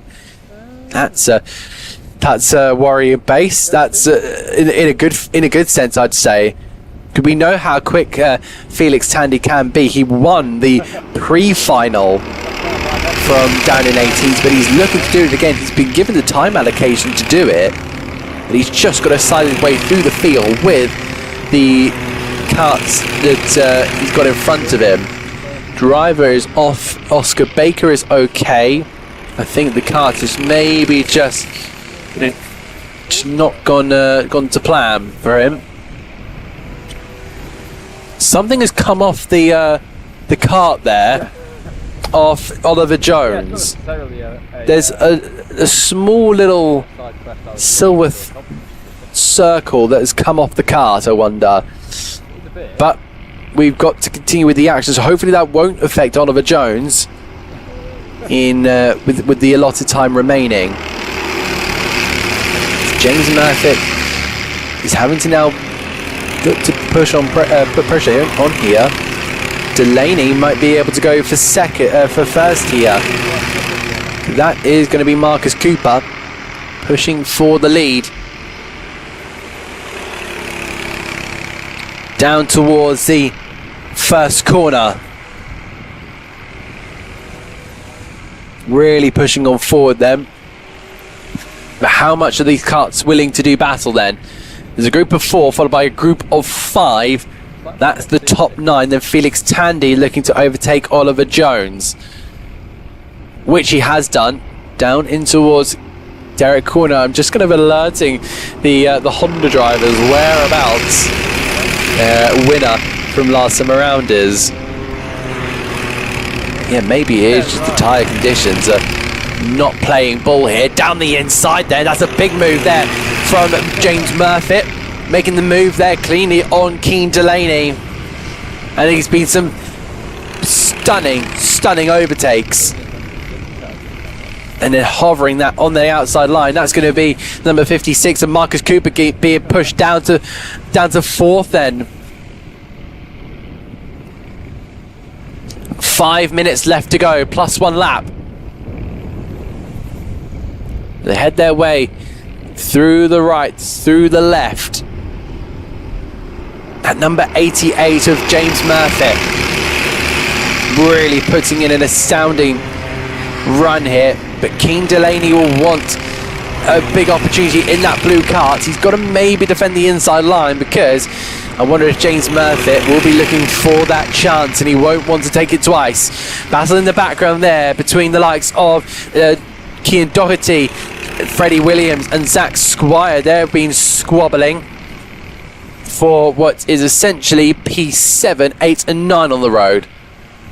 Meanwhile, Felix Tandy sits now in 10th as his championship, well, his rivals, Alfie Hennel in 12th, and then Lannon Eden in 15th.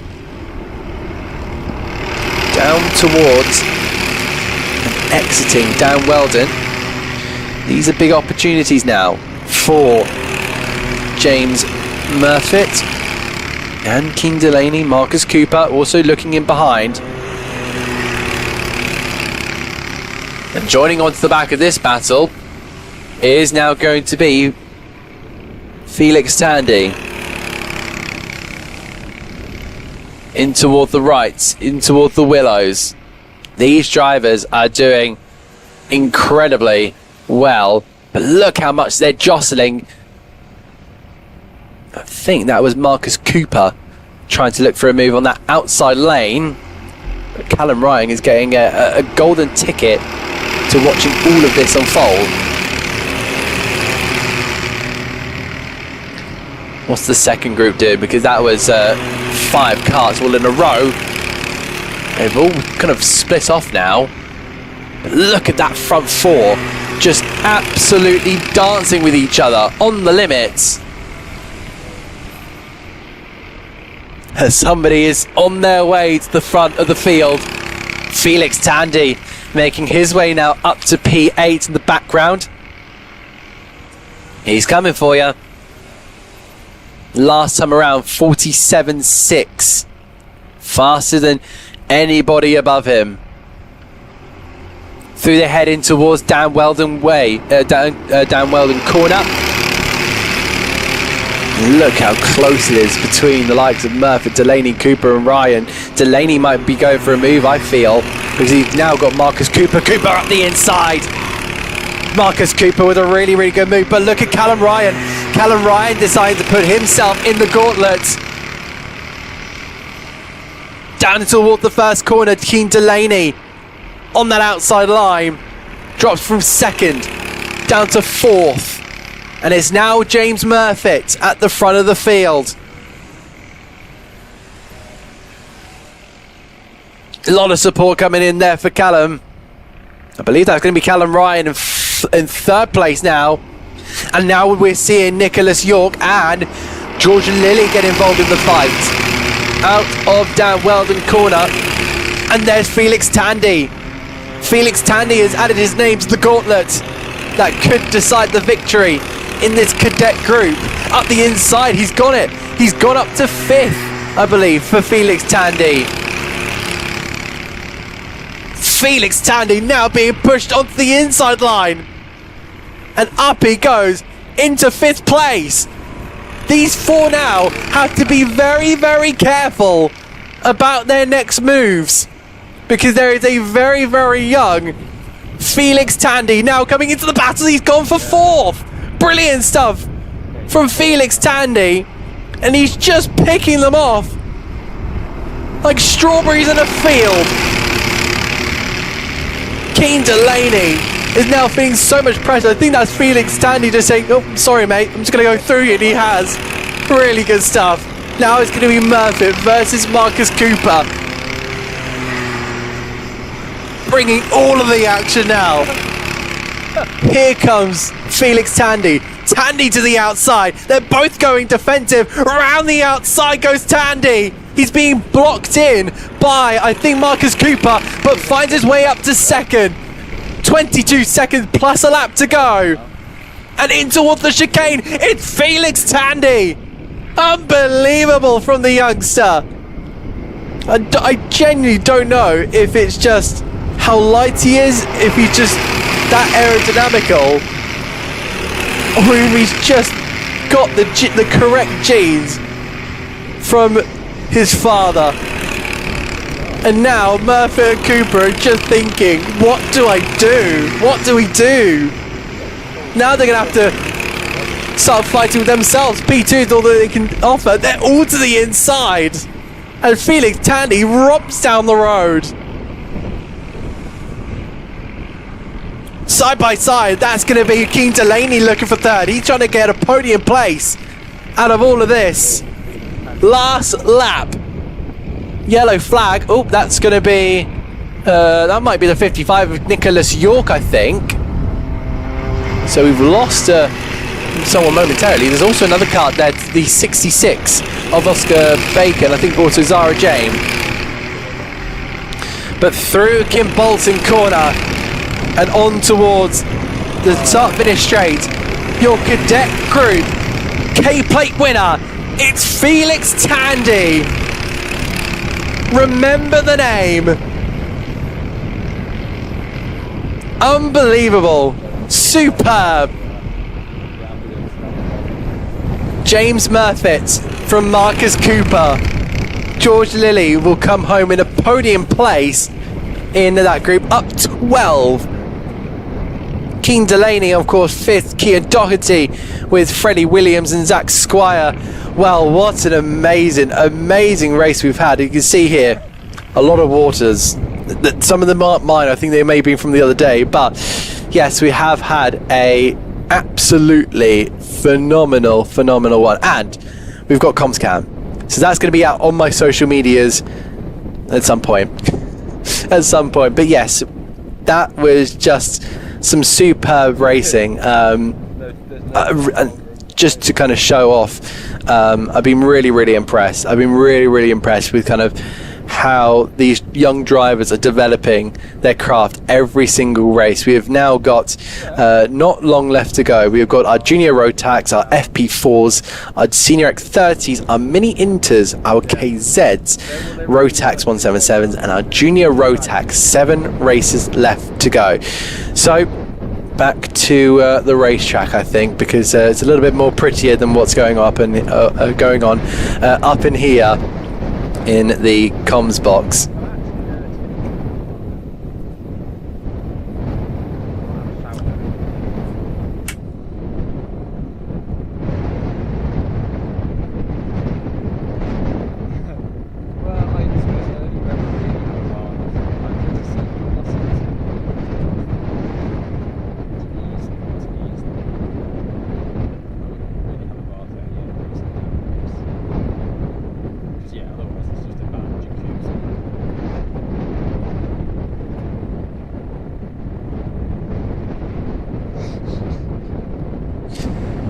Junior Rotax up next, and it's going to be John Richardson from Aidan Hammond, Noah Moulton and Ryan Rapini. Teddy Cooper with Arthur Murfett, Max Wheatley and Miles Burton. Kevin Ivanov with Noah Clark, Oscar Keane with Tigran Grigorian, and it's going to be Hayden Adams from Toby Farthing. Then it's going to be Jack Bowie with Stanley Williams, Hayden Fisher with Zane Perry, Joshua Robinson with Oliver Barton, and then Archie Ray Watson. Lockie Yordanov from Harry Friel with Toby Wardley and Theo Hamilton. Oliver Dawson with Edward Munns, Finley Cass and Christian Kellerhov. Freya Lally, Hayden Wardell, and then Hugh Phillips, Frankie Charles Jones, and Jacob Aston will complete the grid. They've had their sighting laps, have these drivers, and now we wait for what is set to be a fantastic race in our Junior Rotax.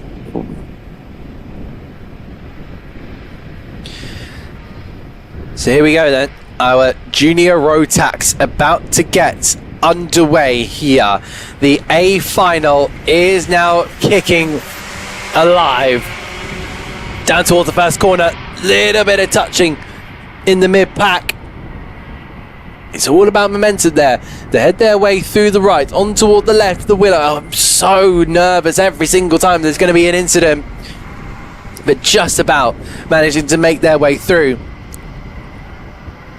Yeah, just before the B final and the pre-final is John Richardson, who has been absolutely smashing it in front with Teddy Cooper, Aidan Hammond. So this is going to be a really, really close one. Down towards Kim Bolton corner. I think there's been a move there being made. They're side by side are the two drivers. Look at the mid-pack pushing each other. It's Richardson from Moulton, from Rapini from Cooper. Then Max Wheatley and Kevin Ivanov. Look at how many cars there are. 3 wide. Someone's right off in the background there. It's all the left-hand side. I think that might be the 56 there, Ryan Rapini. I don't think that's the first time Rapini's been out there.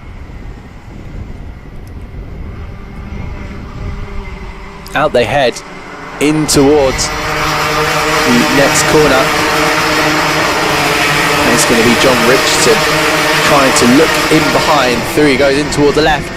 Big moves up the inside. That's going to be Ryan Rapini trying to get a move here on Noah Moulton. Charging their way down towards turn number 1. So many drivers going very, very defensive, not allowing the inside to be used, so other drivers having to go, well, I'm going to go on the outside here. Dancing on the rear end. It's Richardson from Rapini, from Hammond, from Cooper. Max Wheatley in 5th with Miles Burton and Arthur Murphy. Moulton in 8th, Keane Gregorian top 10. Heading their way out of Kim Bolton corner. They cast their way over the line. Miles Burton now up into 5th. There is just action all over the place. And that's what we love about karting. There is just non-stop action wherever you look. It is marvellous.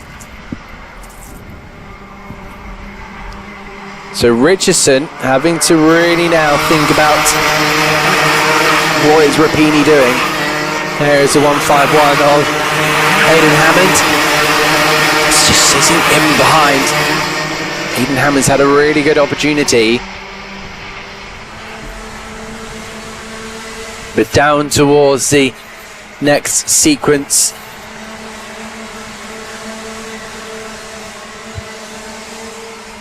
Loving the sounds. It's like, you know, a pack of bees, but you like it. It just sounds like, as I say, a pack of bees, but instead of being annoying little insects, you actually really just like the sounds. It's fantastic. Teddy Cooper, of course, having to try and defend his K-plate, but at the moment not very successful. Sitting in 4th place with Aidan Hammond and Ryan Rapini. So will John Richardson be able to complete this and wrap it all up? Continuous moves being made all the way down the field. The biggest movers so far, up 7 for RG Ray Watson into 14th. Stanley Williams in 11th, up 5. Big gain for Jacob Aston, up 15 and from his starting place, and as well as Hayden Wardell started down in 31st, now finds himself in 21st, so up 10. Biggest loser, Jack Bowie, down 11. And even Noah Moulton down 4 to 7. So John Richardson comes back into view. Rapini from Hammond. Now it's going to be Teddy Cooper from Miles Burton. We latch on now with the 251 of Aidan Hammond.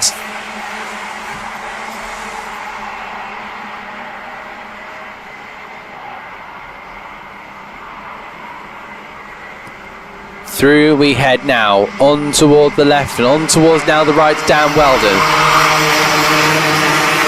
Yeah, it's not like doesn't seem like anyone wants to be making a Lionheart move down towards that section.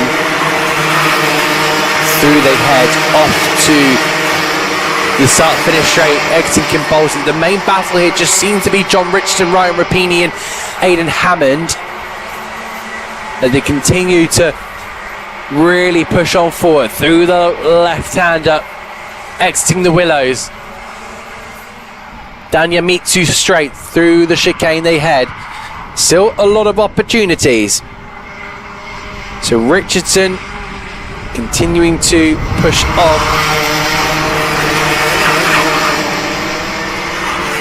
So they head now on towards the left and then in towards the right-hander. We've lost 2 carts so far this race, off to Keane and Edward Munns, as well as Harry Friel. I think 2 of the carts have been left on the inside of Kimbolton there. But now it's starting to get a little bit more alive here between Rapini and Hammond. And number 56 and 251 doing battle here. Ryan Rapini, pretty sure championship leader in this class. So this is one of those where they're both having to try and dance together, try not collide with their cars, because that could be result in an awful moment for both of them.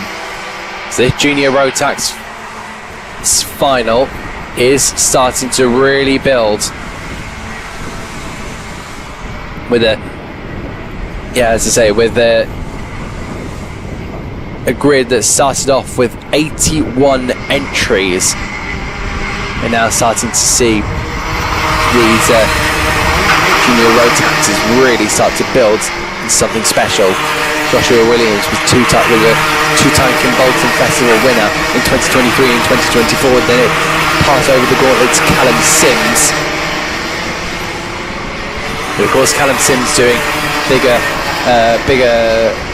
I'd say bigger series, not really a bigger series, it's a bigger carts. Oh, a bit of a tussle there between this couple of them. That's the 118, or that's the 18, of Arthur Murfitt. So Burton, Moulton, Murfitt, Ivanov, not quite Ivanov in fact, Cooper, Wheatley, Burton, Moulton, Murfitt doing big amounts of battle there. So we now find ourselves with 4 minutes 20 to go. Plus 1 lap.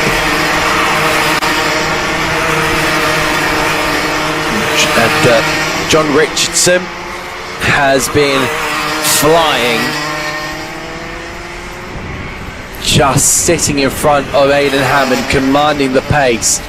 0.6 of a second between the two. Ryan Rapini has been hopeful. I think those two have changed. They have. Hammond ahead of Rapini. Last time around it was 41.9 of Aidan Hammond, and just gone past me is a very sick cart of Hugh Phillips. The Welshman will look to retire as he comes back down into the paddock. Now here comes John Richardson ahead of Aidan Hammond. Ryan Rapini still sitting in 3rd. Then it'll be Teddy Cooper, the holder of that K plate, will be looking to hand it over to John Richardson. Through they head, in toward the left and in toward the right. Back down on the throttle. 3 minutes to go. There we see Max Wheatley trying to see if he can maybe find a way past Teddy Cooper. How defensive does Cooper decide to go? Not very defensive. Again, it just hasn't seemed to be the one for Teddy Cooper. He's a 1.1 between him and Rapini. Wheatley smelt an opportunity there behind our K-plate driver, but now he's got to look defensively because he's got Arthur Murphy in behind.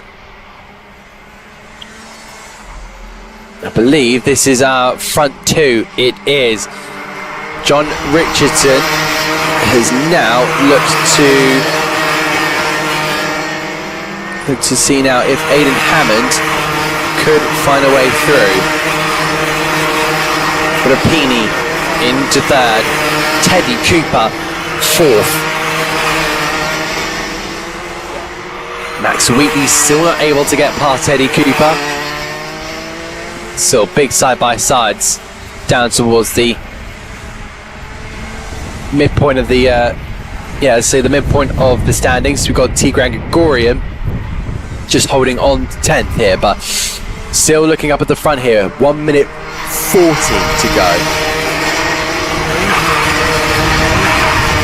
So Richardson from Hammond, from Rapini from Cooper, with Max Wheatley and Arthur Murfitt, Noah Morton and Miles Burton, Kevin Ivanov and Tigran Gregorian rounding out the top 10. Look in the background there for fourth. It's Teddy Cooper having to go defensive with Max Wheatley. I believe the K-plate driver is ahead in that one. Yes, he is.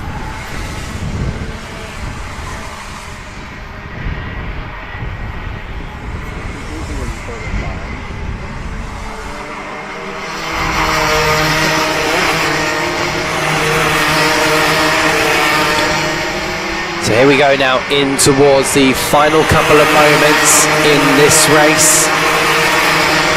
It's John Richardson from Aidan Hammond and Ryan Rapini, but it's going to be Hammond to pressurise Richardson as Max Wheatley has pulled now ahead of Teddy Cooper. So I think that was made at the midpoint of the race, but this is still going to be the main focus down towards Derek Corner, using everything, trying to really push and see if they can just extract anything they can out of the car, any remaining performance. But it will look to be maybe 3 laps to go. 2 laps, it will be 2 laps, because round the final corner of Kim Bolton, there comes John Richardson into view. 2-1-0. This is the last lap.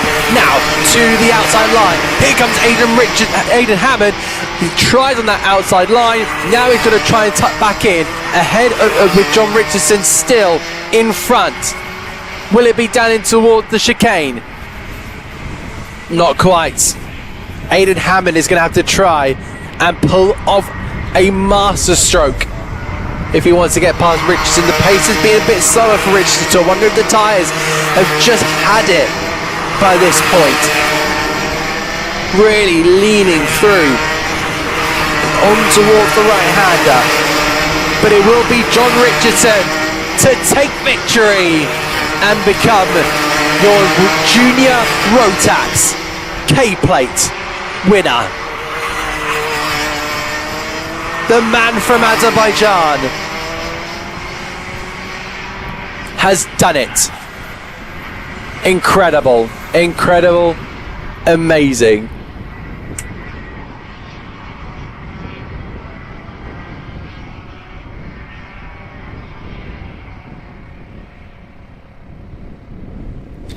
So as all the carts are now parked up, John Richardson will be your winner ahead of Aidan Hammond with Ryan Rapini. Teddy Cooper will be in 4th and handing over his K-plate to John Richardson. It'll be Noah Moulton from Arthur Murphy with Kevin Ivanov and Max Wheatley. Miles Burton followed by Noah Clare with Tigran Gregorian just finishing home in 11th. It'll be Archie Ray Watson with Stanley Williams and Jacob Aston up 20 for him. Joshua Robinson with Oliver Barton with Toby Farthing with Hayden Adams. Toby Wortley with Zane Perry rounding out your top 20 with Hayden Wardell, Hayden Fisher, Oliver Dawson, Jack Bowie, Lockie Yordanov, Theo Hamilton, Christian Kehoff, Finley Class, Freya Lally and Frankie Charles Jones. The 4 not to finish the race: Hugh Phillips, Oscar Keane, Edward Munns and Harry File. I'm going to have a little bit of food to replenish myself, but in the next couple of moments we will have our A final for the FP4s.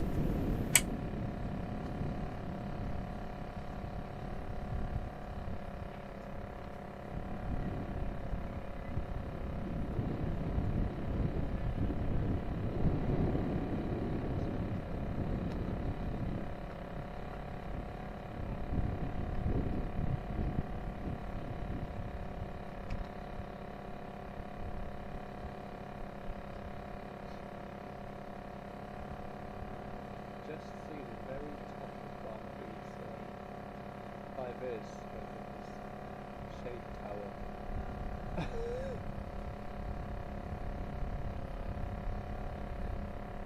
Yeah, I'm quite jealous.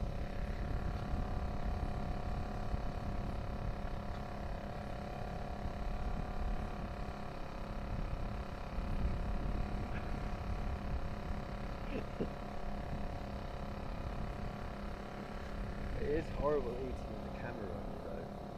It's like you forget how to. I had a meeting earlier this week that I had it with some guys in the US. It was like 9 o'clock my time. And the dinner took PM.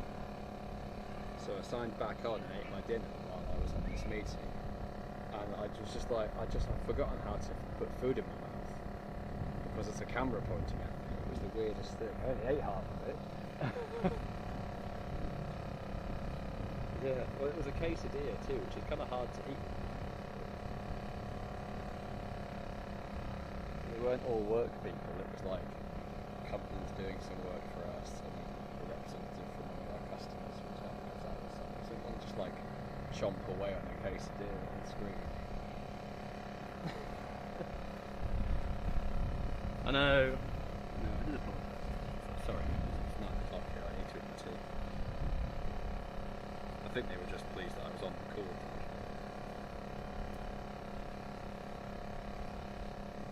Yeah. Yeah, they do find that. They're easily amused.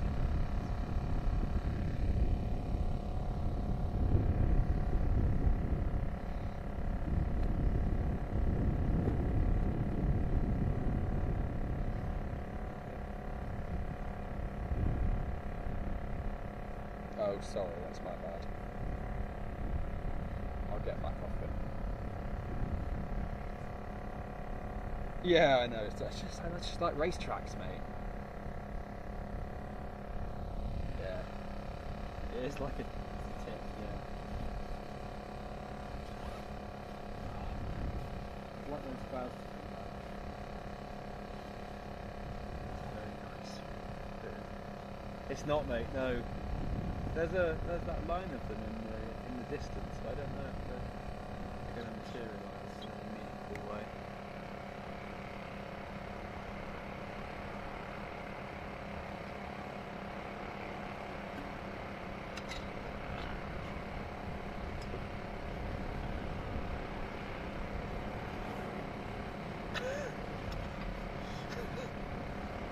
So you may see in your camera shot that we have got our FP4s going out for their A final. It's going to be Michael Marison on pole position. Gavin McGill will be lining up alongside him.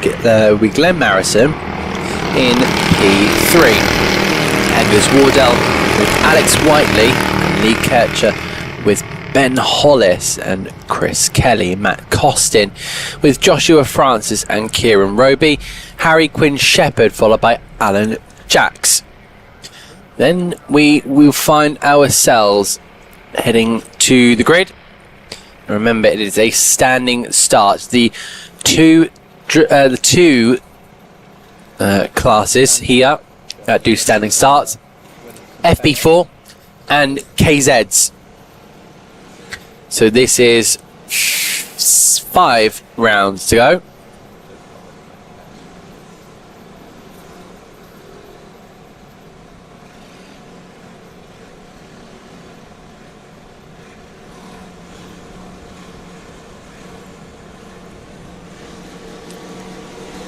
So we now look towards the lights and we go racing. It's a good start there for the number 7 off the timing line. That's Gavin McGill trying to find his way on the outside line. Down in towards the left-hander. And it will now be Michael Marison. Michael Marison continues to push on forward before then heading in toward the chicane.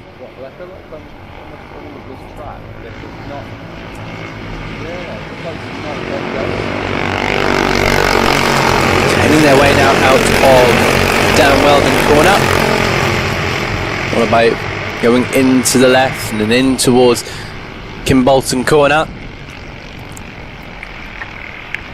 Marison will now push on forward, see if he can just extend his lead. Gavin McGill, he's had so many good races with, but now here comes Angus Waddle in P3. Yeah. Again, Gavin McGill having to stay very, very defensive. Green flag being waved in the background. We now look to see Michael Harrison extending his gap here to 7/10 of a second. 12 minutes plus 1 lap to go. Gavin McGill will now head his way on towards Angus Wardell. Managed to get past again Marison off the start. So these two will now go into battle. Again, it looks like Waddle went down the inside, but McGill is going to now come back on that outside line. Switch to the inside there from Gavin McGill, but just like he just can't find the way through. He can't prise open the door.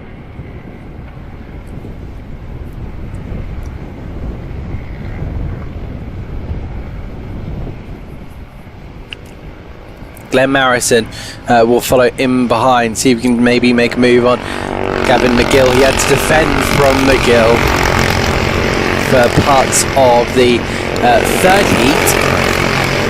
This A final is where it's going to be flat out racing for 12 minutes plus 1 lap.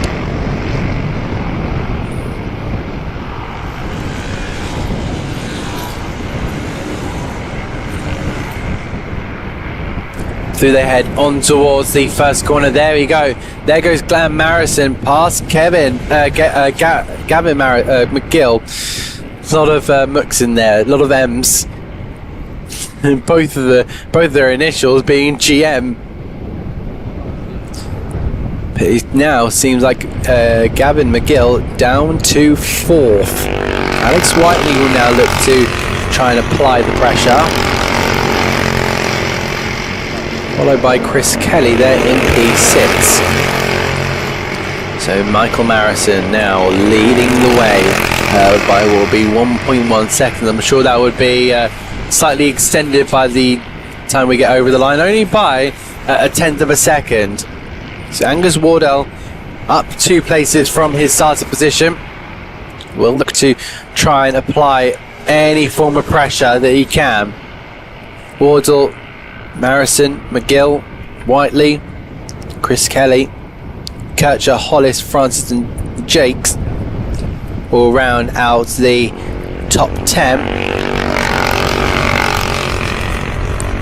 I just wonder what what the next part of this battle is going to be, because there's been some really, really hotly contested fighting going on all throughout the field. Marison will have to now start looking in his mirrors. We've got Angus Wardell in second, chasing him down. Now that gap closes by almost 0.2 of a second, and Glenn Marison still sitting in that podium place ahead of Gavin McGill.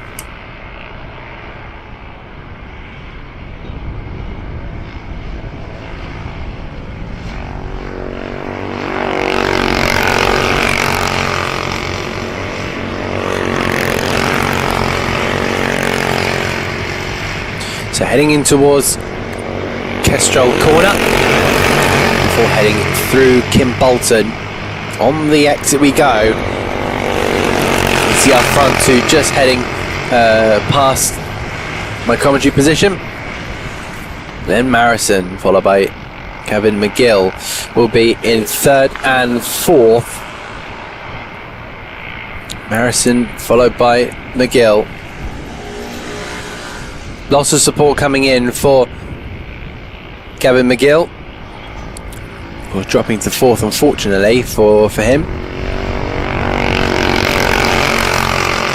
He'll hope to try and build on and improve and maybe make a third place. Plus Glenn Marison, who has been continuously getting faster every single time.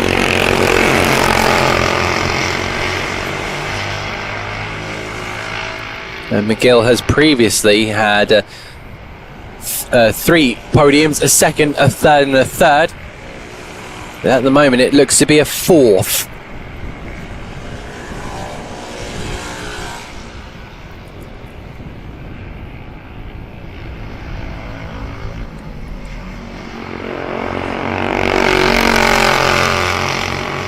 On the exit of Down Weldon, down KTM straight before heading into Kestrel. There is the number 29 of Michael Marison, still having to fend here from Wardle. There is the gap between Marison and McGill, 0.6 of a second. Then you've got these two really going at it. Been fantastic to be able to watch them. And this could be the opportunity for Angus Wardle to take a victory in the A final, where the big points are handed out. Next, Dan Weldon will be the next corner they attack before moving their way through the left before Kim Bolton. Where does Angus Wardle go for the move then? Michael Marison has been pretty good defensively.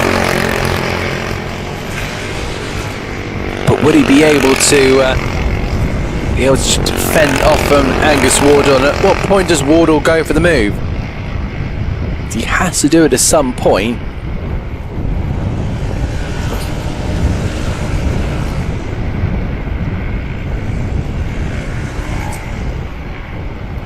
It's a bit of a tussle going on between the next couple of corners. There is Dan Weldon. Yeah, I've just seen the dates. A really nice tribute to an incredible racer back in the day. But there is the number 35, Chris Kelly. He's being hunted down here by Lee Kircher, Ben Hollis. I think that's in the background, Alan Jakes. They head their way into Bolton. A +5 in position gain from Alan Jacks as they'll guide their way over the line. Jakes in the Lando Norris kart outfit there on the right hand side. I thought that was going to be 3 wide. Really good racing so far. And these two have been absolutely loving it. I think Ben Hollis might be feeling a bit of pressure there from behind, that being Alan Jakes. Jakes will search for the middle line then, behind the 17 of Lee Kircher. Then you've got in behind the 2 drivers of Joshua Francis and Harry Quinn Shepherd. Nothing happening up front. I believe that was Marison and Wardle now extending. That's now being a bridge round the outside. Alan Jakes has now made the move then. Oh, but has he gone too wide and allowed the 17 to back on through of Lee Kircher? Kircher has now managed to just fit himself right behind the number 8, the all-black cart. Superb job that both of these guys are doing. Marison on the exit with Whiteley having to play a bit of a defensive role, I feel. Well, no, he's not having to play defensive because he's got a 9.3 second gap there to Alan Jakes last time around. That's going to be extended, I think. But yeah, these are the closest battles on the track, with Alan Jakes ahead of Lee Kircher.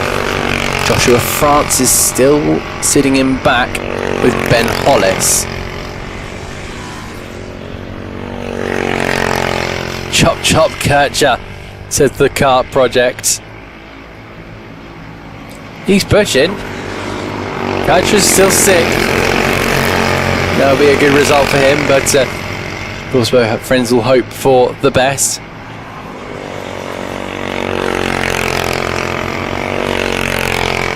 So through they head on towards the next part of this race. And it is just continuously being fantastic action. Oh, a bit of a moment there. Getting up on the curb was Alan Jakes. The time flies when you're having fun. We're down to 1 minute plus 1 lap of a race that started off with 12 minutes on the clock.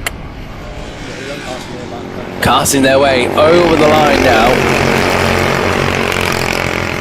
And there we pick up the number 29 of Michael Marison. We're looking at about 3 laps left to go in this one. So we'll hope to see some good fashion racing. Again, that battle's still going on behind Alan Jakes. Kircher having to defend from Hollis, having to defend from Joshua Francis. We've had 2 DNFs so far. Gavin McGill has retired, unfortunately for him. And then we have got Kieran Roby, who has retired recently. He's not coming through the sector times. But on to 2 laps to go then for Michael Marison, who probably could have backed off, in fact, knowing his pace. But no, he would not wanted to. He would have rather done an extra lap than go into the clutches of Wardle. Look at the battle going over underneath me. That's 2x2 going in towards turn number 1. But the man of the moment here, Michael Marison, will have, well, what is now 1.5 laps to go. Wardle pretty much nowhere. 2.3 is the gap. Has just been building and building and building over time. Glenn Marison in 3rd with Alex Whiteley. Jax will look to take a fantastic 5th place.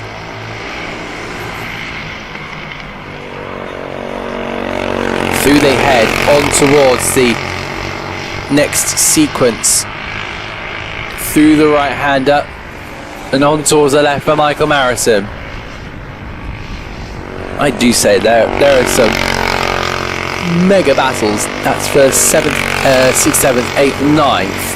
That's 2x2 for the second time. But Michael Marison, it's going to be through a 3rd win in 4 races. Just getting my facts checked.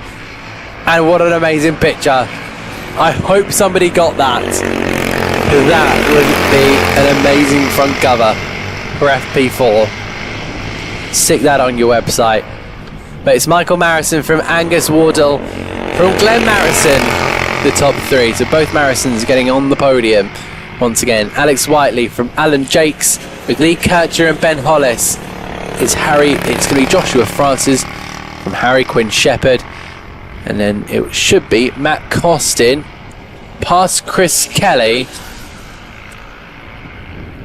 It was Costin ahead of Kelly, Roby a DNF, as well as McGill, who only made it 7 laps into the race. But McGill apparently was still out there, managing to get a 8-minute lap time. 8 minutes 36 seconds. We'll leave you with another advert.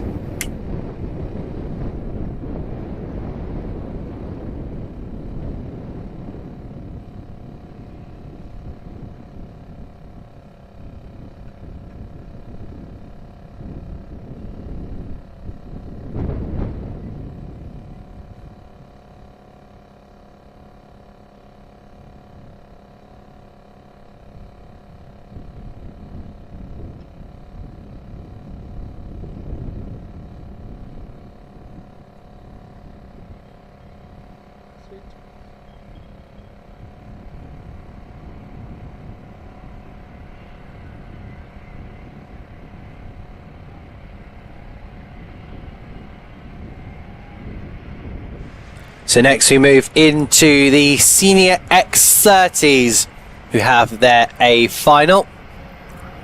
And this is set up to be a superb race.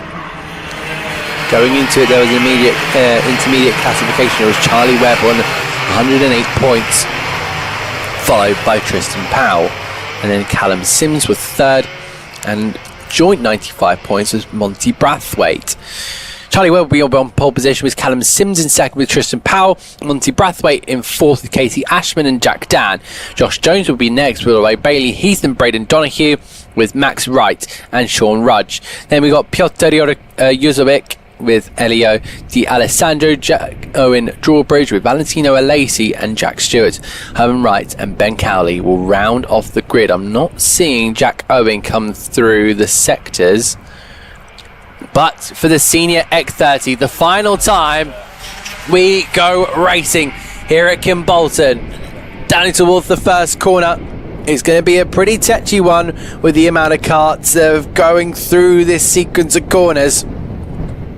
Through the head on toward the Willows and the Yamitsu straight. Now they're going to be hard on the brakes, really trying to thread the eye of the needle. Support coming in from the Marisons for the last race. Who's going to be next up in the supporting comments? Down towards the left-hander, follow through towards Kimbolton. Charlie Webb has just been a man on a mission, and he heads his way over the line to start the next lap. Tristan Powell now up into second. Katie Ashman, she's now made it to third. Callum Sims after his DNF in the pre-final makes his way to fourth at the end of the first lap.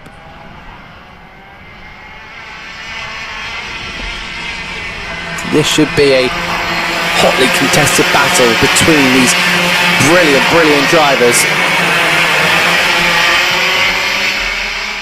Now we watch to see how it all unfolds. The game of chess moving pretty quickly around Kimbolton, but they're just starting to now break away in their own little groups here. Move being made in the background. We continue to follow the number 24 of Charlie Webb and Tristan Powell. More moves being made in the background, side by side. I think that's going to be the number 72. I've just seen Jack Owen Drawbridge's cart, so he's just pulled off. Simply, that's him. That's going to be a big shame. Out they go, out of Kimbolton, where the town is situated in that direction. Now, through they head on towards the Willow. The top 5 are starting to become apparent. They are part of the leading group. That being rounded off with Monty Brathwaite in P5. Callum Sims will be up ahead in P4. It will be Powell and Ashman in second and third. So they'll be on the podium. Who can stop Charlie Webb? Because trust me, this is going to be a very difficult task, I feel.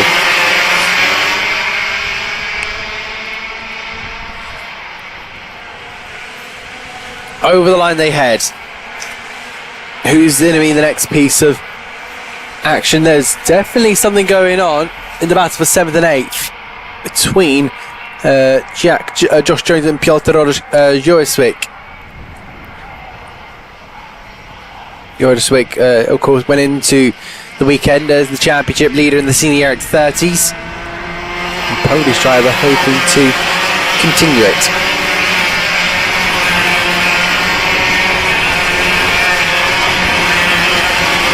Down towards the right-hander.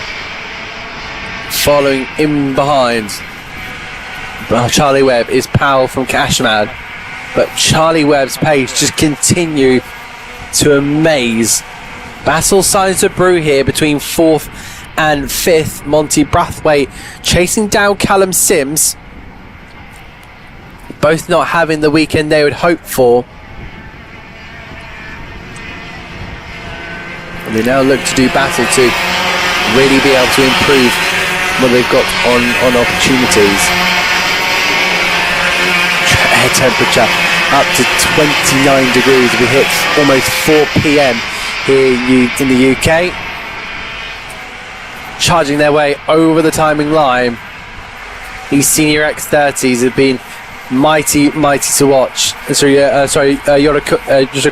Juryswik came into the weekend second, my apologies. A little bit of an error on my part.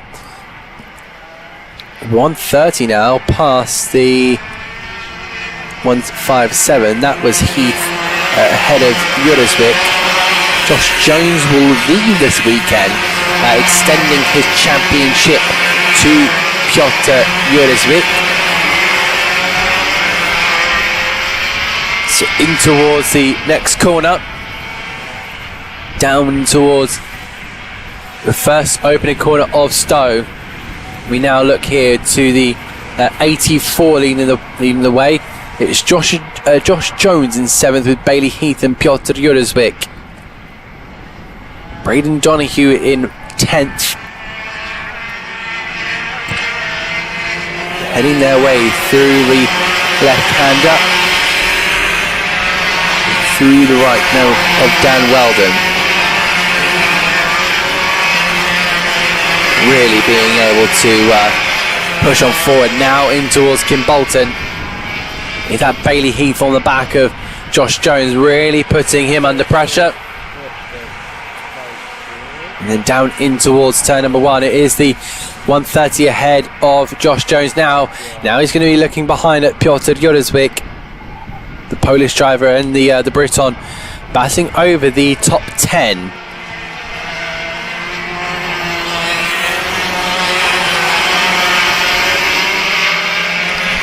Continuing to really try and push on forward with just under 6 minutes plus 1 lap to go. Gap starting to extend at the front with Tristan Powell now falling to without outside a second. 1.3 now to Charlie Webb. Here's the 53 of Katie Ashman. She's leading Callum Sims and Monty Brathwaite.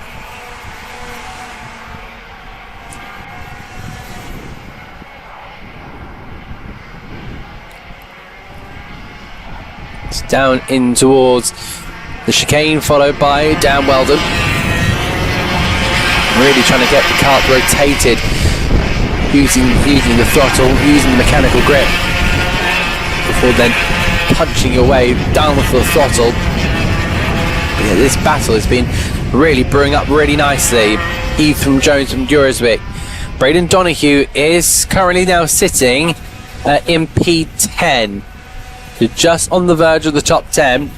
Sean Rudge is in 11th, 1.1 between them, so I don't suspect that they will be competing for the most part. Clock continues ticking down to the conclusion of the senior X30s on race 39 of 47, I believe, oh no, it's 43 of the day. So after this will be 4 races remaining. Down towards turn number 1. And you're just now seeing number 69 of Callum Sims chasing down Monty Brathwaite. That changed a lap ago. And now Casey Ashman's doing purples in Sector 1.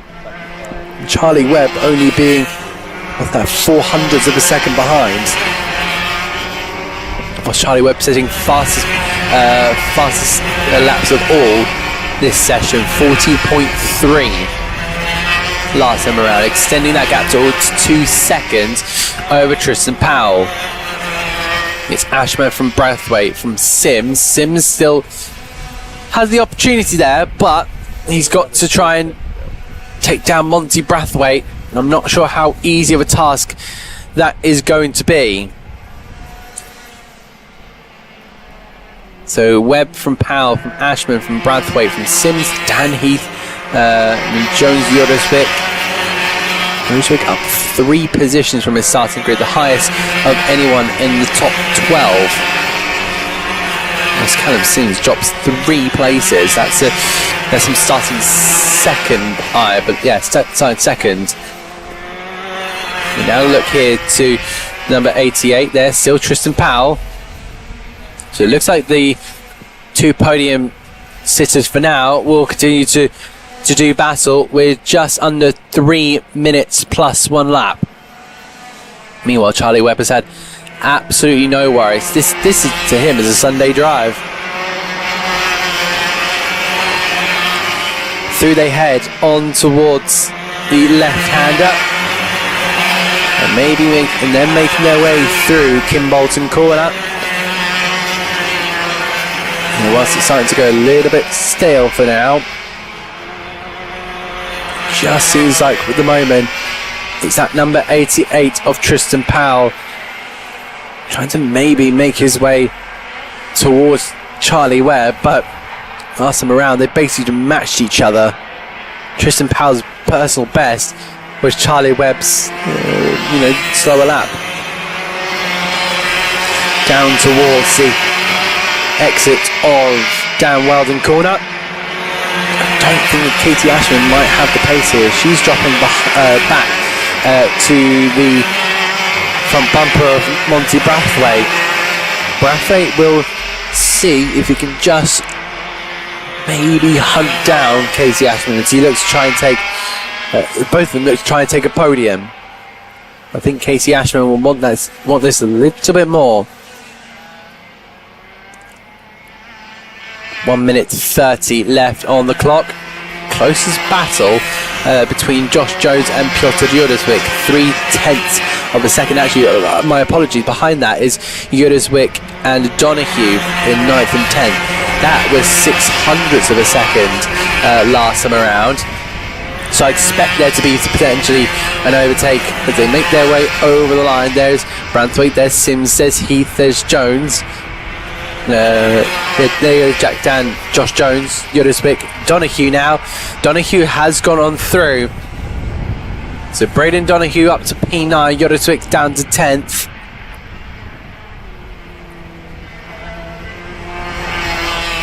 Through they head. These senior X30s looking absolutely incredible in the sunlight. Through they head on toward the exit and overline for Charlie Webb to start what will be lap 18 of the race.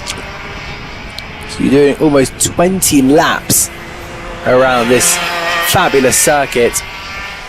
But next time around will be his final lap. As he looks to hopefully, for his sake, make his way across the line first. Closest batter still now Jack Dan. It's now Donahue and Jones. And Donahue has managed to get past Josh Jones. We've just spotted that on the timing screen. Braden Donahue has done a lot of saves. Tyres may be a big factor in this one. We now look here onto the last lap with Charlie Webb, and he will look to be crowned the Senior X30 K-Plate winner. He will join the likes of Benjamin Southgate, Aaron Lask in 2024, and Jack Dan in 2025.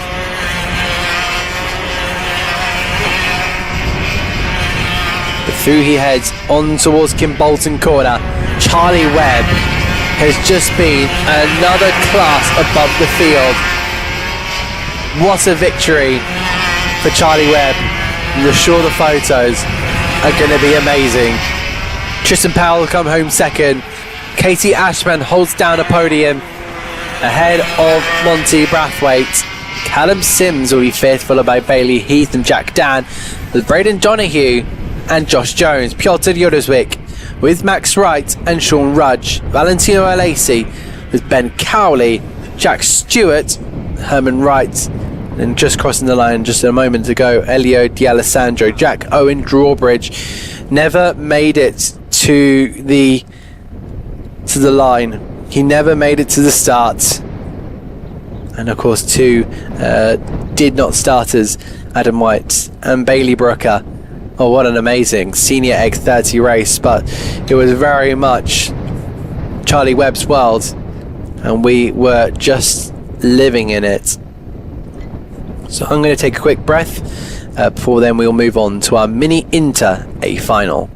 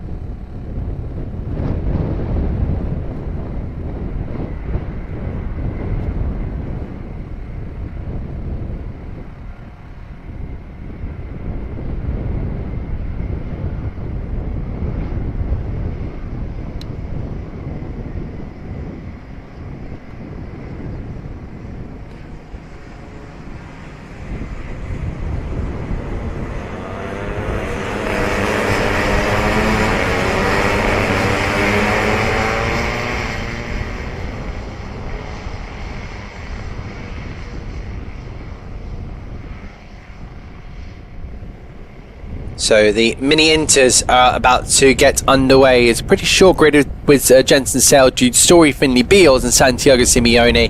It's Mason Munster with Jake Hansford, Alex Tutskins with Milo Taylor, Billy Grommet, Philip Poloskov, Noah Hammond, Archie Humphries, Jess Kirby, making the grid.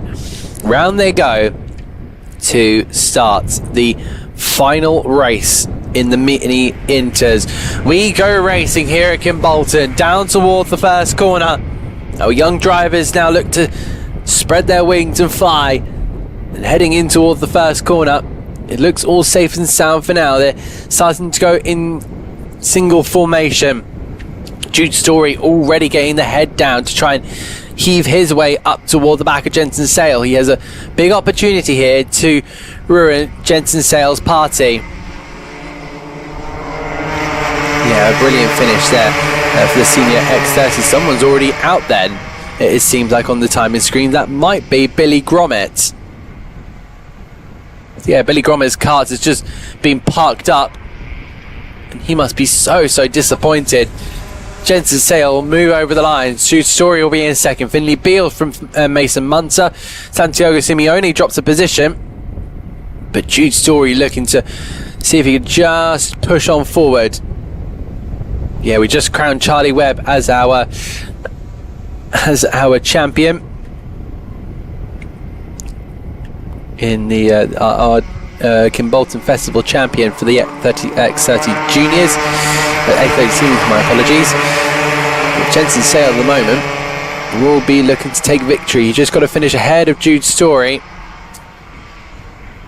and by a margin. Story is now going to finish 7 points ahead of Sale, so I believe that would be a win, followed by Sale having an absolute nightmare of a race. So Jude Story down towards they go to the left-hander, followed by the right of Derek's corner. Now really starting to pile on and really put pressure on the front runners. What about Finley Beals? Has he got any say in this mini inter race?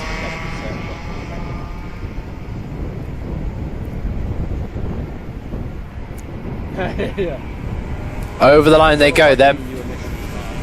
And it's Jensen Sale who will lead the way. Jude Story now starting to lose a little bit of touch, but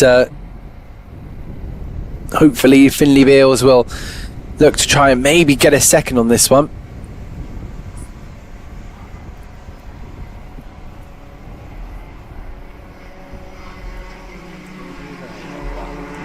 So it continues to really be a very pressing race here, because Sale now starts to create that gap.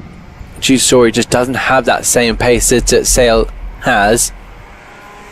They now just got to try and push on forward. There's a little bit of a battle going on behind. That's the 164 of Jake Hansford. He's hunting down Noah Hammond, who had a really good warm-up this morning.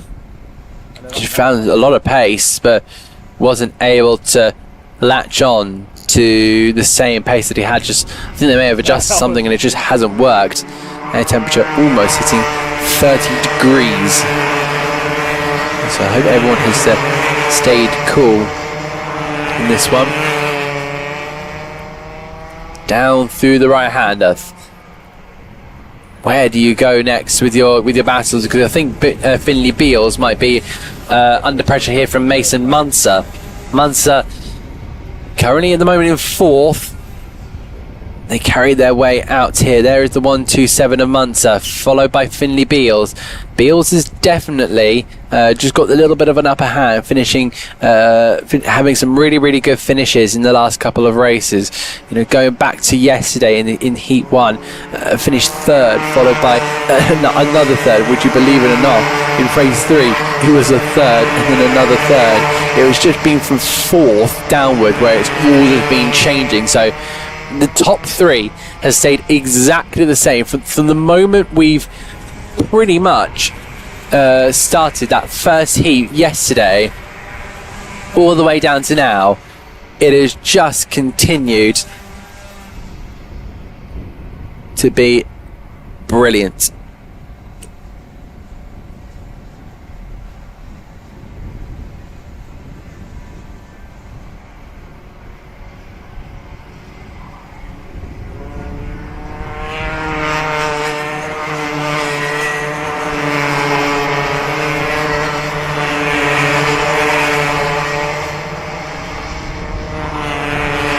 So heading now through on towards the right-hander of Kim Bolton corner.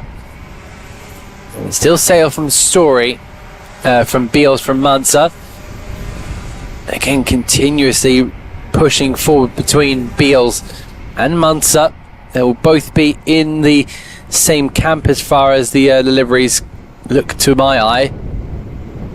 Yeah, they're pretty much identical, those two. So through the left-hander, maybe Sale from Story, from Beals from Munzer. Simeone will look to try and get himself involved in the fight. So it was then, yeah, he sits 4th after the 3 heats. 6 heat 1, heat 2, heat 3. Yep, in 4th. Then we had our pre-final, where he finished 4th again, ahead of Munzer. And now the Italian will look to try and maybe build on that, because there is an opportunity he can finish 4th. There is the 24 I just saw of Noah Hammond. So we're now looking a little bit further back to Hammond and Hansford. These guys have swapped places already. But down in towards the left-hander, these two have been really good so far. These guys have been very promising. I'm sure they've been loving the races so far. Through they head on towards turn number 1. And the 164 we just focusing on there. Jake Hansford ahead of him is Alex Tosinski.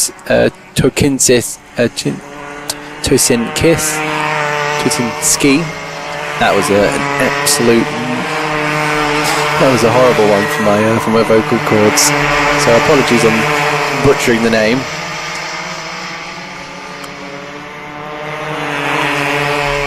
But through they head on towards Bolton corner, and they just continue to press on really well. Oh, that's a bit of a moment there that's the 164 of Jake Hansford, just managed to get through on the inside line and survive that. But there was a couple of chops of the wheel which indicated that he was very much, I think, under a bit of being pressed towards the right hand side of the circuit.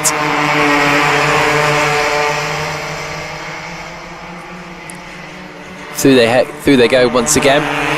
Jensen Sale sets the fastest lap of the race. Last time around, 44.0. Fastest time apart from that is a 44.3 from Jude Story. Down towards the first corner then, the 24 of Noah Hammond trying to pass the 93 of Tosinski's.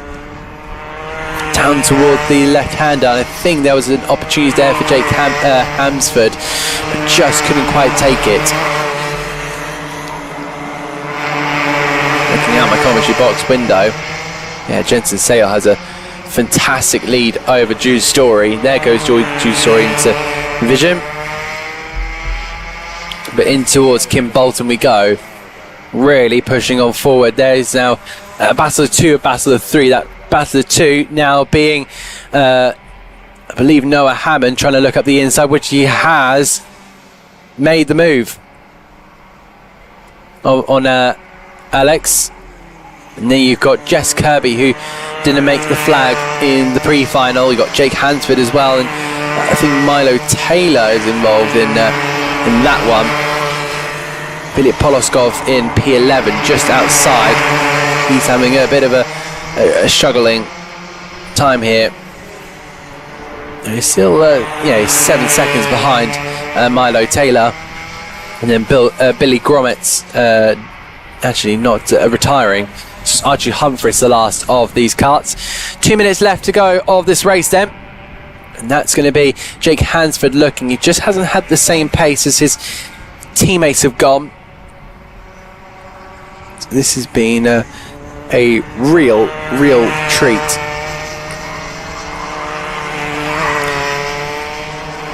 So it's going to be Still Sail up in front, a lead of over 3 seconds.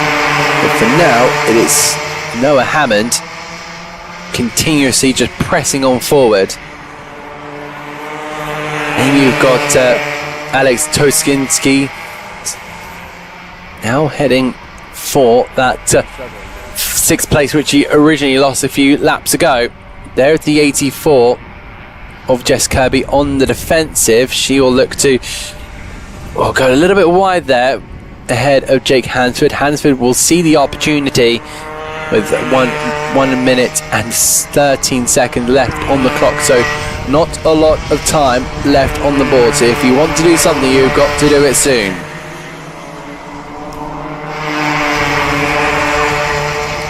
Out of the next corner.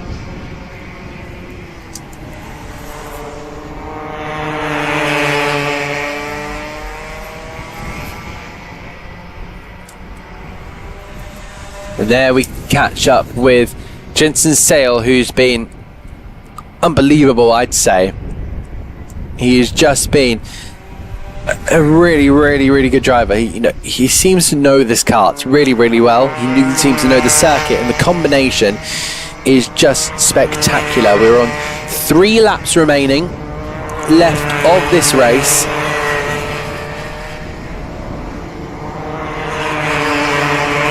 Now out of the final corner, we'll catch here with Jensen Sales. He has his way over the line.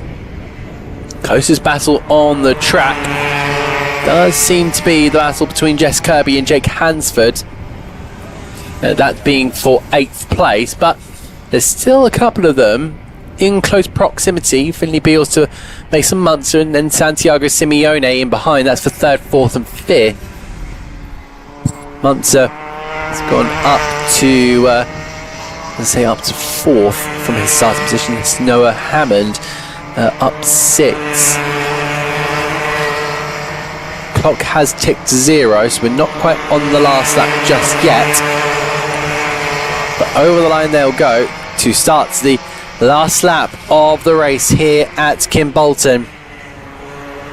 And for Jensen Sale, they will look to be adding a K plate to his race cart. He's not got long left to go. About half of the circuit still remains for young Jensen Sale. Trying to just get the cart out of the corner. And that is a fantastic sight. The green and blue is going to be on top today. It's Jensen Sale around the final corner and out into the picture. There he is. It's a big fist to the skies for Jensen Sale. He'll finish ahead of Jude Story. He's been a great driver so far. Finley Beals and Mason Munster. Santiago Simeone and Noah Hammond. Alex Turkinskis, Jess Kirby, Jake Hansford, Milo Taylor, with Archie Humphries, Philip Poloskov, and then Billy Grommet, and who didn't make the starts, and then Ella Bumford, who did not start this race. So that was your full results page for your mini inters. Now we have the KZs coming out in just a moment's time. But immediately, there you go. On my timer screens, we've just hit the. We've just seen the KZs. And they're about to head out in just a moment. I am going to grab a bit of a breather. Cabin overheat protection is on, so it's blowing outside air in. It's still 44 degrees inside the car.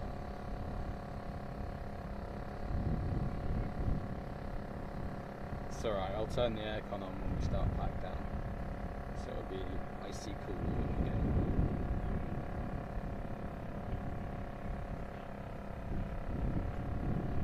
Do you know what? So do I, mate, because it makes it harder to hate it. I still hate it, but no, there are some legitimately really good things about it.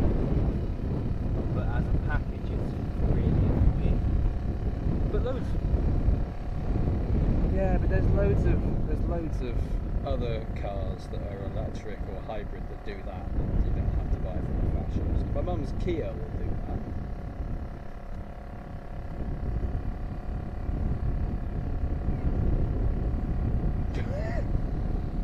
I think it's because the only people in your life like mine that have EVs, apart from my own, are having them as company cars, and the Tesla rates are just really cheap. You get more features with the equivalent price Tesla on a company car list than you get in a Kia or a Polestar, which won't work, or whatever the options are.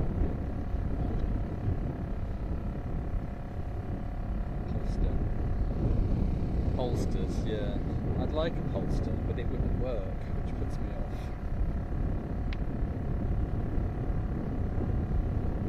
No, ouch.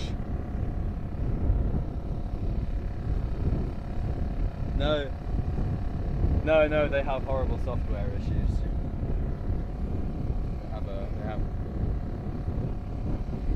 They do have sexual upgrades, I do like that. Yeah. Only if you're on a Polestar spec like these things. Who are you on there?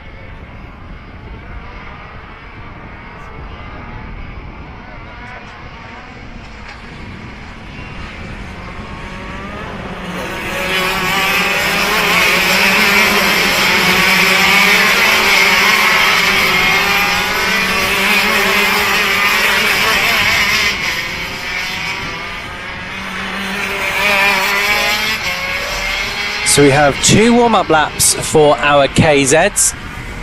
we now hit the third race of the day.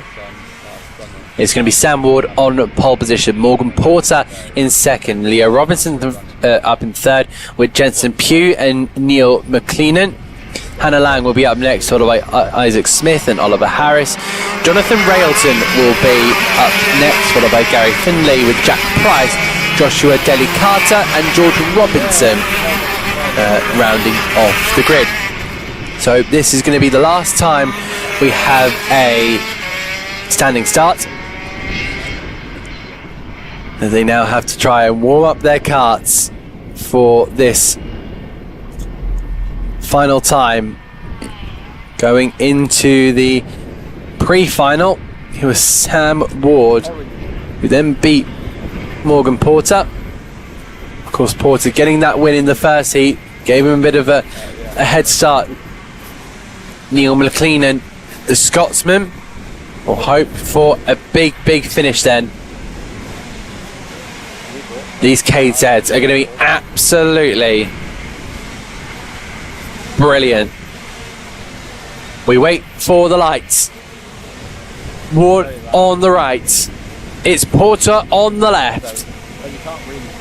For the final time, we go racing. Really good start there from the front two.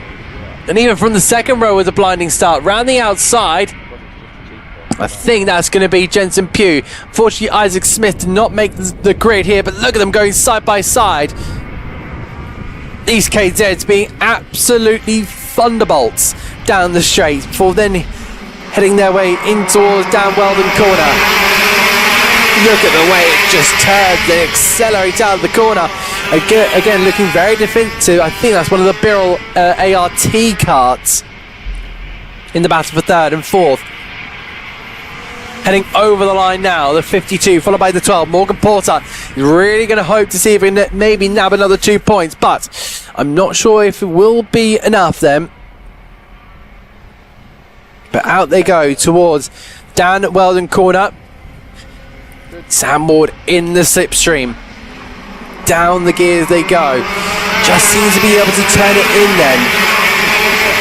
Will Morgan Porter decide to go defensive in the early stages? He was in this position previously, but Sam Ward got straight through here.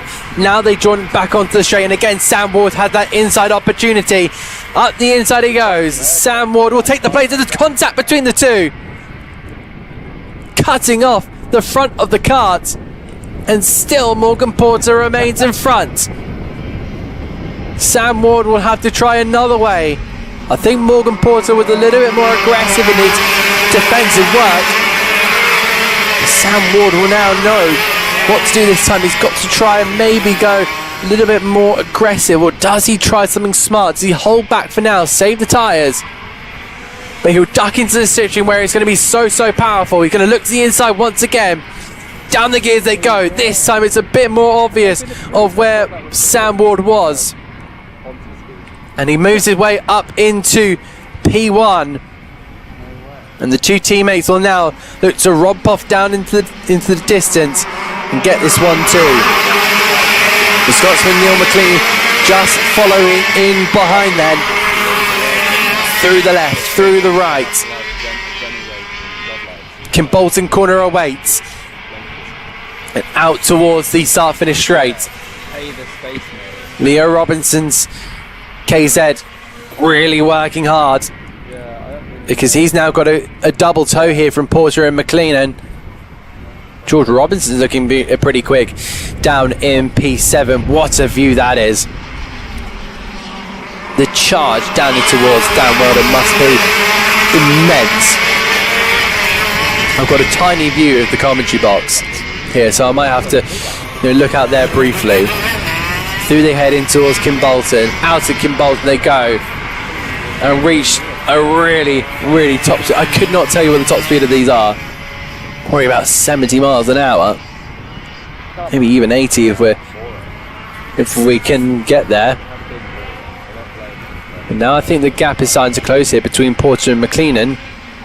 McLennan trying to see if he can send it up the inside, but through Dan Weldon, I'm not too sure on that one. Yellow flag being waved down Weldon. Looks like somebody's pulled into the pit lane then. That looks to be Joshua Railton. I think also Isaac Smith is also having issues. His last lap with a 1 minute 12. Now that's not good for karts. You're going to wear the suit. But I think he's having to manually be put back into his righteous place. Again, due to transponder being a bit tetchy. So, yeah, well, there was yellow flag briefly. They have now been brought back in. But battle signs are brewing here between Porter and McLennan. And the KZs continue to zip on through. The fact they're having to steer at some points of the circuit with one hand is truly impressive. And I see why there's no attacks going on down in towards the first corner. Yellow flags. And I think there was an incident with, I think that might be Joshua Deli Carter.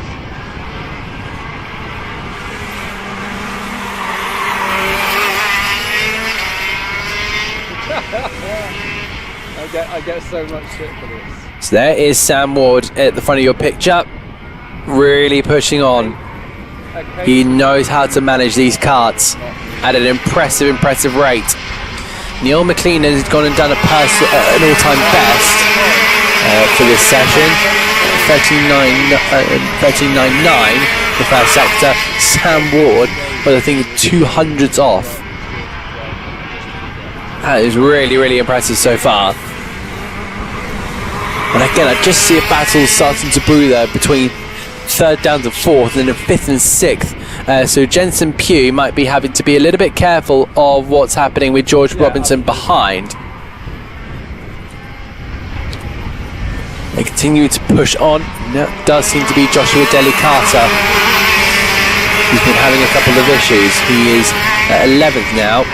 So we lost Gary Finley at the start of this race, right at the beginning of this race, and also Jonathan Railton with the one heading into the pit lane.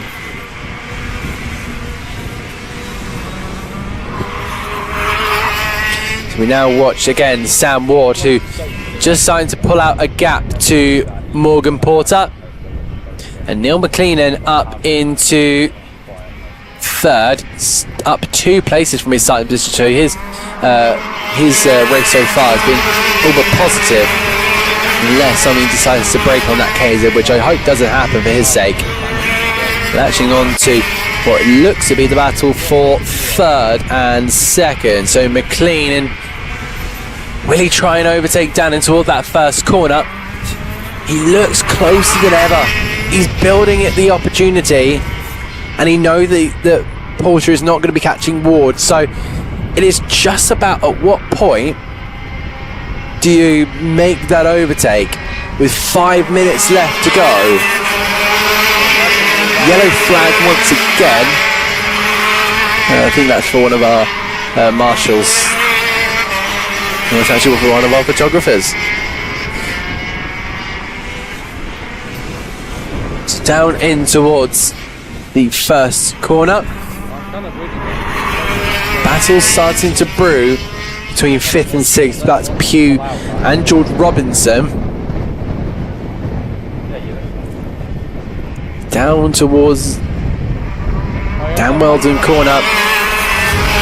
You just see Neil McLennan trying to really put that kart in a position where he is able to open that opportunity to pass Morgan Porter, but I think Porter's pace has been really strong so far. It has just been consistent and quick. You know, he's not really had to push overly hard. I think he's just trying to keep himself fired up in that KZ. I wish I could make it none of that. 3 minutes 45 left to go on the clock.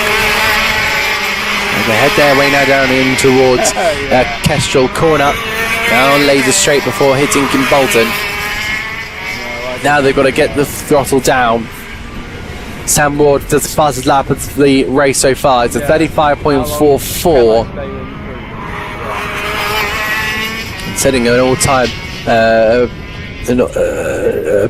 best time of all in the third sector. Morgan Porter doing the same in the first sector, but again, Neil McLean only 300ths shy. So staying in relatively close competition, are they? George Robinson has gone and done the faster lap of the race, 35.442 compared to the 4.4 that Sam Ward did. There is the 52 of Morgan Porter, continuing to just push on. With McLean now having to look at doing something pretty special if he wants to maybe go for a second place here. He's been very, very consistent with his pace so far. He's just going to be closing slowly but surely. He goes and sets himself a fastest lap, fastest in the first and second sector, but then goes and sets himself a 35.40 and a fast lap of the race. But Neil McLean, 34.50. That is superb.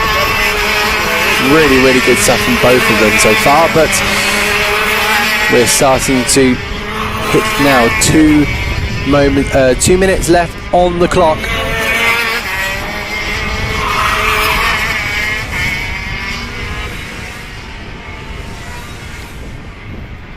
Again, battle still looking to commence here for 4th and 5th. Leo Robinson has now got past Jensen Pugh and George. So Leo Robinson's 4th. George Robinson's up into 5th, past Jensen Pugh. So George Robinson might be able to get a 4th place out of this. How amazing would that be? Starting close towards the back of the field. As the timer ticks down, you see there the hand movements that Sam Ward is having to make. And again, fastest lap of the race from Morgan Porter. 5/10 of a second between the two karts. 55 seconds remain on the clock. So we're looking at about 3 laps remaining. It should be a tough ask to make it more. Yeah, I think we'll be looking at about 2 remaining after this. 35 seconds left on the clock. In fact, it actually might be possible. Again, it would cause Sam Ward to have to slow the pace down, but that is closing. Morgan Porter, 35.2 last round, almost 0.2 of a second clear of Sam Ward's time. So has Morgan Porter been saving the tyres? But this is going to be a close one. Sam Ward will want last lap and doesn't get it. Morgan Porter has a big opportunity. 2 laps remaining. But for these KZ, a final. Trying to use a little bit of human DRS, tucking himself down is Sam Ward. There is Morgan Porter. Gap closes again. 35.2 last of a round.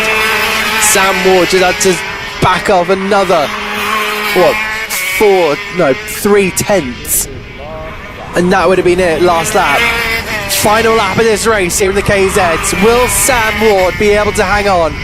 There is Morgan Porter. If you're Morgan Porter, where do you make this move?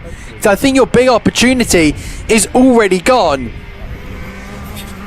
Trying to use the slipstream down into Dan Weldon corner. Morgan Porter maybe a little bit too wide out there, but you just see Sam Ward's rear just flicking out here. Through their head in towards Kim Bolton. Trying to use the outside line, there's contact between the two. And over the timing line, it's just Sam Ward who will take the KZ Kim Bolton Festival K-Plate. Morgan Porter, 35.2, right at the end. There was contact between the two in the middle of the corner. But what a race that was.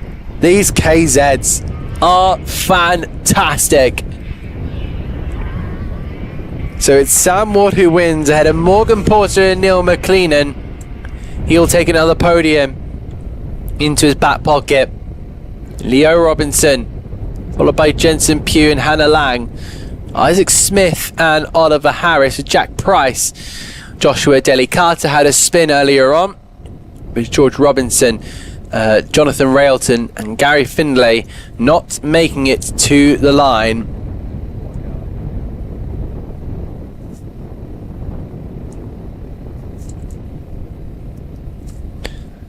So that now leaves 2 races left to go. The Rotax 177s are the penultimate race of the day. I've got water. And I look forward to seeing what these guys have to offer. I'm going to have a quick breather. I'll see you in a moment. Yes. Yeah, sounds mate. Thank you.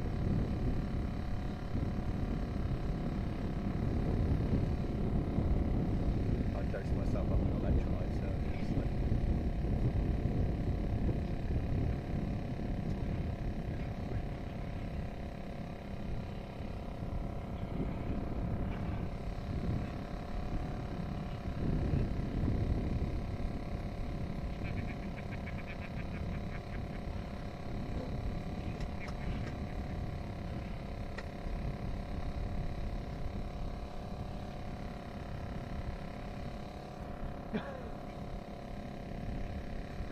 Probably because there's a cart making its way down the track.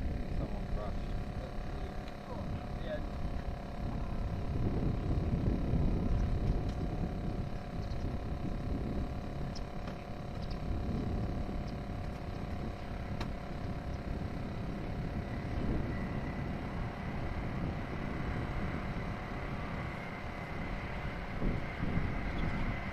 Trying to do some stretching.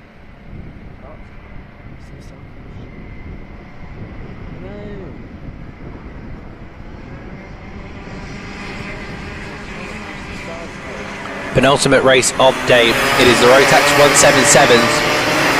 It's Liam Ferguson who will lead the way from Nathan Chafer. Tom Pryor with Elliot Rice. Ben Hitch, followed by Taylor Bellini. It'll be Jason Ducis and Sam Yaxley with Elliot Kennedy and Alex Jones. Scott Clee with Cal Miller, with David German and Oliver Moss. Kieran Dowling with Tom Bird. Jordan Alverline with Nicholas Otrotas. Johnny Kent, John Davis, Colin Walker, Matt Lear, Richard Bull, and then we have Tiger Dixon. So the A final for the Rotax 177s is now underway down in towards the first corner. They'll look to try and see if they can find any form of space on this racetrack, heading their way through on towards this next sequence of corners.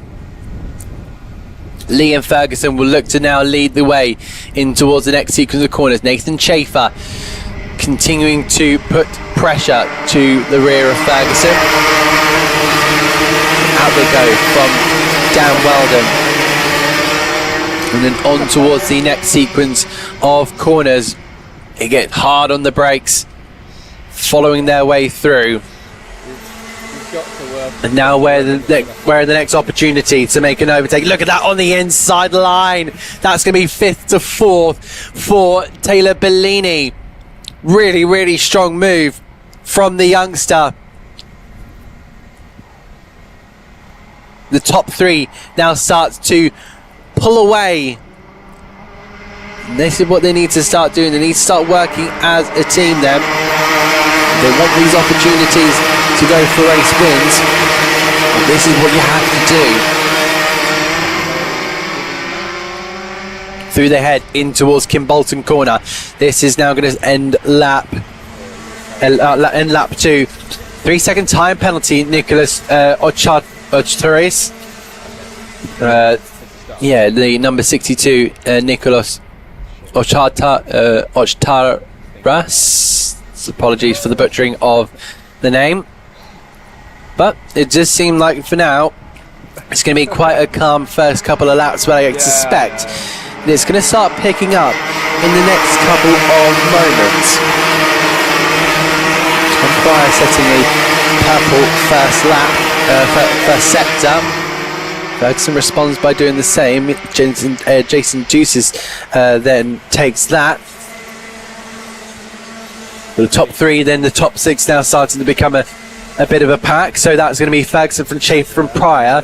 Bellini leads that next pack ahead of Elliot Rice and Ben Hitch. Oh no, you're right, sorry. But Bellini will want to be putting his name in the gauntlet for the race lead. Go back to my first answer then. There is the 185 of Liam Ferguson. That was 165, my apologies. And Nathan Schaefer will be just sitting in behind, see if he can just pressurise the young Brit. Around they head, exit Kimbolton. Taylor Bellini up 2 places so far. He's still having to look behind him though. He just can't seem to shake off the carts in behind. And there's a big queue starting to form. He's got, as I said, Elliot Rice, Ben Hitch behind him. And in fact, it's Bellini now dropping to 6th. So that's Elliot Rice now. So I think made a bit of contact because I saw him lift the arm, or lift the hand, to say sorry about that. So I wonder if he was going to move on Bellini and then just made contact.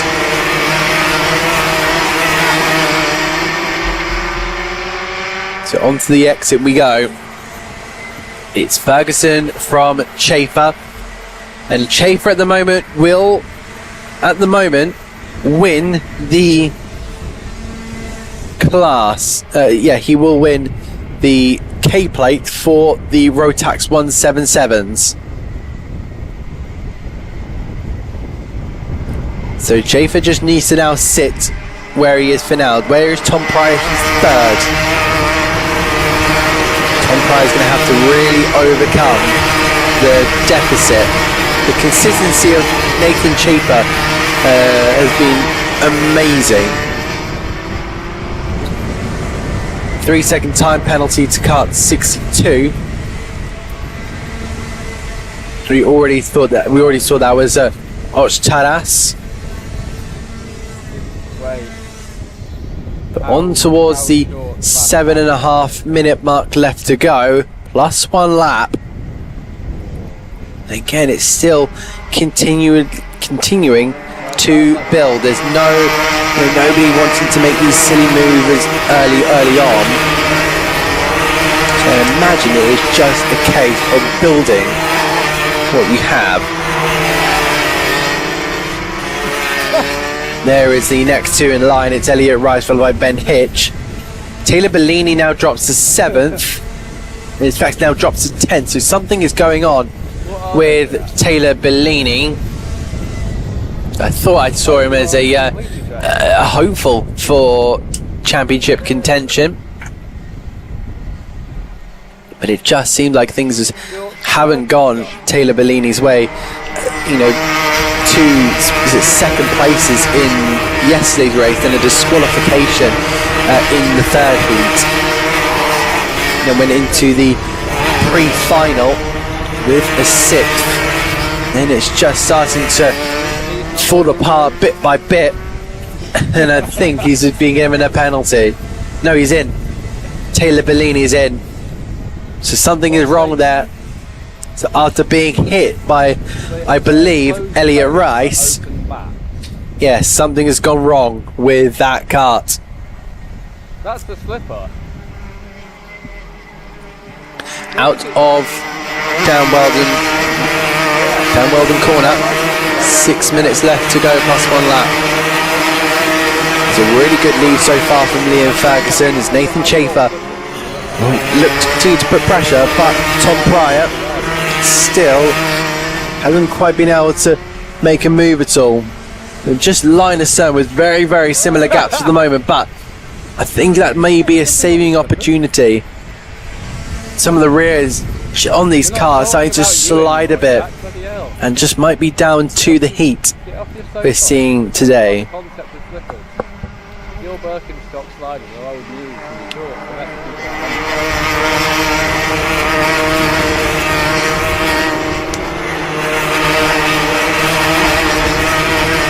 So in towards Kimbolton corner then for the 10th time this race.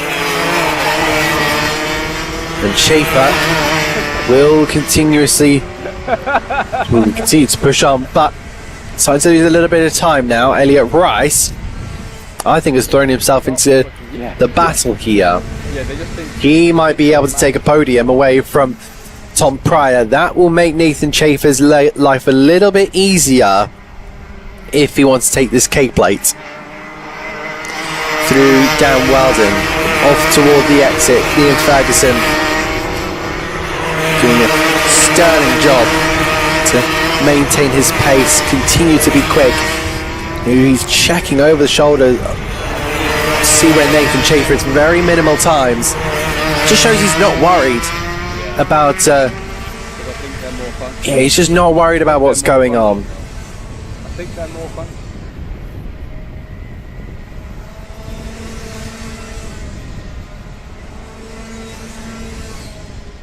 Through they head on towards Dan Weldon corner. The double right-hander. You have to really throw the car and use the mechanical grip of the cart. We're making your way now out towards the left-hander of Kressel corner. Or Kestrel corner. I think someone's having an issue here. Yeah, it's the 165. And that's Liam Ferguson. Something has gone wrong. I heard the revs in that one. I was thinking, yep, the revs sounded very wrong there. And that is it for Liam Ferguson. The revs just did not sound right. And turns out they weren't. This now leaves Nathan Schaefer to lead this race ahead of Tom Pryor and Elliot Rice. Dramatic scenes here in the Rotax 177A final. Through they head in towards the first corner of Stowe before accelerating their way out towards the Willows. Schaefer from Pryor is 8/10 of a second. Elliot to Hitch, 8/10 of a second. Almost 9/10 between the two, but Elliot Rice has now been given an opportunity to go for a podium here, and maybe even a P2. There's so much time left on that board for Elliot Rice to nab a P2. Elliot Rice grabbed a fourth, followed by another fourth, and if he can take a second, I think that would be mighty impressive. He came into that pre-final in third, and he could just about maybe overtake Tom Pryor. No, slide is their own thing. I think an overtake here on Pryor would probably allow him to maybe get second in the championship. And by championship I mean the K plate. It's kind of a standings within a standings. So again, that battle continues to resume. Just under a minute and a half left, plus that one lap to go, and we've seen how deciding that one lap has been. Very similar to the KZs. That one lap was an opportunity. Speaking of opportunity, Elliot Rice at the inside, and Tom Pryor. Well, was he expecting it? I'm not too sure. It looks like Pryor will stick ahead of Elliot Rice. Now he knows he is expecting an overtake from that number 34, but where does he do it next time around? Or does he do it in towards Derek's corner? I'm not too sure on this one. Rear starting to get a little bit slidey there for the 71 of Tom Pryor. We're into the final minute before we do that final lap. So we've lost Liam Ferguson, we've lost Tom Bird, we've lost Taylor Bellini, we've lost Matt Lear. Gary Bumford and Michael Gibbons did not make the start from this 26 kart grid. We're now down to 20. So this is now going to be really big opportunities. Again, Tom Pryor was slow coming over to that left-hand side of the circuit, which means he was just playing in defensive, did not want to give any opportunities. I'm a bad swimmer and don't have a martial arts background. Through they go, in toward the right and in toward the left, and that is it for Elliot Rice. I bet you're a higher. That will be the number 34 ahead. So Elliot Rice down at Derek's corner took the place. Through they head on towards the next sequence. It'll be Ben Hitch from Elliot Rice. It'll be Elliot Rice from Pryor, from Ben Hitch in fourth. Will Hitch have an opportunity? I'm not too sure. There's still three in the line here, so Tom Pryor will have to be careful. Oh, there's going to be contact, in fact. And there's a cut spinning in the background. We'll have a look and see who that is they've got going. But for now, our main focus is Nathan Chafer. He came in after the heats with 106 points, and he will be our K plate victor in the A final. It's Ben Hitch to take second, Jason Doucet to take third, because Elliot Rice has collided with Tom Pryor. Rice finishes 14th, Pryor 15th. Tiger Dixon will go from pretty much stone dead last to 5th. What an amazing result for Tiger Dixon. And then Elliot Kennedy 6th. It's Alex Jones from Oliver Moss, from Scott Clee and Sam Yaxley in P10. David German, Jordan Alverline, Cal Miller, Kieran Dowling, Tom Pryor in P15, Johnny Kent, Colin Walker, Nicholas Ochtaras, and then Richard Ball and John Davis cross the line. And then that will be your finishers. Then we move on to our final race, but we've got one more advert for you. Stay tuned.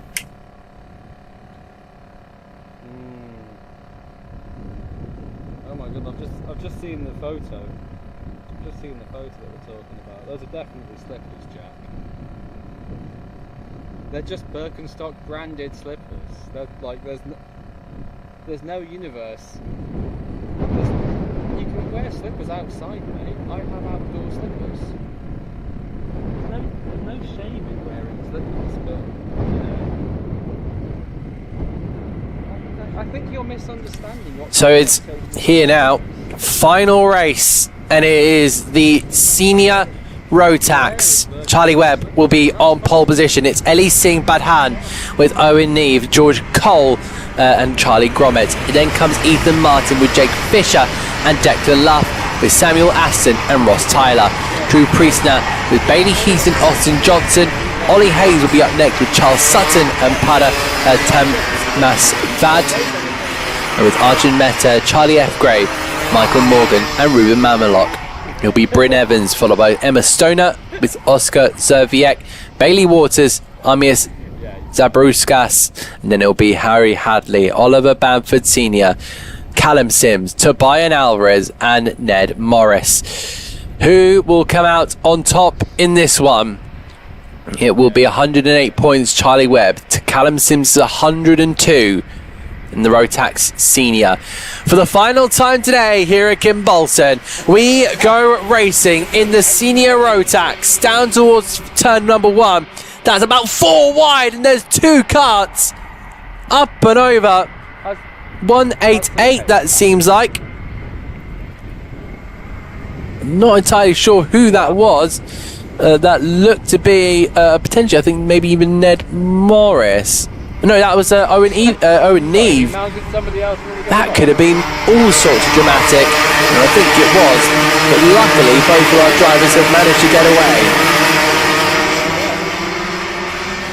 And a bit of a lead there for Charlie Webb, as you now see them head their way out of the final corner. It is Webb from Fisher, from Aston, from Luff, from Priestner, from Heath, from Tyler, from Johnson, from Hayes and Michael Morgan. So it looks to be Ethan Martin, Charlie Gromit and Callum Sims involved, as well as Owen Neve in that one.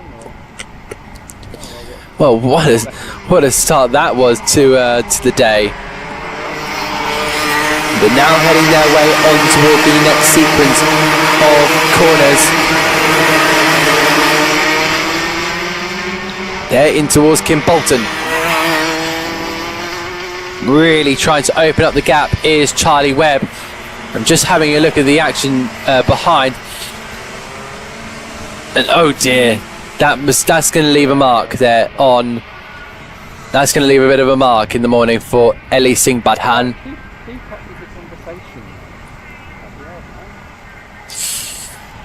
Oh, yay.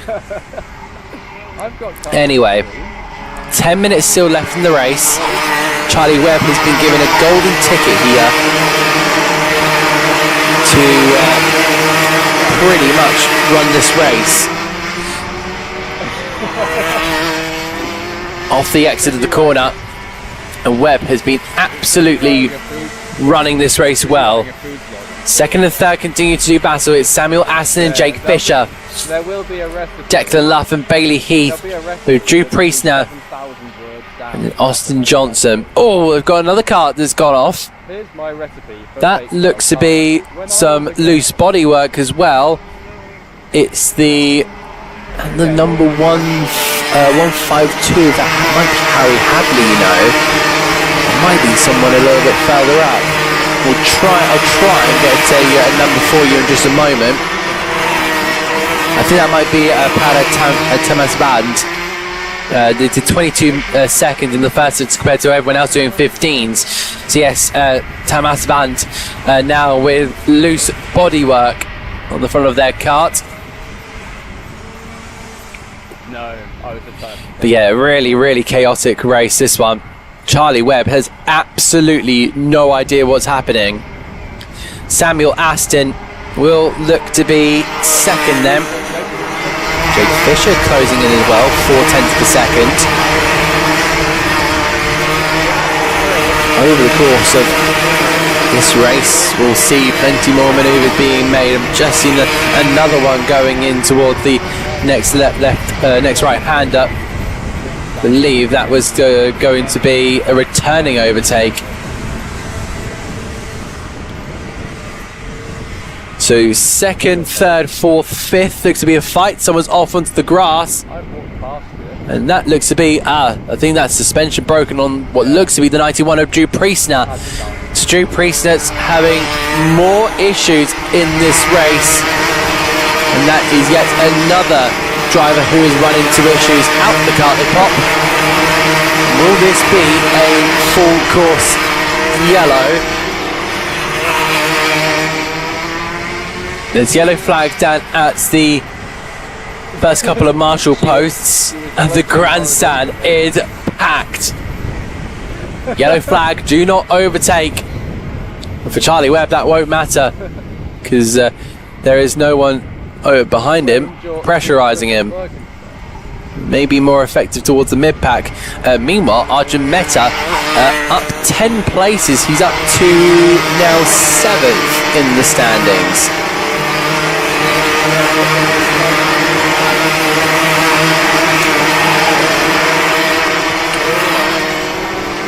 So looking over to my right, they're still in close proximity, but then there's just a couple of gaps here and there being made alerts in the field.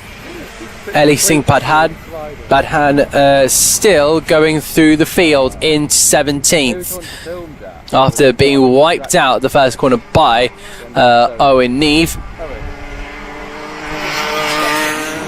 There is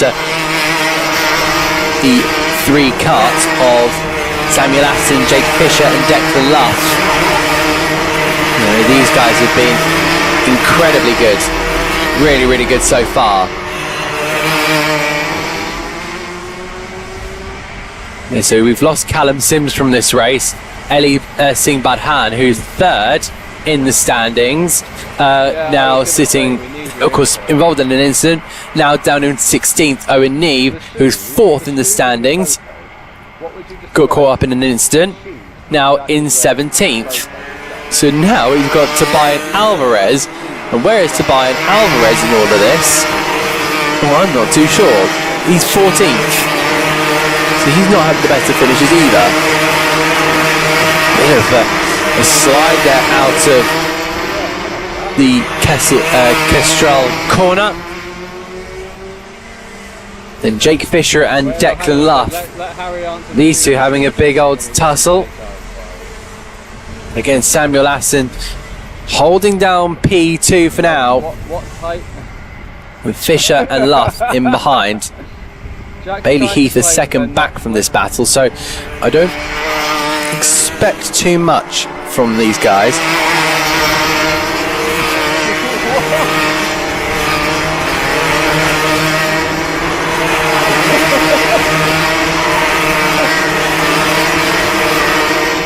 Charlie Webb taking the fastest lap of the race of 40.9, extending his gap now to 3.3 seconds. 5 minutes left to go. And now we see the 49er Declan Luff looking for a podium here against Jake Fisher. Fisher will be hoping to defend this one. I think he's starting to lose a little bit of touches to Samuel Aston. Samuel Aston is still there, but it just seems like the pace on that number 122 is looking pretty strong compared to what Fish is doing in the moment. So out of the next corner. There you can see them doing battle in towards turn number 1. I think somebody is dragging something. I've just heard a sound. It sounded like train tracks rather than karting re. So I'm going to try and have another check as they make their way down the street. Just see if there's anyone dragging anything. So that was a sound that was very, very strange to my ears. So through they go in towards the final corner. That's the battle for second, third and fourth. So I'm now going to have to listen out and see if anyone is just scraping anything. And just try and confirm my theory. It's around about that battle. Where are we looking? We're looking about one. I'm trying to figure out where this is. It's right in the mid pack. I can tell you, it's right in the mid pack. Yeah, it's just a really strange sound at the moment. But what we will do, we'll continue on forward because we've got 3 minutes left of this race plus 1 lap. So expect an absolute fantastic and frenetic finish to this one. Unless you're Charlie Webb, because you've just been leading every single lap of your 2 races that you've had.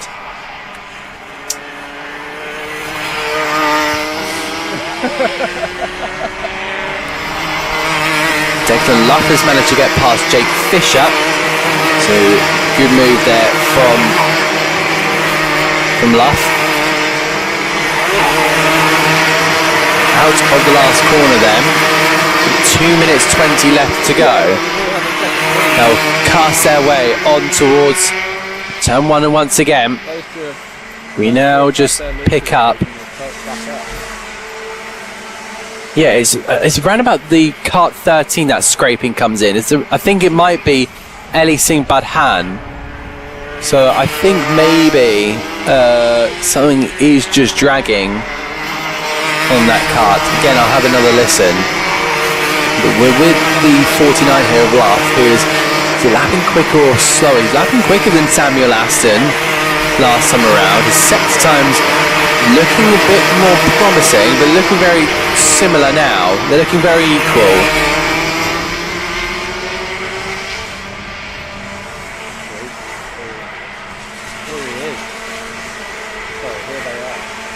And it looks like there's something going on with the with the the side of Owen Neve's kart, because that 188 is might be the one scraping. So that might be something to investigate after that race, after a little coming together. There goes Charlie Webb into my view. Coming out of Kimbolton corner is now Samuel Aston. Declan Luff is now starting to lap a little bit quicker, 300ths of a second compared to Aston last time around. But down towards the next few corners of this circuit to round out what has been an amazing day of HKRC racing, the biggest event of the season, the Kimbolton Festival. Out of the final corner, 22 seconds left to go on the board for Charlie Webb. 2 laps remaining for a driver who's been unbelievable all of today.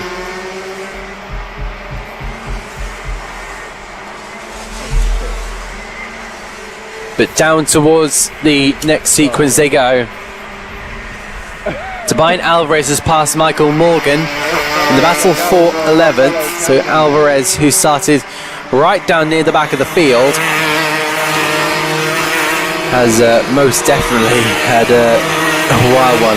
As I said, it looks like he started at about 29th in the field. Now finds himself amazingly in 11th. But for Charlie Webb, he's now starting his last lap. I don't think he has not been leading a lap. I think we've got big issues for another one of our karts. That might be Ollie Hayes. We'll get the back two on that one. But through the final corner, it's Charlie Webb to be crowned the K-Plate champion of senior Rotax. Samuel Aston will come home second, followed by Declan Luff and Jake Fisher. Then comes Bailey Heath, followed by Austin Johnson, Arjun Mehta, with Charles Sutton, Ross Tyler. Tobias Alvarez gets a top 10. Michael Morgan, followed by Owen Neve, who recovers to 12th. It's George Cole and Oscar Zerviek. Ellie Singh Badhan, followed by Charlie F. Grave, with Ned Morrison and Ruben Mamalok. Emma Stoner, Bailey Waters, and we find in 21st Armies Zabaruskas, Oliver Bamford Sr., with Ethan Martin and Harry Hadley, Bryn Evans and Parsa Spad, with a retirement late on, very, very late on. It was Ollie Hayes who came into the pit lane. Drew Priestner and Callum Sims and Charlie Gromet never made the finish. Well, that's it. That is all of our races done here today at the 6th round of the 2026 Hunts Kart Racing Club Championship. We now end the live stream on 94 viewers. We peaked at around about 130, but what a fantastic day of racing. I want to say thank you very much to all of our marshals, our volunteers, our photographers as well, all of the medical crew, the ambulance crew. You have just been absolutely amazing, and we cannot go racing without you. Congratulations to all of our winners, our podium sitters and participants. It has been incredible to be here. My first time ever at Kimbolton, my first time ever covering this championship, and hey, I definitely want to come again. You know, I'm sure we can have a couple of conversations to have me back, but yeah, why not start Kimbolton by covering their pretty much their biggest champion, pretty much biggest round of the championship. But from myself, Adam Reed, have a safe journey home if you're at the circuit. If you're watching from home, grab yourself a nice drink and enjoy the evening, and we'll be back for round 7 in a month's time. Take care. Ta-da.